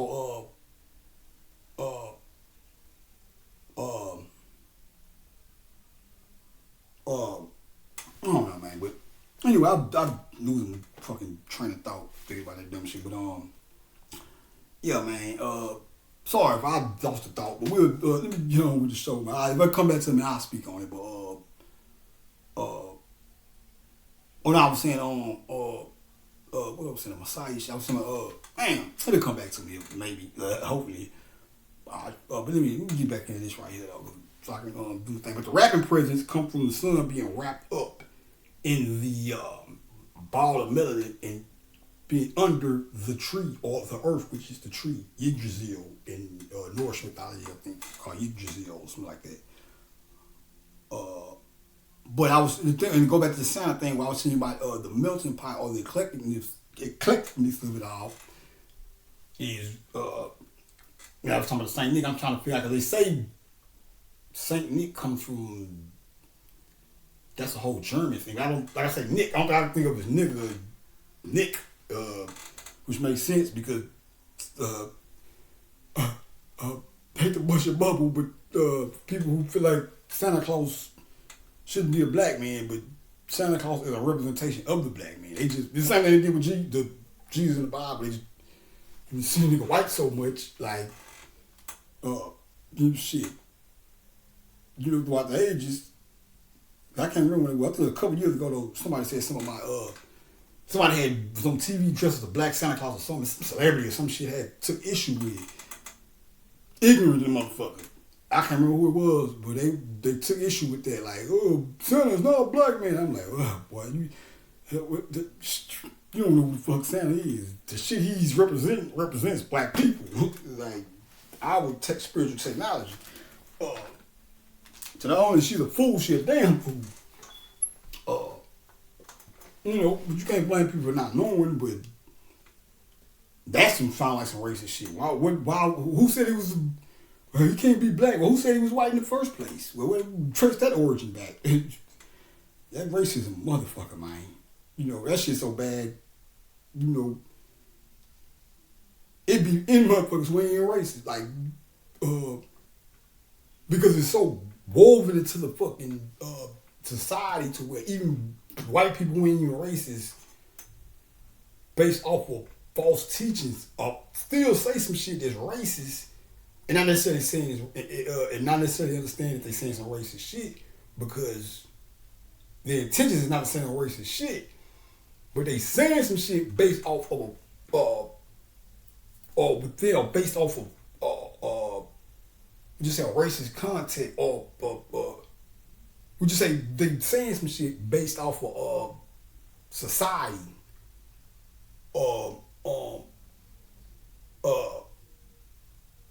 They'll say some shit based off of something that's generally said in society that may not be true, or some shit that's subtly racist, but they probably can't tell because they don't really.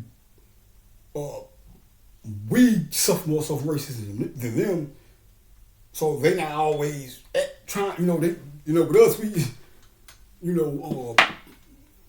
we gotta stay on P's and Q's because just old white supremacy shit was, or pseudo white supremacy shit was created for us all. So we have to kind of be alert and think like, hey man, was that racist? You know what I'm saying? With them, it's like they don't have that problem, so they'll say some shit. And I ain't even trying to be racist, but we'll just say the shit, the information they saying is based on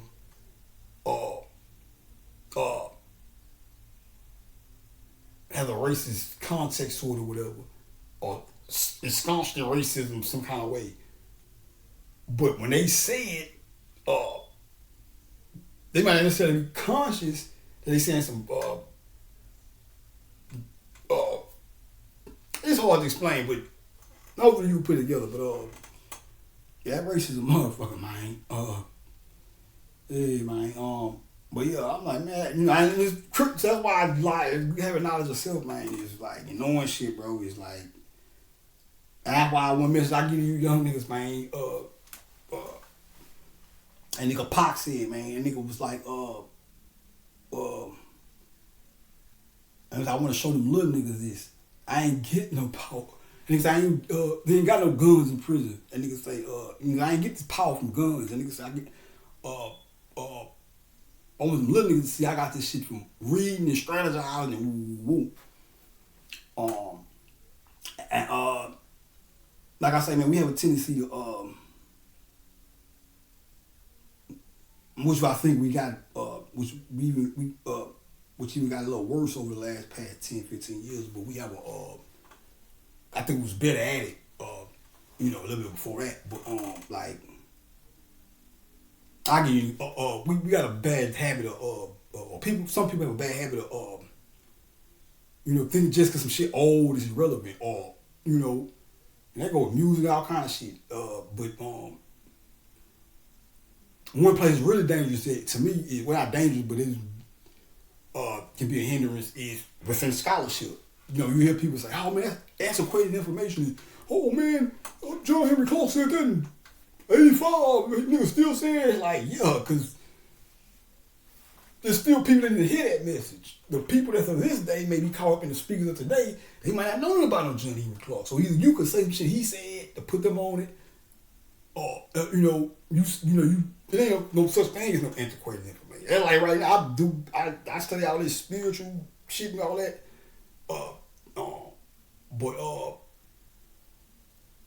One of my next thing, one of my plans is to when I can start getting some more books and shit, is to pretty much get give me some history books, like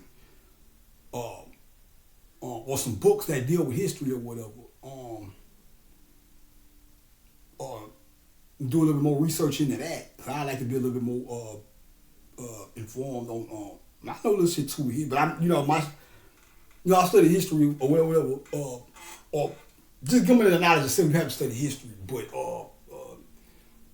You got the historical aspect where you learn about, how we was, what we used to do, which is vital, so you can know who we are as a part of finding out who you are. Because it's knowledge itself as an individual, then you have knowledge itself as a collective, and then there's one more. This is some shit I came out with my breakdown. I'm trying to move this. Knowledge itself as a collective. You got knowledge itself. Knowledge itself as a collective is knowledge of black people all together. Then knowledge of self personally, which is your person, who you are personally. Like, so you be like, I got knowledge of self. You like, well, why? What constitutes that? Well, I know I'm God. Or I know a black man God. It's like, yeah, that's a level 2. But it's another level where you have to find who you are as an individual or the things you consist of, or whatever. Like, which is you find out through this spirituality thing or whatever. But when you start dealing with, that's why it's good to deal with, or read up on ancient deities and shit, because these things make us up. So it's like it's certain deities that are part of you that maybe are more part of you than other, or their characteristics exude in you more than the other deities that reside within you. Because all this shit is the mind is all, the universe is mental. Even when you start reading up on the deities and different gods and goddesses and shit, you're gonna see. See, we think of gods and God, we think God good, it's all good, and the God is all good. It's like, no. When you start reading up on these motherfuckers, that nigga Bobby said that shit too. That nigga say, man, don't be fooled. These motherfuckers, the spirits is Negroes. Them is niggas. So don't go to them talking about, oh, great God, Tupac, please. They're like, no, don't do that shit. You talk to them niggas like you talk to niggas. Hey, what's up, nigga? What's the deal? That's what I do. We try, blah, blah, blah, blah. I say, I don't get too deep into the, spiritual interactions. Like, I tell y'all, but I try to make sure when I tell y'all some shit, I got some. Both like I say, I can sit there and tell you, yeah, man, nigga, Pac came through and said, ooh, and you might look at me and be like, oh, man, nigga, hearing voices and shit. But I have some shit that happened, like, oh, that happened and this happened to prove that ain't just a nigga talking to himself. I'm not I gotta put emphasis on that. I'm not a nigga. Don't mistake me with some nigga. I'm telling you, channels and shit, that nigga, they're crazy. He be hearing voices. Like, no, it's not like that. For one, it's about tuning in. You can tune, some people might have to actually sit down and meditate, which is a good thing too. Which is one of the reasons why more than meditation or whatever. Just but I ain't never been. One thing I can't say, that don't mean I'm excluded, because like I say, I never really got into it yet, which is all the more reason I'm at least get in the habit of meditating more, because I gotta slow my mind down, man. Because I be absorbing a lot of information and shit, man. So I think I'm gonna have to slow my mind down, because I'm trying to go to another level with this shit. I still got shit to learn, so I'm gonna have to slow my mind down and like cool out, so I can kind of have a more clear head when I get to this this next phase I'm trying to go into. Yeah, man. I hope I ain't talking too much. I don't be having nobody talk to me, bitch. So I got partners I kid every now and then. We chop it up. Or I gotta go fuck with you. I still got some real niggas and shit, but everybody be doing their own thing. Shit, niggas working all that shit. So I'm a fucking shit, man. Once I get, once I go too long with once I go too long by myself and shit, God, I come from a growing up, nigga. It was nothing to catch me about 20 niggas, 15 niggas or some shit. Or every part of our household here, we doing it over there. And, and it was the cool days, man. You know what I'm saying? I miss that shit, sometimes, man.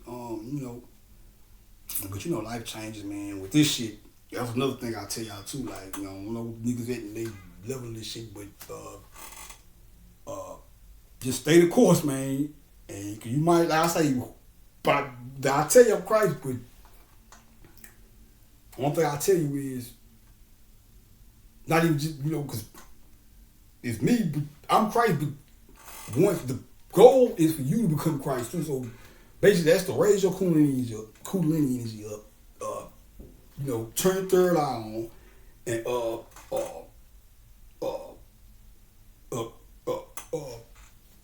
Christify yourself, right?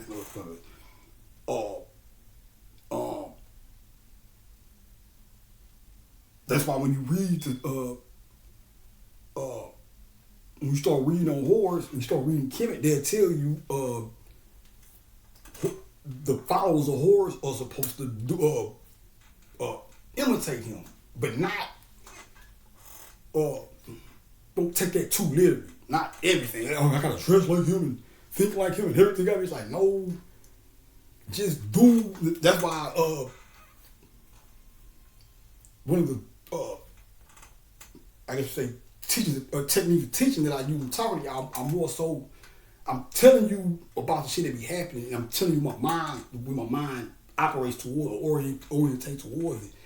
So when these things happen, these things just so happen to happen to you, or you will know how to have everybody think different, but I think if I explain to you how I think or reflect how I think based on what shit I say, because that's how I be learning. And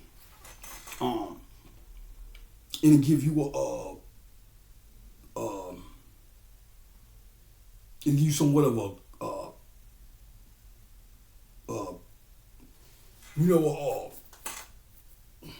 a gauge or a guide or whatever.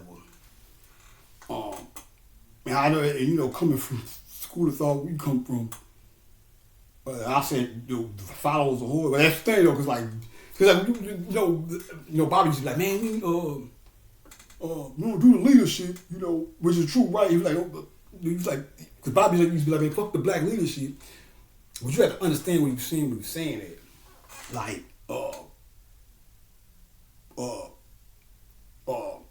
because ain't necessarily wrong with this is my breakdown, but what I would say is the reason why he was saying it is, first and foremost, if you're a teacher, that's why you can't take shit always take shit literally, but if you're a teacher, then by proxy, you're a leader because you're teaching people information that they have to follow to learn. But Bobby was on point when he was saying it because what he was trying to say was, first and foremost, a lot of times them niggas be saying charlatans and shit. So you will find yourself following a nigga and whole while this nigga is fucked up or misleading you or some shit. But my Bobby was like, just like me. But I say with me, like you was asking with line leader. I'm like, well, yeah, I'm a teacher, so I guess in some sort of way, you gotta know. And really, I am because shit, I'm horrid, but I still keep what Bobby said in mind because I understand the mentality, which is it ain't necessarily about not being a black leader or considering yourself a black leader. What he was saying is the problem with that was people get caught up in these leaders, and they get caught up in these leaders to the point where they don't focus on themselves. And if you follow somebody that ain't right, not saying all black leaders is fucked up and shit, but if you follow somebody that ain't right, and you get all invested in that motherfucker, and too over invested, if the shit is about, that's one thing I'll tell you. I just told you, when it's all said and done, this shit is about you, bro. It ain't about me bragging or trying to prove you that I'm the great God. And the information I give to you is for you to go and do your own research and build you up. You know what I'm saying? It ain't about it ain't about me trying to say I'm the leader and everybody follow me. Now I do shit that people benefit from and learn, and I appreciate people actually get it, and I ain't no goddamn stiff for no shit like, I don't want no I don't want no props or no shit like that. But a lot of times that shit comes with a lot of times that black leadership. When niggas get into that, see, you a black leader, you don't have to say you a black leader. Now I'm saying you don't have saying you say you a black leader, you consider yourself a black leader. That's bad because I imagine I said that once upon a time, I want to be a black leader, but I probably haven't said the words, but I always wanted to be some type of figure. Even before back when I was just thought I was a Christian shit. I never knew what it was, how or what. Well, rap. Yeah, we was gonna. The plan was rap. Just like Pac, I don't know I was gonna rap and then use that as notoriety and speak whatever. Back then I didn't know all this shit, but I was sharp enough to chop it up with you about the ills of the world and all that shit. So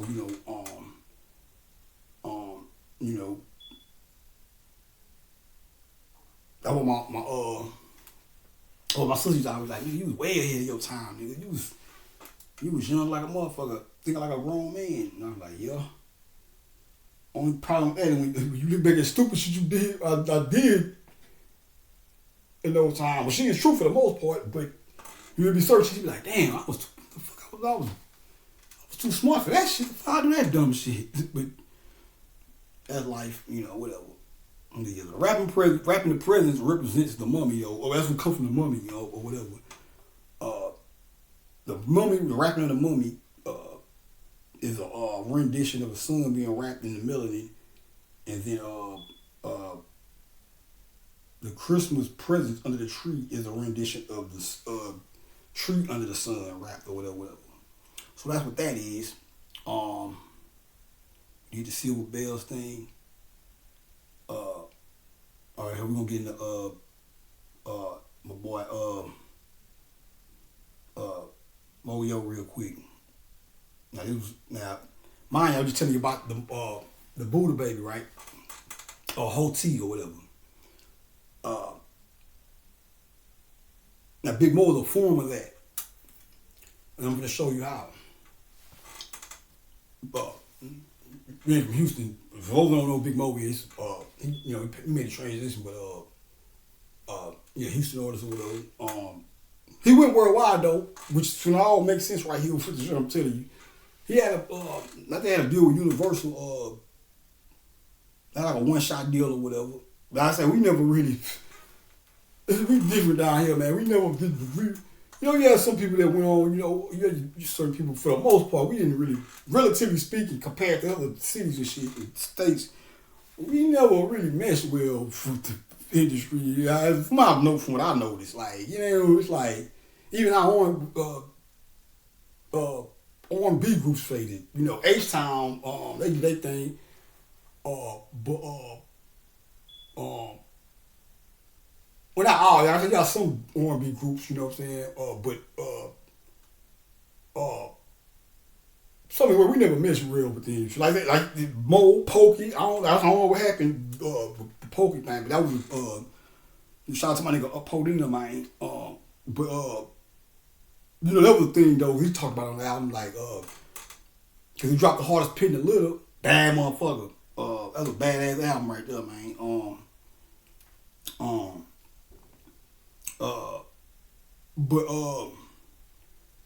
It did so well, I guess niggas ended up getting a deal with Universal, but then something happened and they lost the deal, or who knows what happened. They probably came to niggas, I don't know, they're gonna take this, I'm just throwing some shit out there. They could have probably came to niggas with some, with some fuck shit or something. No, nah, we good. Some shit some other niggas probably would have took and been complaining about now and shit, but whatever happened, they didn't, he dropped Hardest Pit in the Litter, everybody was on it. On H-Town Classic. And then right after that, boy got a major deal. They got a major deal. Then something happened, and I don't know what it was. Rumors and shit. Niggas started, back rumors and shit. Niggas started on, but I never found out what the real deal was. But in the work with Pope, most of the niggas got out of Pope with niggas talking about a deal. Tell them niggas go get what they say. Niggas talking about niggas lost the deal. Tell them niggas go get one. But he never explained what happened. At least not on the song and shit. But yeah, man. But Mo had the purple stuff. The Purple World album was worldwide. And That's when he had the Charlie and the Chocolate Factory video. It was funny because niggas, niggas that went from H-Town, they thought that nigga was like, they ain't going to detail, but niggas thought that nigga was a sucker and shit. I was like, when I seen them niggas do what they did, I was like, see, that's what I'm saying. Like, I always had a different type of vision. Because when that shit happened, I said, oh, I get it. Now, me personally, when he did the Purple Stuff video, and I seen him with the Oompa Loompas and the purple, we had the purple suit on, the top hat and shit.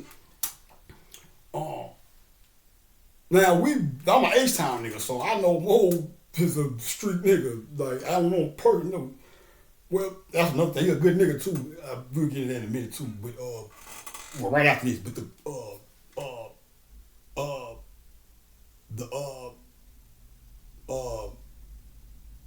when I saw the Purple World video, the Purple Stuff video, it was just Mo doing his thing or whatever with the Oompa Loompa, the Charlie and the Chocolate Factory thing, right? So like niggas. Like I said, first logo, that was the worldwide shit. Then some niggas from somewhere else said some shit like, they ain't said his name whatever, but they said they were kind of disrespectful with the shit they said. So I was like, when I heard that shit, I was like, I ain't gonna lie, bro. See, them niggas, bro, like I ain't know Mo personally. Maybe it might be like this for everybody. Or other places with they artists from their place, whatever. I don't want to make it seem like it's just some different shit, but I ain't gonna lie, bro. With them boys, man, like with niggas like SUC and our greats and shit, people we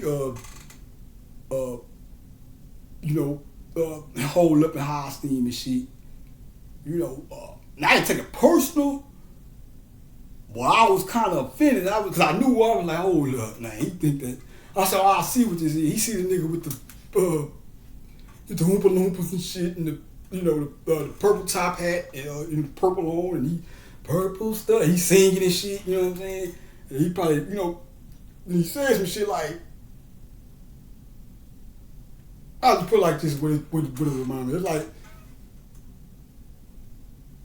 Say a nigga, some Billy Bad ass nigga, and I'm not to diss that person. I'm just, like I say, I'm just explaining what happened or whatever. I don't know how that shit was. I was locked up when that shit kind of came to a head because them niggas ended up coming out here or some shit or something. And I don't even know the particular, jailhouse story and shit. I don't even know what the fuck that was about. There ain't no knocking nobody. I ain't open up old wounds and shit, but just telling you a story of how shit, you got to be more, like, everything ain't always what you think it is. You got to be careful how you judge shit, because like, I knew what happened when he said that. I automatically knew. I said, oh, I see what it is. He seen the Purple Stuff video. He seen nigga with the Oompa Loompas and they dancing and shit. He think this nigga, and them niggas ain't from here, so they thinking, they looking at this nigga like, oh, that nigga, it ain't go directly at him. It was like this, I give it to you. It was for us, a line in the song, but if you without transfers, when you say a nigga walk in a room or some shit or a party or some shit, and he walk through the lane, and he just bump into some nigga because he think the nigga a whole ass nigga. He bump into the nigga, just keep on walking like it ain't nothing. Like he look at him. The whole while this nigga he was a little square business nigga.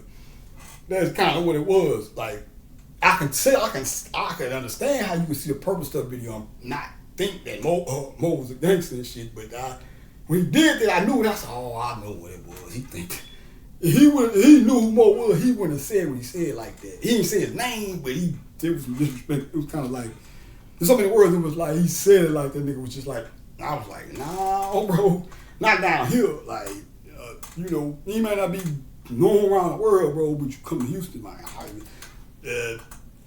You might have to talk to some people and shit, cause that he's a nigga made up. I'm trying to make it sound like there's too much shit going on. Nigga think I'll be on some bars. The nigga's a square business nigga, certified nigga in the street. So it's like, with a lot of love and shit. So it's like, I was like, man, that nigga said that. I say, man, them boys, they might have to talk to somebody when they come down here, man. Cause that nigga ain't that nigga they think they is. And it all goes back to just judging books by the cover or thinking your perception of something is right or just because you think it's one way or some shit, but you never know. You know what I'm saying? Well, I don't underestimate people. I don't even fuck with people, bro. That's nigga fuck with me, but you know, because you just never know, bro. You don't know what the motherfucker going through, who the motherfucker is. Some people look weak, monsters. You know, the straight up block monsters. You digging a nigga. I know it, niggas do it all the time. I know it with me. I'm a, you know, I guess I'm a laid back type of nigga. And I'm from the streets, but I'm not always trying to put on street energy. Oh, prove this shit out of that dumb shit. You know, that's why I can understand when I get in front of this camera. A nigga might, where I try to, you know, show y'all who I am or whatever, but, you know, niggas see you sitting there talking knowledge, and, cause you know, niggas, like I say, we have a, I don't know how it is now, but I know it's evolved a little bit better than that shit now. But you know how it was when we was growing up 90s and 80s and shit. Niggas, intelligence was considered nerdy, or being smart was nerd shit. And nobody wanted to be the nerd, everybody wanted to be cool and shit.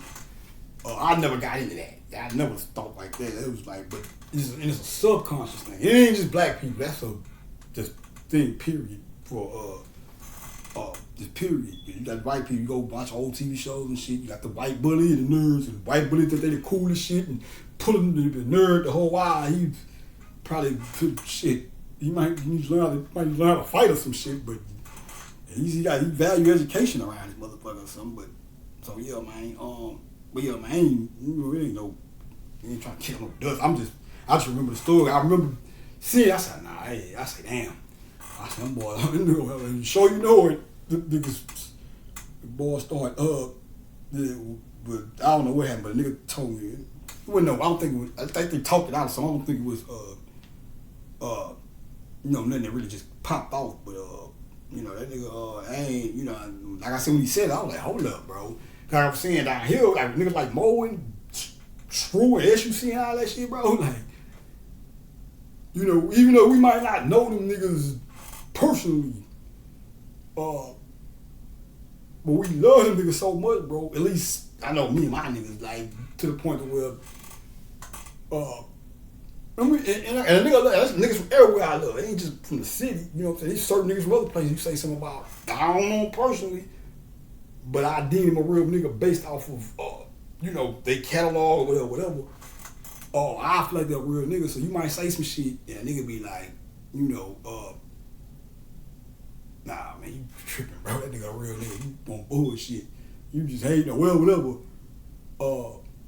You know, but with Mo and with nigga like Mo, it's a little bit more, that was him right there. That sounds just like that nigga. It's a little bit more, personal when you know, with them niggas, man. But for one, we just, you know, we ain't, you know, they can rap. They not, no worldwide figures and shit. So it's like, you know, this is our people.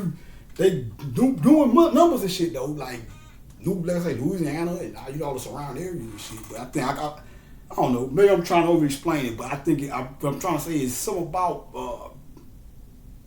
them niggas, man. Well, maybe it could just be because I'm an H-Town nigga. Because when this I was like, hold on, bro. I said, nah, bro. He handling bro wrong. You know, that nigga ain't no whole ass nigga, bro. Like he said shit like that nigga was just a whole ass nigga. It's like if that nigga Mo heard, he said shit like if Mo heard it don't matter. I was like, them niggas is cheese. They don't let that singing shit, them Oompa Loompas fool you. Them niggas about the action, bro. But we players out here, I was like, we more about bread, bro. And one thing about H-Town niggas, man, we about bread, bro. Niggas fight, squabble, shoot too. Don't get it wrong. Don't think I'm just saying, we just about money. No, all that shit too. We just not as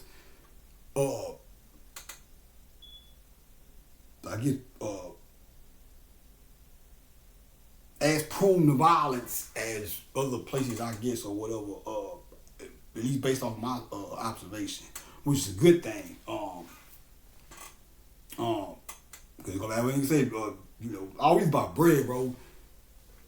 Me growing up, my niggas is wild. I ain't gonna lie, them niggas like to fight for no reason. I'm like I come from a wild bunch. I'm like the mild nigga in the wild bunch. And my niggas used to, I want to fight niggas for nothing. You know what I'm saying? You just come up, that's been the typical hood shit. You go to the hood and nigga don't know, you ain't from around there and shit. Now I'm more so the type of nigga like, when you come through, when you going, that's one thing. I ain't finna fuck with you. But when you come through and you trying to, it's really the problem be niggas selling dope. We don't know about coming up and trying to sell dope. If a nigga ain't know we trying to sell dope, it's the past. I'm not glorifying shit. I'm saying, if a nigga ain't coming up and trying to sell dope on the block, let the nigga go on the way he go. He ain't starting no trouble. You know what I'm saying? That's my mentality. My niggas be like, who's this fool? Man, file for that nigga for nothing. That ain't no everyday thing, all day everyday thing, but it's possible. Them niggas, hey bro, I don't know what the niggas be saying or talking. Like I said, I ain't trying to beat my chest. I ain't really got too much room. I try to be easy with any kind of form of bragging just based off of the fact of who I am. It's like that's enough already. So it's like that already intensifies shit. So I can't even brag or I have to watch my shit packery because to a certain degree because it's easy for a motherfucker to say, oh, he feeling this, so he getting a big head. So I be like, yeah, I be trying to balance shit out, man. So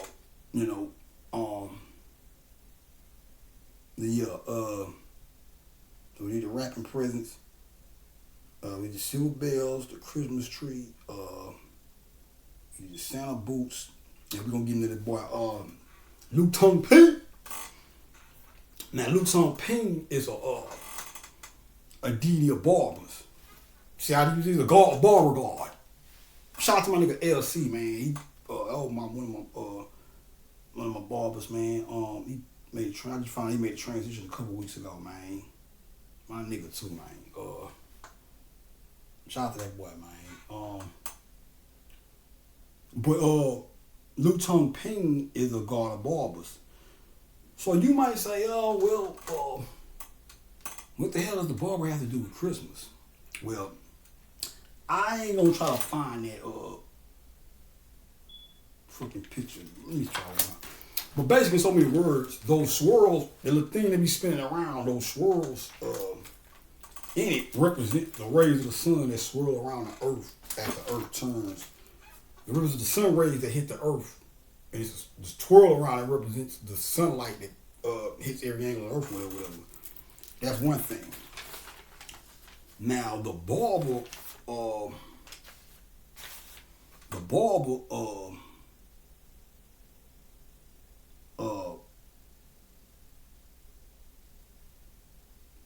we'll take you to I think Norse mythology or whatever. Just like Set killed Osiris in the or just remember Osiris in the Egyptian pantheon. The equivalent to that in Norse mythology is with Balder and Loki. I think it's Balder. I think Loki shoots Balder with a mistletoe arrow or some shit like that. But anyway, the nigga ain't Balder. And he gets killed like the Osiris thing.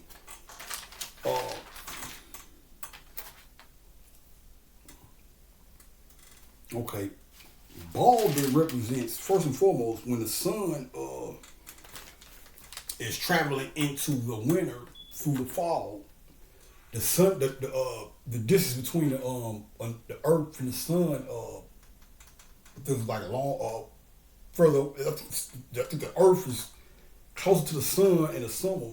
So when the winter come around, the sun rays shorten. The sun rays would be the hair, and the shortening of the hair of the winter by the winter time. That's the barber or the cutting of the hair. That's why they call him Balder, because that's what they represent. The death or temporary death, whatever you want to call it, because it's not necessarily a death. Osiris resurrects.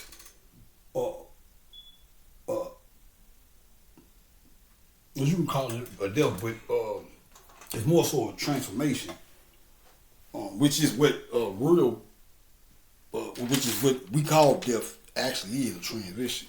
You're supposed to conquer death here while you're in the physical body.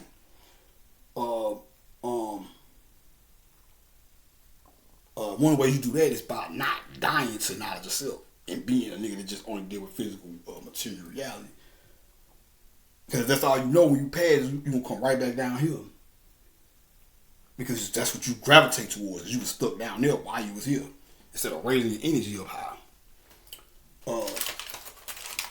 And you like, well, what's so bad about coming back? Well, let me tell you something, buddy. You know what the fuck gonna happen when you come back. You know which way to go through. Now, if you ain't been through shit in this lifetime, then you might not get that. But boy, if you done been through some shit in this lifetime, you would say, you know what? I ain't trying to go through no other shit to learn that lesson. I haven't tried to learn this shit now in this lifetime, so I ain't gotta, like I say, but I will say this much though. I was going into the Aquarian age, which is the beginning of a renovation of this place. Down in Bush, ain't just me talking. I got shit I got shit where it show you. You wonder why? What was the deities at when we was getting our ass kicked? Where this was all predestined for us to go through. But you might say, which y'all do that. Man, I mean, the God had to wake up. First and foremost,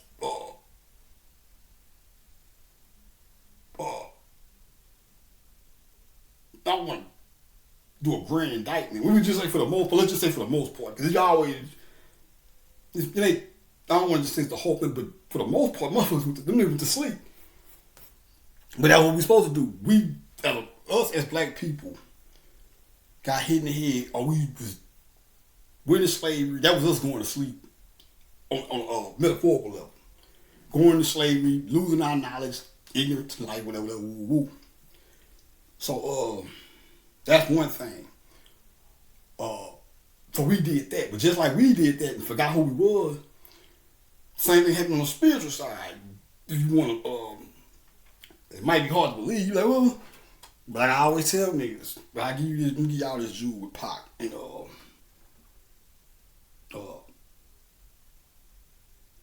it's one of the ones where I'll be like, I must say it, but I probably already said it too. And I'm gonna say that, and I'm gonna go into the barber shit, but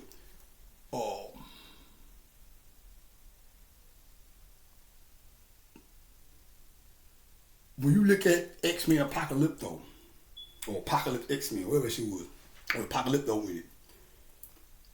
Now, take it, let it alone, man. The Apocalypto nigga, that's me, or based on me. You say, well, who are you? Well, Apocalyptos, what does Christ do when he come at earth? The apocalypse, or he's associated with the apocalypse. He's the Apocalypto. That's apocalypse. Jesus, he's the same thing.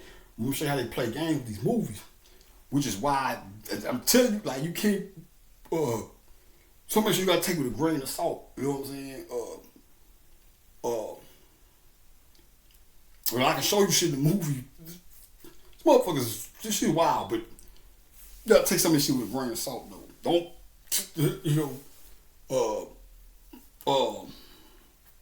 what I'm trying to look for. Because they switch all this shit up. They'll have horrors, or they'll have a hero doing some shit that I don't even fuck with. I wouldn't, or like when they, like with the Max thing, I don't, well, I can't say that because,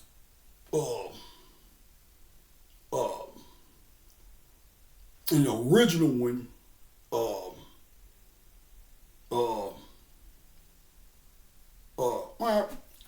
but anyway, I don't want to, shit, I broke my damn arm, man.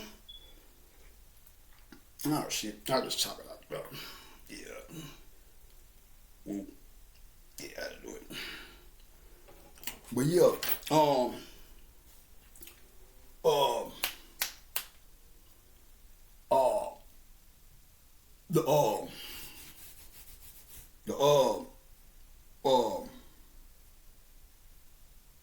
the Apocalypto nigga, so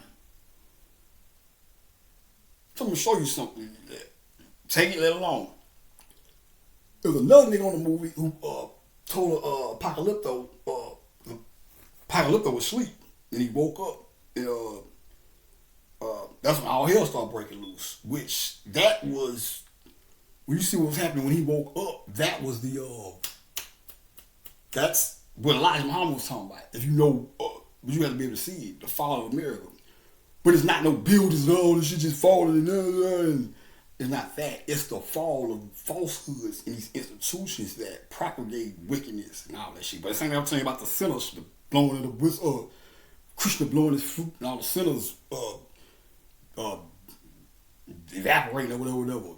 It's not necessarily about a bunch of people, fucked up people and shit. They're like, oh, a bunch of people just gonna die and shit like that. But it's saying that so many words.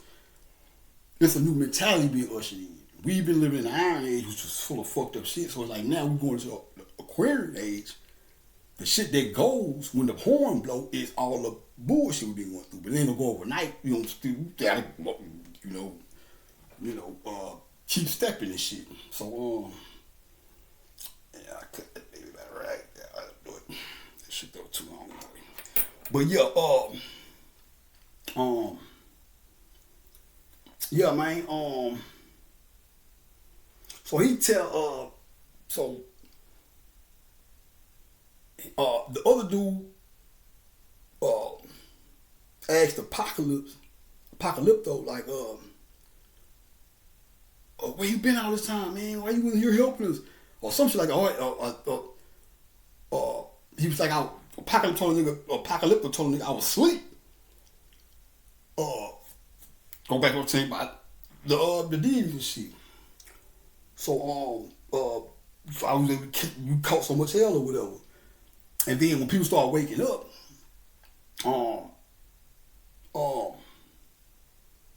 the more people, people doing work down here, we start waking them up there, or waking more of them up. So there's always some shit watching. Just like I said, this whole thing was, when you do all your research, you see this shit was prophesied and shit. Go look at what you gotta watch this, not just because I'm trying to blow me up, but go watch the Sambo, the Black God, Asia thing. You watch that right there, and you'll get a good understanding of just not who I am personally, but our old thing. Cause the shit is talking about me, though. Don't get anybody fool you, but I ain't trying to make you say it's all about me. But you'll get, if you go watch it, you'll get a better understanding of who I am and what I'm doing.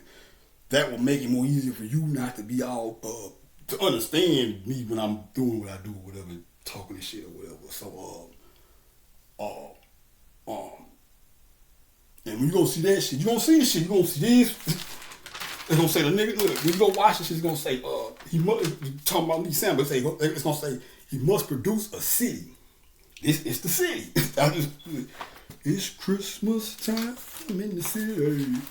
This shit is the city. When they say that, this is what they talking about. You gonna see niggas talking about the net and all that shit on there. It's all right here. Oh goddamn, what you do? Oh shit. Oh, there you go. This is what they're talking about. Nah, like I said, I saw the Sambo thing. But I didn't figure this out until after. And I figured out all this shit and I did this. But this is the city we're talking about. This is the city. The city is the center.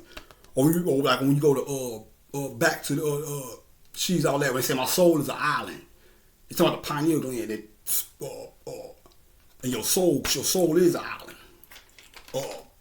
It's like the sun. You got the sun sitting in the middle of the island where everything's surrounded. That's how your soul is. So but you gonna see this. You gonna see something. You're gonna have to produce a city. This is the city right here. This is called the Sid right here. The Sid mound on the Sid knee. The Sid and the knee of the city or whatever. That's what I'm saying about the city guard thing. Where you check it out on Wikipedia or whatever. But yeah, that's how I know that shit real, because even when I first watched it a few times, it was before I did that, and I found I didn't say, "Oh, let me go build a city." I didn't know when I first saw it, like, he must produce a city. I was like, I didn't put too much thought in it, you know what I'm saying? Because the rest of that shit was pretty much explaining everything, but I didn't put too much thought in it. And after I did this shit, And I said, oh, this is what they was talking about. The city is the earth itself. So when they say he must produce a city, they're not saying it literally. They're saying he must do this. And I'll basically bringing to fruition the process of how this city called Earth was built or whatever. Or, um, yeah. But so, yeah, so Apocalypto told the nigga, I was asleep. So I said, hold up. Man, I don't, like I say, bro, I am who I am. But it's still shit I use that and I don't even know how the fuck they know what the fuck be going on or what. But all I know is, I was looking at that conversation, I said, hold up, that's me and Pac. And you might say, oh, this nigga here, he's reaching out. You know what, you know, I can understand why you would say that. But I'm gonna show you why I said what I said. Before that even happened, I used to think about Pac. Like when I found out what it was, I used to think about, before I even seen Apocalypto or X-Men shit. I found out what it was and I started thinking about Pac. And he used to be like, Lord help me, who you see, man? Lord, don't answer the prayers and all that shit he was saying. And I be looking back and I was like, damn. Well, nigga, I was here with you. I didn't know who the fuck I was. Which was the key. That's why I used to always say, cause I would think about that random here and there. But that's what I always say to myself, like, damn, I didn't know. When I saw the movie and nigga said he was asleep, I said, no, that's me and Pac. The nigga saying, where was you at? Why you couldn't help me? That was the equivalent of Pac with the, even the Lord cried, or even thugs cried, but who the Lord carried me. God say, you know how that, you listen to Pac, you would hear certain songs where he kind of like, what's going on, God? Why you doing this to us? And all this, oh Lord, and all this whole shit. But that part in the movie where the dude he was rapping lyrics, but he was basically doing the same thing Pac was doing, like, damn man, what's up? You know, he telling nigga Pac like, man, what you here? Pac was telling me I was asleep. So when Pac be saying that shit, it's the same thing. I was asleep. I was here on the earth walking around. But what do we call niggas who don't have knowledge or who don't know who they are? They sleep or whatever. I was asleep. Then I woke up and like, now I know. So like, so when I saw that shit, I was like, man, this is some bad shit. And you might say, well, how did they do that with the movie? How did they know that? And who the fuck know? But one thing about it is you gotta understand and know. I don't say believe in. We just say believe in for beginners, but you gotta have a knowing this shit.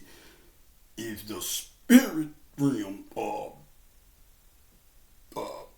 I think we got so, or it's possible that we as society have been bombarded with so much fake shit in regards to spirituality that maybe subconsciously we forget about this other side and shit, or we don't believe in that shit like we supposed to or whatever. But it's like Bobby said, the spirit would. He said, don't diss all white people because eventually the spirit will inspire them. Well, not eventually, because they done this in the past, with all the white people that stood up for the truth and shit. But I always, you know what I mean.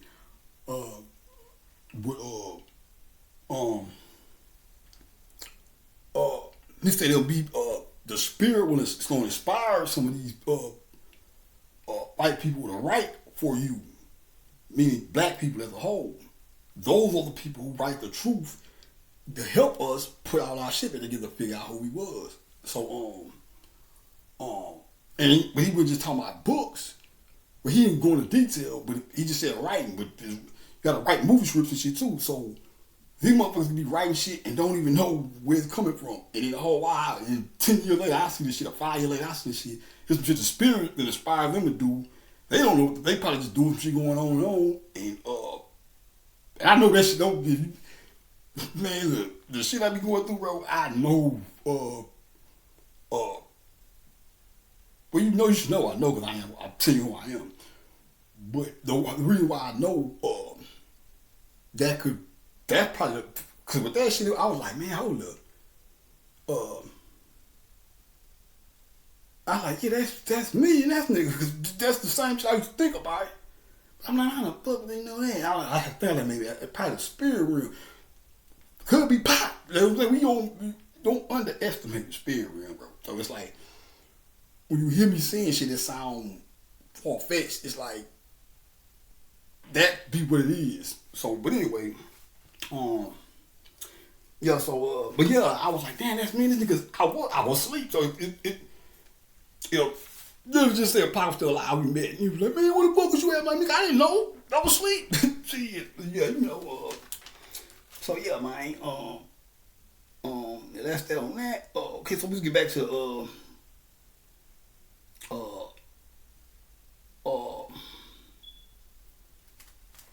let's get back to the barber thing. So the balder, uh, a barber balls you when he cuts your hair, right? Sun rays, which is the hair of the sun, gets shorter during the winter. Barber cuts hair, loops on pin. Uh, uh, and it's funny because I was back to Big Mo. I went listen to that nigga last, well, it was night before last, and I went listen to that freestyle. It was the freestyle. That boy say, I'm a ball fade with the clip or something, or hit me on the hip or some shit like that. That boy was swift on it. Hold on, it's the screwed up chop one, so it's like I don't understand because he chopped it up. So I know he said ball fade with the clip. Can't remember something else he said. Hit me on the hip, but it was kind of chopped up because it was a screwed and chopped version. So not by screw though, it was the button shit. I don't know why they went that route. Screw was still alive, but who knows? I don't know what that was about, but Mo on it, so you know it's his shit. He says you see, so maybe Screw. I don't know, but I don't know why they getting Screw to do that. But that was like towards the end though, cause Screw died that same year. Mo shit dropped that summer. Then Screw passed in November, but Mo real nigga, man. I don't think these niggas just some niggas that like, 'cause, you hear people talking like, oh man, they out here promoting these service drugs and we don't give a fuck about the youth dying. It's like I ain't the thing to care. Cause I went to a Big Mo concert and I was on Drain. So we in the concert rocking. I'm nodding though, so it's like I'm leaning that bit. I'm leaning, tripping. That I admit, but I ain't. I'm fucking just falling and bust my ass, but I catch myself. When I open my eyes back up, the nigga Mo on stage, he doing his thing, but he looking at me concerned, like that nigga was looking like he was thinking about some shit. You know what I'm saying? Like, well, of course he was looking like, man, I hope the nigga don't pass out this bitch. But it looked like it was more than it. It was like, I don't know, I can't tell you what he was thinking, but it damn there was like, I don't know, he could have been looking like, damn, could have had a flash moment like, damn, am I influencing these young niggas or something, or tripping, but who knows? But I know he looked at me like he didn't look at me like a nigga that didn't give a fuck. Like, oh yeah, he leaning like me. Don't pass out, nigga. And nigga was like, boy, you alright, boy? It really was the look on his face was like, you alright, boy? Which goes back to what I was saying about y'all gotta excuse my thumb, man. I smoking cigarettes and shit. I roll up. I don't do the filter. That should be the brother doing shit on nigga hand. So I know him. Don't look the hottest, but what time is it? Well, she don't look the hottest, but yeah. So I'm gonna hit your boys. But anyway, yeah, man, I always remember that moment, man. But I say I was just a little moment. I call him, so we just going, we ain't like he was falling out and shit. But that's just how all it is. You sipping lean, but if you up rocking the concert, you sipping drink going. You have a moment where you know out and shit. But I went out like that. But yeah. But it's funny because I went to that freestyle and nigga said that shit right in the midst of all this right here. But I'm gonna show you. So when they say balder in the barber, when we talk the barber shop in the squirrel and shit, I already told you what that is, but then balder is, okay, you got this right here. And when this is, like I said, they transfer. This go down here, the light comes up. Then this this right here, excuse me, this goes up here through there, and the melody come down. So up here would be dark until the light flooded. It'll look like this. So you'll have, when the top look like this, you'll have this with the 7 lamps coming out of the center. And then the balder, or the clip, the cutting of the hair is when all that light retracts from this side and shoot out that way, all that light retract this way, shoot out that way, and all this go up, shoot up the way. Then you have the ball ice, or the ice over the top of the earth, which is bald, shortening the rays, cold, freeze, all that shit. So that's what the whole barber thing. Because you'll see that associated with winter. Like you see it in barber shops, but I think you see it in winter shit too. Like I think you go watch that movie. Pineapple Express, or one of them cartoon movies and shit. You see it. You just watch winter movies, you will see that shit. You'll see a little thingamajig that the barber shop be having. But whatever it is, because like I said, I was like, I don't know what the fuck this got to do with Christmas or some shit. But yeah, man.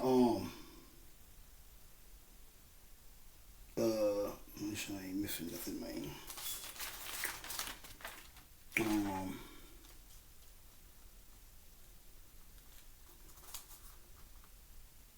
The turtle doves and the martin. I was talking about the martin bird or whatever. But you got the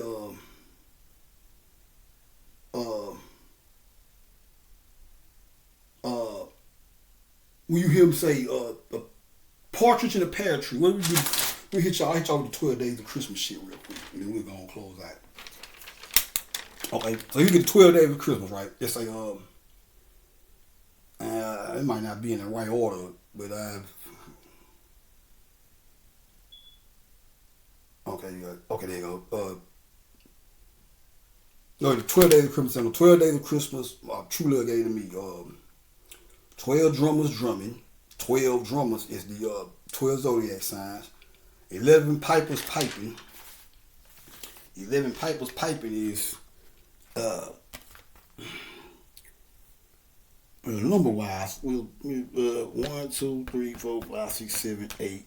Hold on. 1, 2, 3, 4, 5, 6, 7, 8, 9, and then it the whole, the 1 to it, which will represent the circumference, will be the 10. And these are the pipes, or whatever. The pipers piping, blowing the horn, or whatever. I guess the 11 would be, I guess when I'll show you the 10, but when all this go up, it just be the 1 right here. Now let it be empty, so that could be the 10 1 or something like that.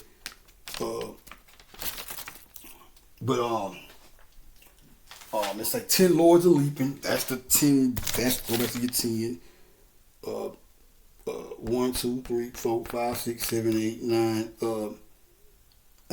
Plus the circumference. These leap up, and this leaps here, this leaps here, this leaps here, this leaps here, and leaps all the way up here. Then now this leaps out of size or whatever. 8 maids of milking, of course, the 8. 1, 2, 3, 4, 5, 6, 7, 8. Well, really, in this case, it'll be 1, 2, 3, 4, 5, 6, 7, 8. Because the milking is the these are the 8 maids of milking, because this is the milk, the misty white firmament or whatnot.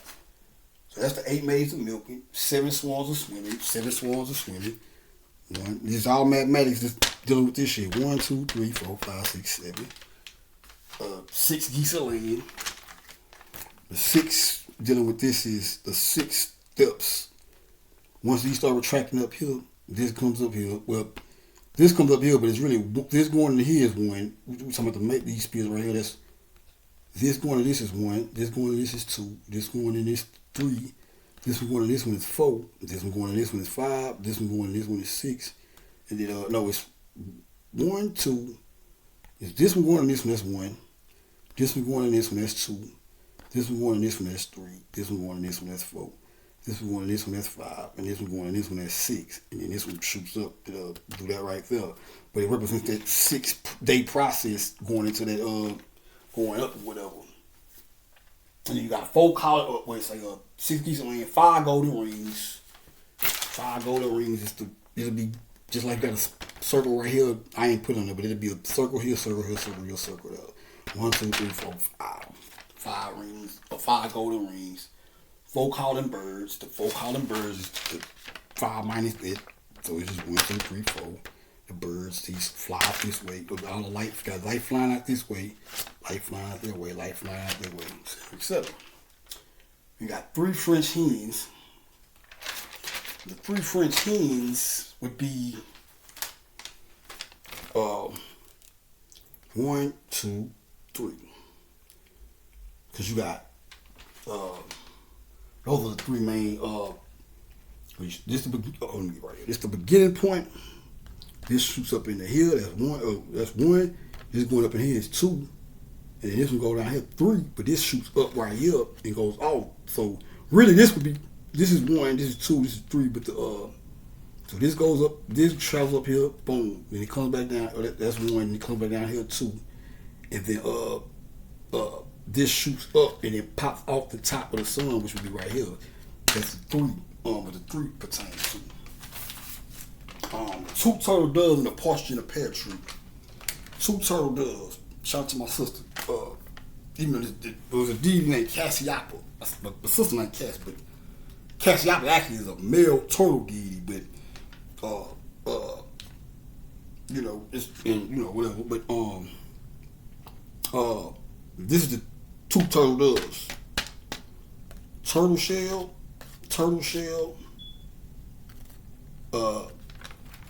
This would be the dove. When all that light comes up in the bird.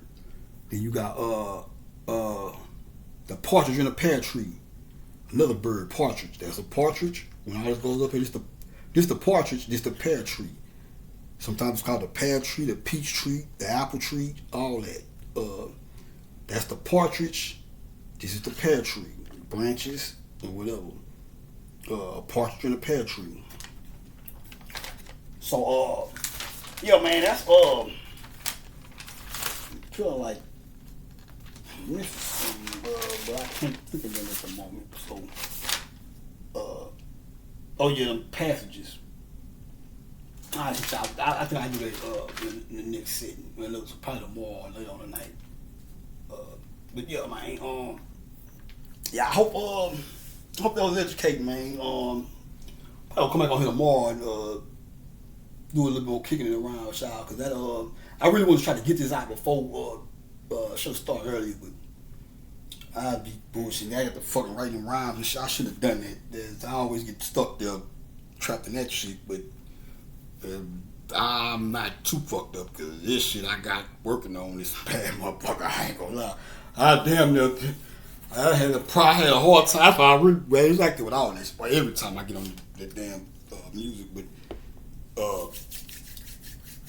it was hard as fuck to stop this time. But my thing was, okay, I'm gonna do a little music. I'm gonna go ahead and start so I can get this thing out. But man, I was writing so fire, man. But I'm the type like I don't just write anything. I write shit. But I come up with some shit. I come up with like 4 lines. But every time I like to flip my shit around. Ooh, that's what I'm saying, niggas. I don't just what I'm saying earlier about niggas just not putting that much time in the show or put as much time as we used to with the wit and it's like I don't just write shit down quick. I'm flipping shit around, just that, take that out of this move, whatever. But that shit I got that was some bad shit. That's like one I ain't gonna lie. That's like one of the bad. I got some bad motherfuckers, but that one else gonna be a bad motherfucker. But I ain't gonna lie, when I drop that shit, I ain't even got halfway through the first verse shit, but that's just the way I start that bitch out. Them boys gonna be that shit there fire. I damn wanna spit that shit for y'all right now.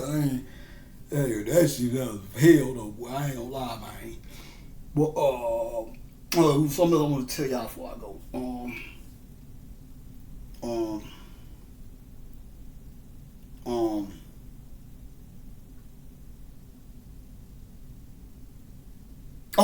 the childhood thing.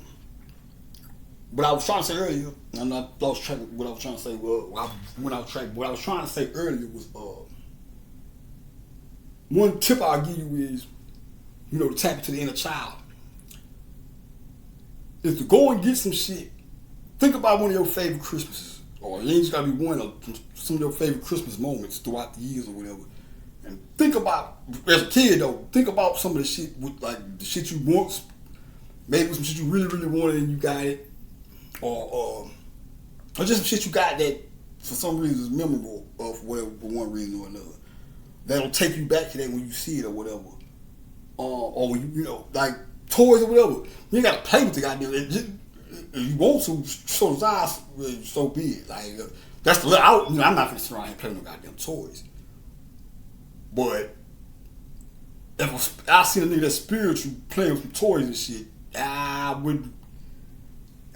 20 years ago, I probably would have been like, this nigga tripping, but now, I'll go ahead, bro. Whatever. But you don't gotta actually, play with the shit. Yeah, issue so desire, like I said, but get that shit, bro, and or bro or sister or whatever. I'm talking about just talking to niggas, but get some shit that you got before on one of the memorable Christmas, or some shit you remember, or some shit you like, or even some shit you got here. Certain shit I got, I wouldn't deal with them tell y'all to do right now. And I ain't gonna lie, I was trying to wrap it up because I was breaking down. I never wrapped a gift before. I don't think. I think I probably have, but I ain't the best of that shit. So I was trying to wrap that shit up and so I can have it for the presentation because I knew I was going to break down how the wrapping of the presents come from the wrapping of the mummy. Yeah, but my rapping skills is embarrassing. So I might as well just shit. Fuck it. We can act like this. Yeah, we could act. But I wouldn't got this. Oh yeah, and I gotta tell this story right here. I'm out. The whole Hogan thing. It's all run concurrent. But I wouldn't got this shit here. The Snoopy ice cone snow cone maker.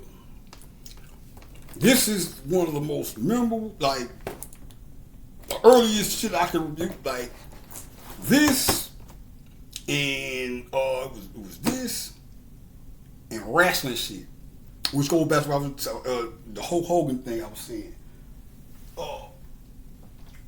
It was this wrestling, Hulk Hogan in particular, but wrestling period. I was a wrestling fan. These are some of the earliest Christmas presents I remember getting. And memory. Then you had like I probably had to try to find one of those later. The Pound Puppies and shit, Cooler. They used to have one of them. Teddy Ruxpin. That's a boy. I probably gonna get that boy too, Teddy Ruxpin. And not to play with, but just to have around.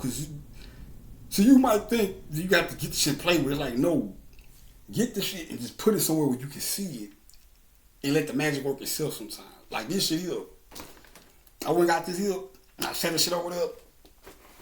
And I didn't say, let me just look at the Snoopy and Snoopy ice cone maker and try to tap into my inner child. I didn't do that. I just looked at it. And I can't remember what happened. That's what it was. When I started writing today, like,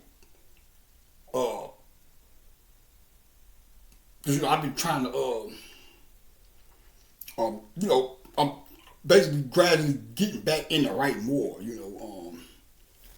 I've been writing though, like, I've been writing, while I say this much, I've been writing more since I've been home. I always wrote since I've been home, but it was scarce. But I'll say I've been writing more so from like since 2016 or whatever, as opposed to before that when I was in jail and shit. But when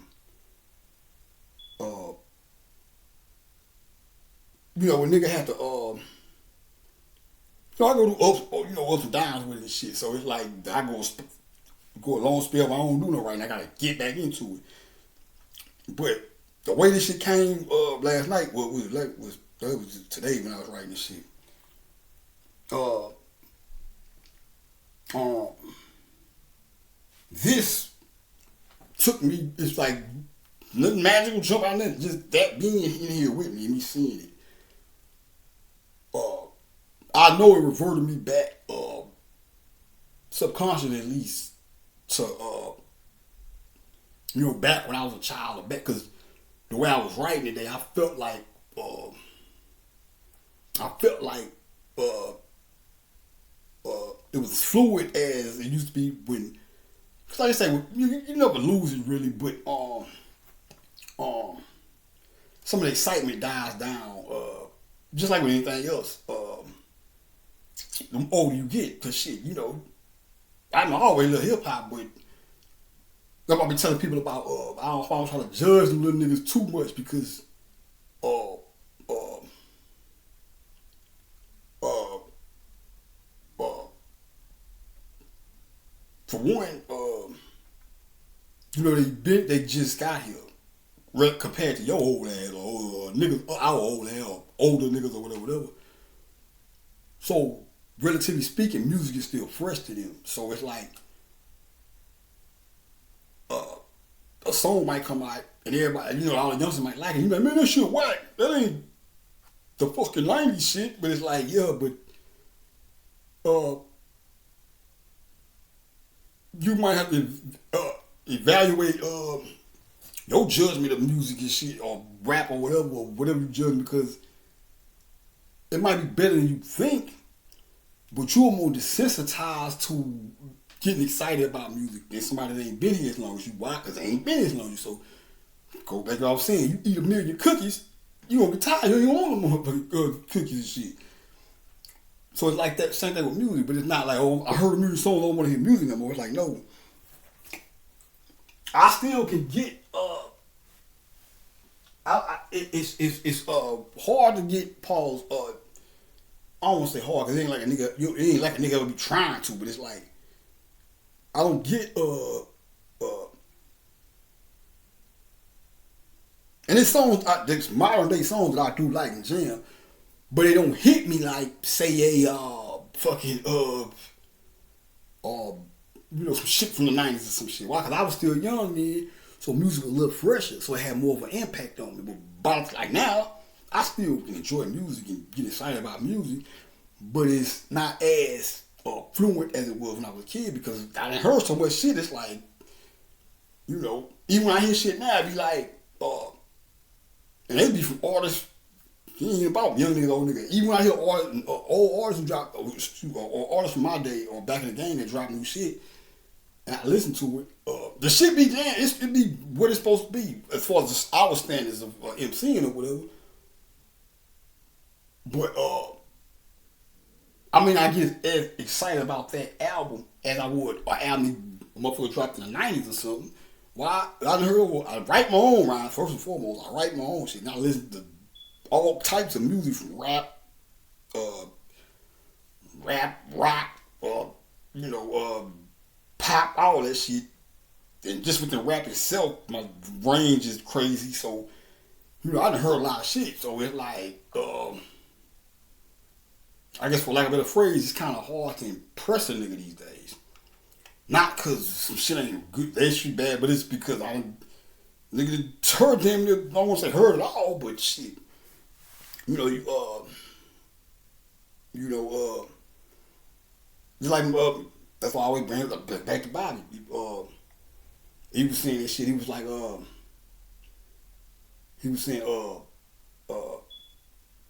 he was saying back then, he was like, man, black people listen to music too much. He was like, we addicted to music. Which he kind of got a point because, they're not saying, you're not saying you gotta try to stop. I'm listening to too much music. To me, the way I interpret it was more of you speak more of a collective thing, like overall. But I know what you were saying though because shit, nigga, like you said, I'm growing up, nigga. That's all it was about. That's why I tell niggas now, like the reason why it's hard to make bread with the or you see a lot of this shit is not sticking, or I don't want to say sticking, but it's like this is a for some reason this this generation, in my opinion, I don't think they value music like we did. Even the shit they like, some shit come out today, and everybody, man, that's the woo, woo, woo. And then 6 months later, you know that shit, oh, that played out. You know, when all that rally nigga, when we was coming up, 6 months later, that shit still be, it'll be just now going off the radio and shit. Wait, I know it's like that now, but you get what I'm saying. I think that's why we could, and I think that a lot of that shit is based off of the systematic separation of the youth from the OGs and shit. Because these little niggas don't, you know, I heard one of these little niggas, I think he was like, he wasn't that goddamn, he ain't like, this shit was like, which one of them niggas said that? I don't even know which one of them niggas said that, but I remember he was a young nigga, but he wasn't that goddamn young. Nigga was like, man, I don't know no Biggie songs or some shit a nigga said, I don't even remember who the fuck it was. But I remember the nigga saying it, and I was like, hold on, bro, you ain't that damn young, man, like, you know, it's like me. When I was 10 and 11, nigga, I knew about the whispers and all that shit, the shot lights, and, you know, when that shit still jam, you know, when I just so happened to hear it or whatever. So it was like, and that was shit way before my time, like with Biggie, that shit ain't, you know, this is shit that's not that damn far down the line, so that means that somewhere down the line, and that's not just him, that's the generation period damn near. Well, like I said, I don't hang with you young kids, youngsters and shit, so I don't want to get too crazy, but just from my singing out there and shit. But,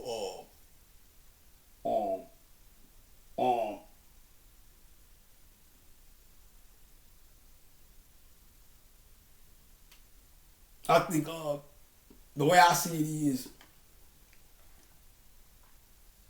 somewhere down the line, and mind you, this is in the Willie Lynch shit too, separate the young from the old. That's why I say, because somebody might say, oh man, it's just the evolution, man, everybody ain't gonna oh, because it didn't happen, the way it's happening with these little niggas, man, it ain't happen like that with us. And you can see the fucking gap, like, you know, we didn't come up dissing, like, you know, when we was in the 90s, niggas was saying, man, the damn Run DMC on them, that shit played out and all that. We respected them niggas. Even when we was, like, cause Run DMC, I respect, but, well, them niggas caught up on, hip hop don't stone me, but I ain't never sat down and listened to a whole Run DMC album. I'm gonna have to go do that. But you gotta understand, I was young. By the time I got to age, we was buying CDs and shit, man. And like that there, when I was old enough to buy CDs and shit, they was already kind of like going, like, you know, fading out or whatever. Even Down with the Kings, well, that's what that Down with the Kings is. Now knocking Run DMC because they jam, they do what they do, but everybody got their own pocket and. All we can take it even deeper than just Run DMC. You go back to some like the old school MCs. You know, the style is kind of big. You know, you hear like, some styles kind of big, but that's the beginning. That's because it's the beginning. Now Melly Mel, that nigga was. I listen to that nigga. That fucking that motherfucking message that nigga was spitting. You know, it was old school, but if you listen to that nigga, he ain't like, you just, oh, that nigga hip hop, like, nah, that nigga be spitting. Like, it ain't just no basic shit. That nigga a spitter. And like I say, not none of the old school, but you know, things started there. Hip hop, you know, that's not to knock it, but you compare that shit to some Rakim or some shit, that's, Rakim, he represents an evolution of lyricism, so it's like, when you listen to shit that came, you know, him and Kane, them boys, Cass, but like I say, not saying everybody like it, but it's like the beginning of hip hop. You can see that. What else? You can see the evolution. You can see when it went from hip to hop to 7 MCs, put them in a line. Like you seen the, you know what I'm saying? But we never looked back and said, just like right now, I'm a lyrical nigga, so it's like, you know, That's my favorite type of rapping, lyrical shit. You know, I like party shit and all that shit too. But I'm a lyrical nigga. But I still go and I'm trying to think about. I know if I think of what I go. It ain't nothing for you to catch me up. But I don't. I'm trying to think of a better example. But I'll say the Fat Boys, but they wasn't just. You can kind of say it was compared to what we got to. You know, we kind of evolved, but even them niggas wasn't just. Like I said, I love hip hop, so I'd rather go listen to this shit before I just speak prematurely, because that's what I was saying about the Run DMC shit. You know, I saying that based off commercial hits and shit, but I be the one listening to the album. They probably had 20 others down with the Kings and some other shit, but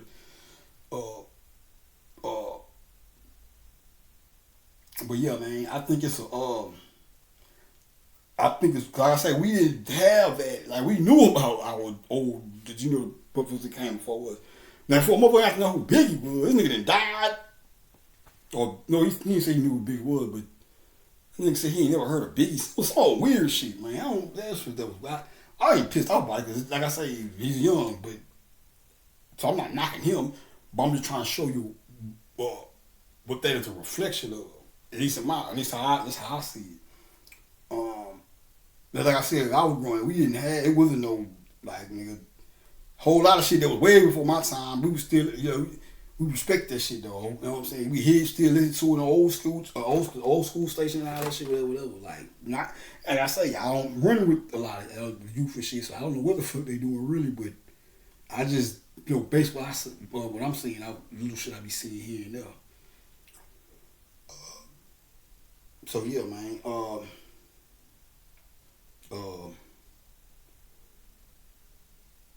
That'll pretty much do it, man. Yeah, man, I'm on CP time. I was trying to get this shit out before, Christmas, but, yeah, my dumb ass. But I'm doing it on Christmas. It'll be out in a minute, so, with that being said, man, no, I'm tripping, I'm getting ahead of myself. But yeah, I'll be back to this right here. So yeah, I went and got it was this. I got damn it walked out on y'all. And wrestling, the Hulk Hogan thing. That is the perfect. I told y'all about the Hulk Hogan. I told you I didn't want to be a Hulk Hogan. So I'm finished that off. I forgot what video was. It was at the end when I said it. I ain't never get to go back through and explain it. What I was talking. The reason I was saying it is Hulk Hogan was my favorite wrestler. You know, I was a Hulkamaniac, nigga. I wanted that nigga to be my brother. I'm a kid. I don't know no better. So like, I remember we was writing Christmas. We was, should all go together. We was writing, we had to, I think I was like in the kindergarten or first grade or some shit. We had to write a letter to Santa, telling him what we're going for Christmas and shit. Now, you know, I'm young, shit, nice. I'm a Hulk Hogan fan, so I'm like, man, I want Hulk Hogan to be my brother. That was me as a kid. That's why I don't get so fucking. You know, I call shit out, but I don't get caught up in the racism shit, because just that alone,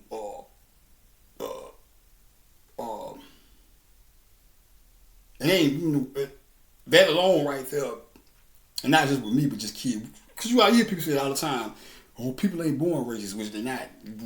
Why you have a white kid, you raise them around motherfuckers who ain't racist, he won't be racist. Raise around racist motherfucker, he'll be racist. But he ain't like he come out there bitch talking, oh, fuck white, fuck niggas. Just like ain't no black dude coming out saying, you know, baby coming out saying, growing up saying fuck white people. At least until he started figuring out what the fuck happened, and you know, whatever. But he ain't just coming out saying, oh, fuck him, he's white. No, you don't, you know what I'm saying? You got to figure out what the hell's going on before you start, but I said that to say, to show you that racism is an inherent. And that's key coming from me, because I'm telling you, I'm the Christ. So if I'm how I'm trying to put this,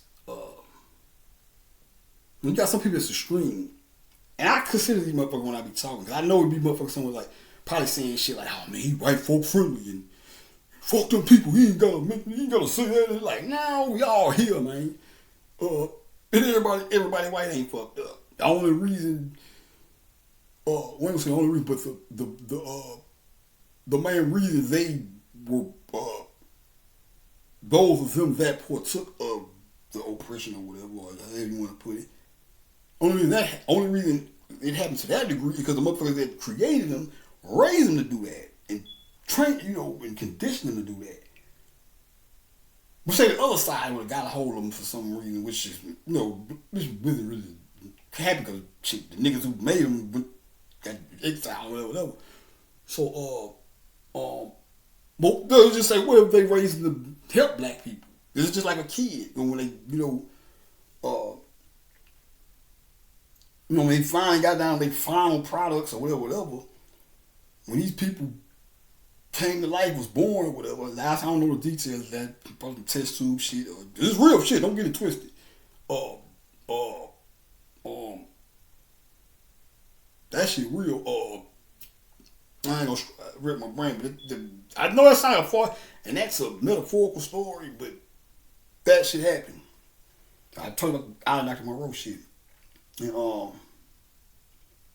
but I was saying I don't want to be Hulk Hogan because now if I'm Christ or what and shit, I say whatever, like I'm just throwing out, but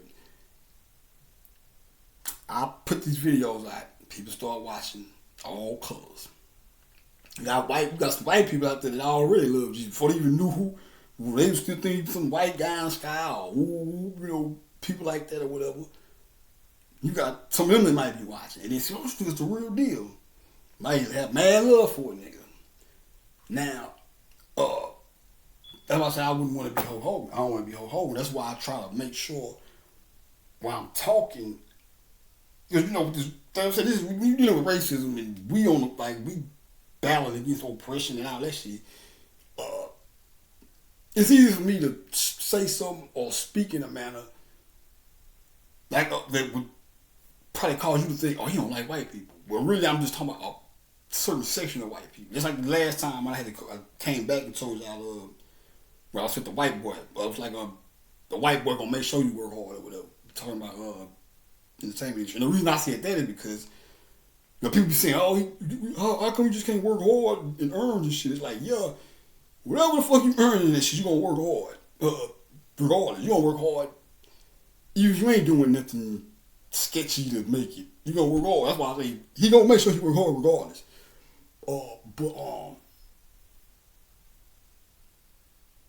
That's why I correct little shit like that. Now I don't give a fuck what about it. I gotta walk around this motherfucker. I ain't saying it correctly because I'm out of feel no shit like that. Like I always tell y'all, like I've been telling y'all since I first started talking. I just want to be understood within the realms of reality, which in this case means I don't want some people can't please everybody. I don't give a fuck. Don't think I'm running around here like, oh, please don't think I just tell you what I give you the common courtesy of explaining myself and don't mind repeating every now and then. So you gotta talk in circles to people memories and shit be off. Memory forgetting shit, So I say this shit sporadically, but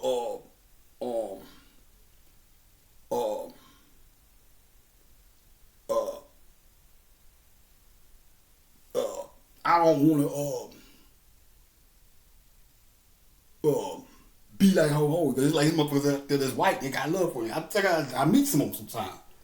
I can try to meet a white boy. I mean, man, I hate what my people did. Ooh. I don't know if you watch my videos or this was just we was in front of a bar or some shit. I was out there with my partner. And man, he was out there talking with us and shit. And somehow that shit came up and he said that shit. So you got people like that. So if I'm out here just like, fuck, white people, y'all did this to us. It's like, well, what about the motherfuckers that like a nigga? Which made me the black Hulk Hogan because nigga Hulk Hogan was my favorite wrestler. And then he come out, dude, I was locked up, but he come out, they find this nigga racist. This boy racist and shit. And I'm like, damn, that's a wild twist. Like, how you live like, how would you be, let's just say you was Hulk Hogan or a wrestler that was racist. And years later, I don't know if he found out about me or whatever, but you find out, Christ is on earth and he was a fan of yours, but he's black and you racist. That's what I'm gonna leave y'all niggas. I don't want to be that. Like I said, I don't want to be Hulk Hogan, man. Like I understand there's white people out here that ain't fucked up and not only not fucked up, but probably listen to me and got mad love for a nigga and feel what a nigga doing. So if I was just be straight up inconsiderate, which is another thing. Some other nigga can be. I can't even. I don't say I can't afford to be, but I'm on a high level than that. It's like other shit. It's like certain shit in just real life that coming from where I come from, nigga might look at it one way, but I can't treat a motherfucker a certain way because I'm on a whole other level. You know what I'm saying? It's like I can't sit here and be holding people what I'm looking for handling people with a heavy hand based on some shit that's relatively petty or that's petty compared to you. Petty. That's why when I found out this shit, when I finally clicked to me who I was, a lot of shit I had to elevate above, let go. Or like, you can trip on it. I can't trip on that no more. I can't trip on that, but I gotta that we petty. Just shit like if you was just say Jesus who y'all thought it was, or some nigga coming out on a cloud and all that shit. You wouldn't expect him to trip over niggas over petty shit. Like, let me give you an example. I don't know, you just with, certain shit that average, I can't even, there's certain shit I have to pardon niggas for because I'm on a whole other level. So I can't be as stuck down on petty, like, I don't want to say petty shit, but certain shit. I have to be more understanding than the average person because of who I am, which all makes sense because I've always been that type of dude. I'll give you an example and I'll let y'all go. Like when I was in jail, right?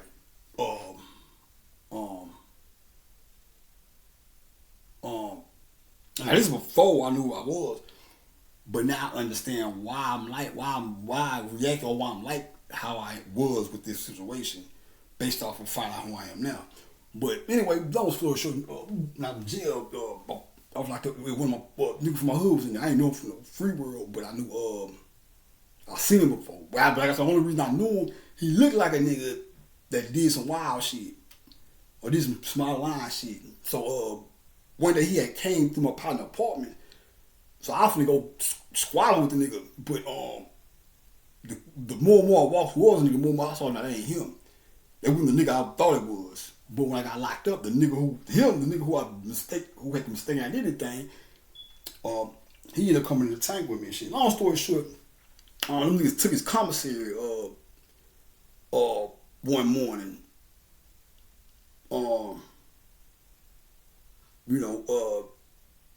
Same niggas.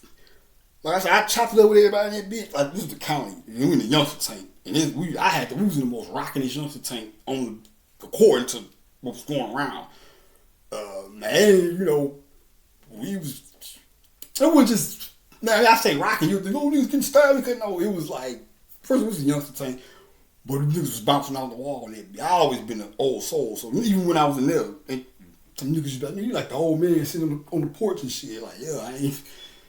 Nigga, we facing time in this bitch. You niggas running around this bitch like, we finna go to a party, man. That used to fuck me up too. Them niggas been there facing life and got life and all kind of shit. Them niggas been there. I guess that, well, then again, that might be the shit. Anything you can do about it, man. That's the shit best way to go. Like, fuck it. But them niggas they be acting like they ain't in jail. I'm like, God damn, bro. You niggas don't ever sit down and just think sometimes and shit. I see why niggas in here, not trying to judge, but when I see how, I get it, you can't, but at the same time, you can't be in that bitch just moping all the time either. I just do it sometimes, niggas always remind you, come on, Southwest, you can't do your time like that. You gotta get up.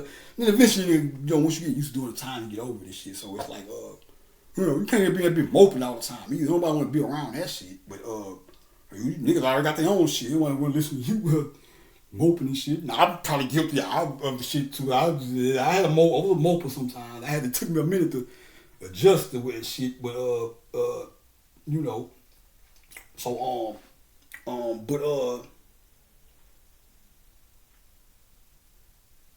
They took the nigga commissary. We made commissary. Commissary early. Niggas made commissary. They put us on the back, went to sleep. Woke back up. This nigga like, man, niggas got my shit. No, we woke up. The nigga shit was missing, and we looked down the way. It was like, them niggas was like having a party down there. And, everybody bouncing off the wall. Know what that is? On speedball. So they got a nigga coffee and the speedball. Niggas, it's like a coffee with soda in and shit. And then young niggas, so they were bouncing off the wall. What? Eating this shit. Now I know these niggas don't make commissary. So I'm like, man, I said, what the fuck fools they got your shit? What you wanna do? Now we too deep. Crash mission, really. Them niggas about like, they were like 9 deep. But we all know each other. Like niggas down there don't got no smoke with me. I don't know what he did. Which now that I think back, like, sometimes you gotta watch how fast you rush to aid somebody. Cause they might not want to aid their goddamn self. 2, you don't know what the fuck they did. But I don't think that nigga had did nothing really. Them niggas was just on some fuck shit. I ain't gonna lie. Messy shit or whatever. I don't know. Let me say that. But it's just how it came out to me. I don't know. The reason I say that because he was just hanging with these niggas and shit. And like I said, I fuck with everybody, but I hung with my nigga next to me, my Italian partner Cohen. So I kicked it with that nigga more than anything. Damn, him, the nigga I'm telling you about, he from the hood and shit. But even him, you used to get to tell him lies and shit. That was pissed me off by him. That my nigga that I don't know what, man. That nigga had I ain't going that, but man, that boy that was he was cool, man. He used to just lie sometimes, man. Well, man, that nigga they used to be lying. This nigga was trying to tell me about my partner. In so many words, he was saying my partner had what kind of car? I forgot what kind of fucking car that was. But he had 2 versions of it. He had a champagne one and he had a blue one. But he got the blue one after the champagne first, and he traded in for the blue one. So I was talking to this nigga here. Like I said, he from the hood. So we naming names and shit. So I bring my partner up. He's like, yeah, man, that's my kinfolk, man. Man, you remember that blue woods what we had? He's like, yeah, man, I was at the Capitol. He let me drive it at the Capitol. So I said, okay, I'm finna see if this nigga a liar. Because they had no, but it was the Capitol name. He said that nigga said that nigga said the 2000, what it was? He said the other nigga said the 01 Capitol. I think he said the 02, yeah, he said the 02 Capitol. But my partner didn't get the fucking the blue joint till about 6 months after the Capitol. All was very easy. He got the beige one last, I can't remember. But whatever it was, the partner, he cool nigga. He just tell him why. He kissed him. The nigga was like, he's like, yeah, man, that boy, man. My partner had swings on the shit too, so he was like, the nigga was like, yeah, man, that boy, that's my kinfolk. I'm like, yeah, ooh. Now, the nigga I'm talking about, I know this nigga. Like, they ain't just know, we don't hang out. He got, like, everybody got their own crews and shit, but, I know the nigga. I know his family and shit. He stayed in my block before. So, the nigga was like,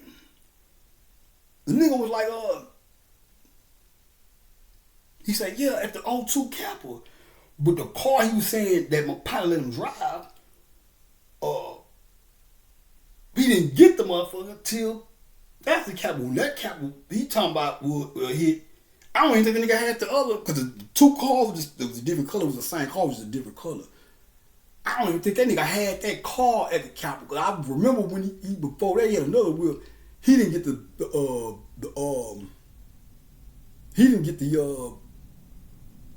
other wheel till like that summer or some shit.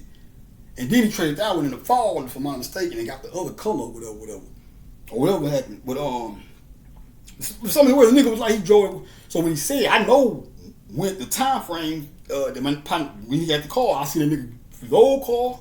I seen him get the champagne. I seen him get the blue or whatever, blue and champagne. However it happened, I can't remember the switch how it went down, but so I know I fuck with this nigga. I do business with him, so it's like I was doing business with this. Well, I was locked up in 2003. So that was like me and him. This was the conversation 2003, but all this shit was like 2002, 2001. All that. I'm like, bro. I said, yeah. I said, okay, maybe got him. I'm gonna see. Now, he could have had the cars mixed up, but which is still kind of hard to do because you don't remember what color the fucking car you were when you drive. So I asked him. I said, "You show us?" I said, "A blue one." Like, yeah, man. Well, whichever one that he was saying it was. I kept asking, "Was you sure?" He was like, "Yeah." I said, about 2 or 3 days go by. Bring the shit back up. Yeah, man. Ooh, yeah, man. I said, "Bro, I ain't gonna lie to you, man. You my nigga, but you lying, bro." He was like, "What you mean I'm lying? You can't tell me nothing about my cousin." I said, "Look, bro. I do business with this man, bro. Them cars you talking about, I beating them over because I jumping in, and do our thing and shit. I know when he got them cars, bro. I know when he got this one. I know when he got that one. No, man, yeah, this one, bro." I'm like, now you know how it is. When a nigga trying to argue with you about this ain't I can't remember. Maybe I don't know. This is a fact. I fuck with this man. It's like my partner. So, but yeah, that's what that was. You know what I'm saying? So I'm like, I said, bro, I let him. I kept asking. I think I asked about like 2 or 3 just to make sure. He was firm in his lie. He like, yeah, nigga, it was the blue one. It was the blue one, or whatever color it was. I can't remember the spot. But whatever color he was saying, he didn't have that one yet. So, I waited about 3 days. I said, bro, you know you lying, huh? Hey, what you talking about, the whip and shit? I was like, man, that nigga ain't had that car. Yeah, you couldn't tell me about my cousin. I said, bro, matter of fact, when he had the old whip, when he first got the one that this nigga, not the one these niggas talking about he was driving, he got that one last, but when he got the whether it was blue one of them when he got it, whatever color it was, I was got fuck with him the same night he got you around the same time because he used to have, when I went up to meet him, I couldn't find his car, and how the nigga did he hit? Cause I ain't had no cell phone. I think my partner had a cell phone. This is 2002 and shit, but everybody ain't had no cell phone. But certain niggas did. I think my partner had a cell phone or something. Or I think my partner had a cell phone. I had called him when we was going to meet up with him on my partner's cell phone. So the sign he had hit when I was looking for, I couldn't find him. And I think he had called my partner's phone. And I'm like, "Where you at, bro?" He's like, "Well, y'all forgot to tell you I got a new car." So I remember when he got the car and shit. So I'm like, bro, I know this for a fact. Like, yeah, when I got locked up, I was me and this nigga was chopping it up and shit or whatever. But anyway, to go back to the story. So the nigga they took his shit, but this nigga from the hood, I've been here riding with him, chopping it up. I ain't go live from the hood, y'all kicking it or whatever. Then it's just me and him. We on 2 niggas from the west. Well, on 2 niggas from our part of the west. Another nigga there from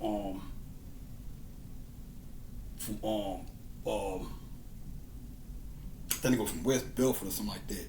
Or some shit like that. He was from over there though. Southwest, that's 2 different sides or whatever. Not 2 different sides, but it's Southwest, but other area or whatever.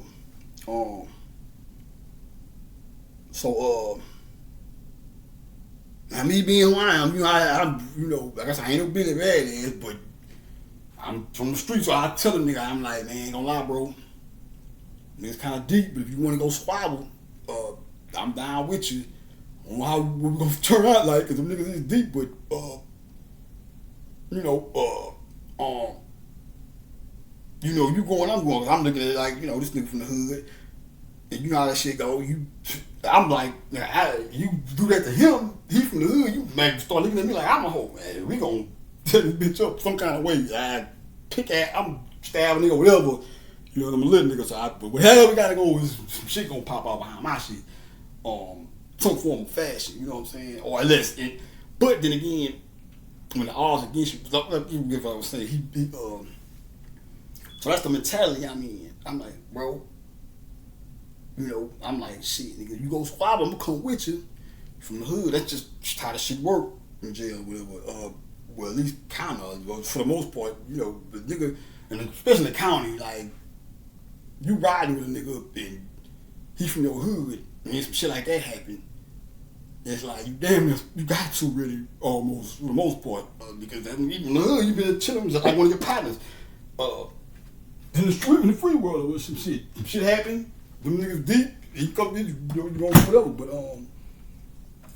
but I said all that to say, we was sitting down there trying to figure out what we was gonna do, what he was gonna do. He was gonna, I was with a squad.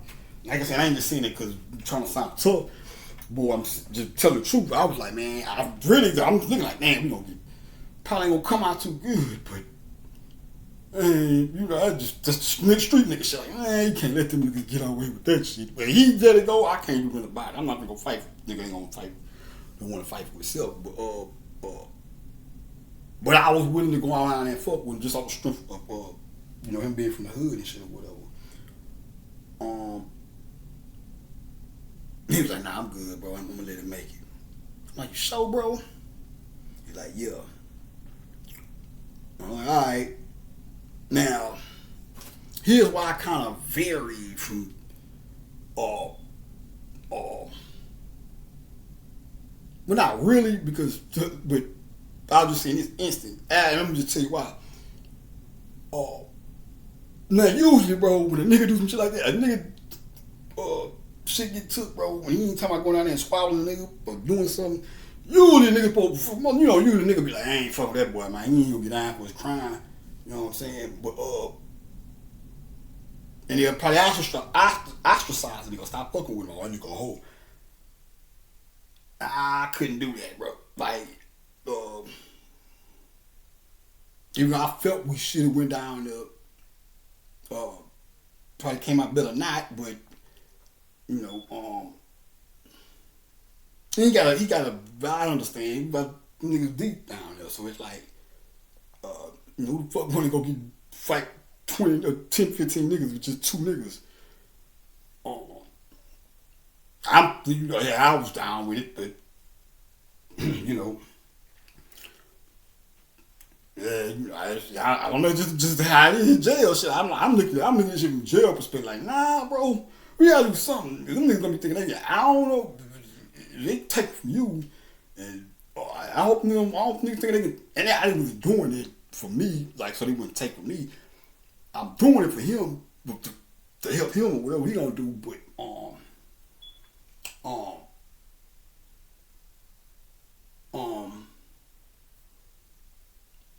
that's just how it is. You let nigga take something, and gonna keep taking shit. I'm like, man, something gotta give, bro. Not me, like it wasn't me, but I wouldn't press him like that either. But the average, you know how from the street, you know how it go, nigga. He go, man, you want to prove this shit? Or some niggas can probably be like, yeah, nigga, is kind of deep. I guess I'm looking at it like, I'm just looking at him like he's a whole ass nigga. I'm different, bro. Like, for one, them niggas deep. Now I know I'm not an extremist, so it's like, I know you got some niggas like, fuck it, man. Even though I was down to go squabble, but if niggas like, he don't want to squabble, I'm not finna be like, I act like I don't understand. It's 30 niggas down here, 15 niggas down there and shit. So it's like, some niggas like, man, there's a whole nigga that want to go get down with a crowd. Like, I would have went down there with him, but I can understand why he would. He probably been a little bit smarter than me right now, or whatever. But it's just jail, bro. Just life, period. You know what I'm saying? I was willing to go down there because it's like this nigga from the hood. You know what I'm saying? So it's like he been riding with me this whole time. Now I don't really think they could take him from me, but that was the man. I was going for him, but that was a part of the reason too. Like, hold up, bro. It's the hood. You know what I'm saying? So he didn't want to do that, but he stayed in the tank or whatever, but I ain't stopped fucking with him. Like, oh man, I always nigga, or whatever. But go back to what I was saying about the crisis, because I've been on another level. Basically, so many words, find out who I am. So many words explain a lot of shit about my past and how I react to certain shit. So it's like, now I know why Instead of saying, man, fuck your ass, nigga, he ain't want to go fight and represent the hood. I just let him live with his own decision or whatever. But that's because I was on a whole other level. When I average street nigga, I mean, fuck that whole ass nigga. Damn near the rules in jail. You know, a nigga take something from you, you don't fight. You know what I'm saying? Woo, woo. Like I said, he kind of had a valid reason now. So that's another reason I ain't holding it against him like that. Cause like I said, he 10, 12 niggas down there. You know, I ain't the nigga that's gonna tell you 12 nigga pop out and you hope to get to him. You just fuck that nigga. What you fighting that? Like, nah, nigga, get on out of there. You double back or something. You know, whatever. But don't don't get mashed on like that. If you can avoid it, you gotta be a coward about it. But that ain't, sometimes you gotta just be smart, bro. We be too caught up in being hard, Fuck that with nobody, 100 niggas. Yeah, be reading your motherfucking obituary. You better let me get out a joke more, but that's why I don't see, I take little shit serious, like little shit I hear that niggas might forget, but I'll take serious. That's like the 100 nigga thing shit.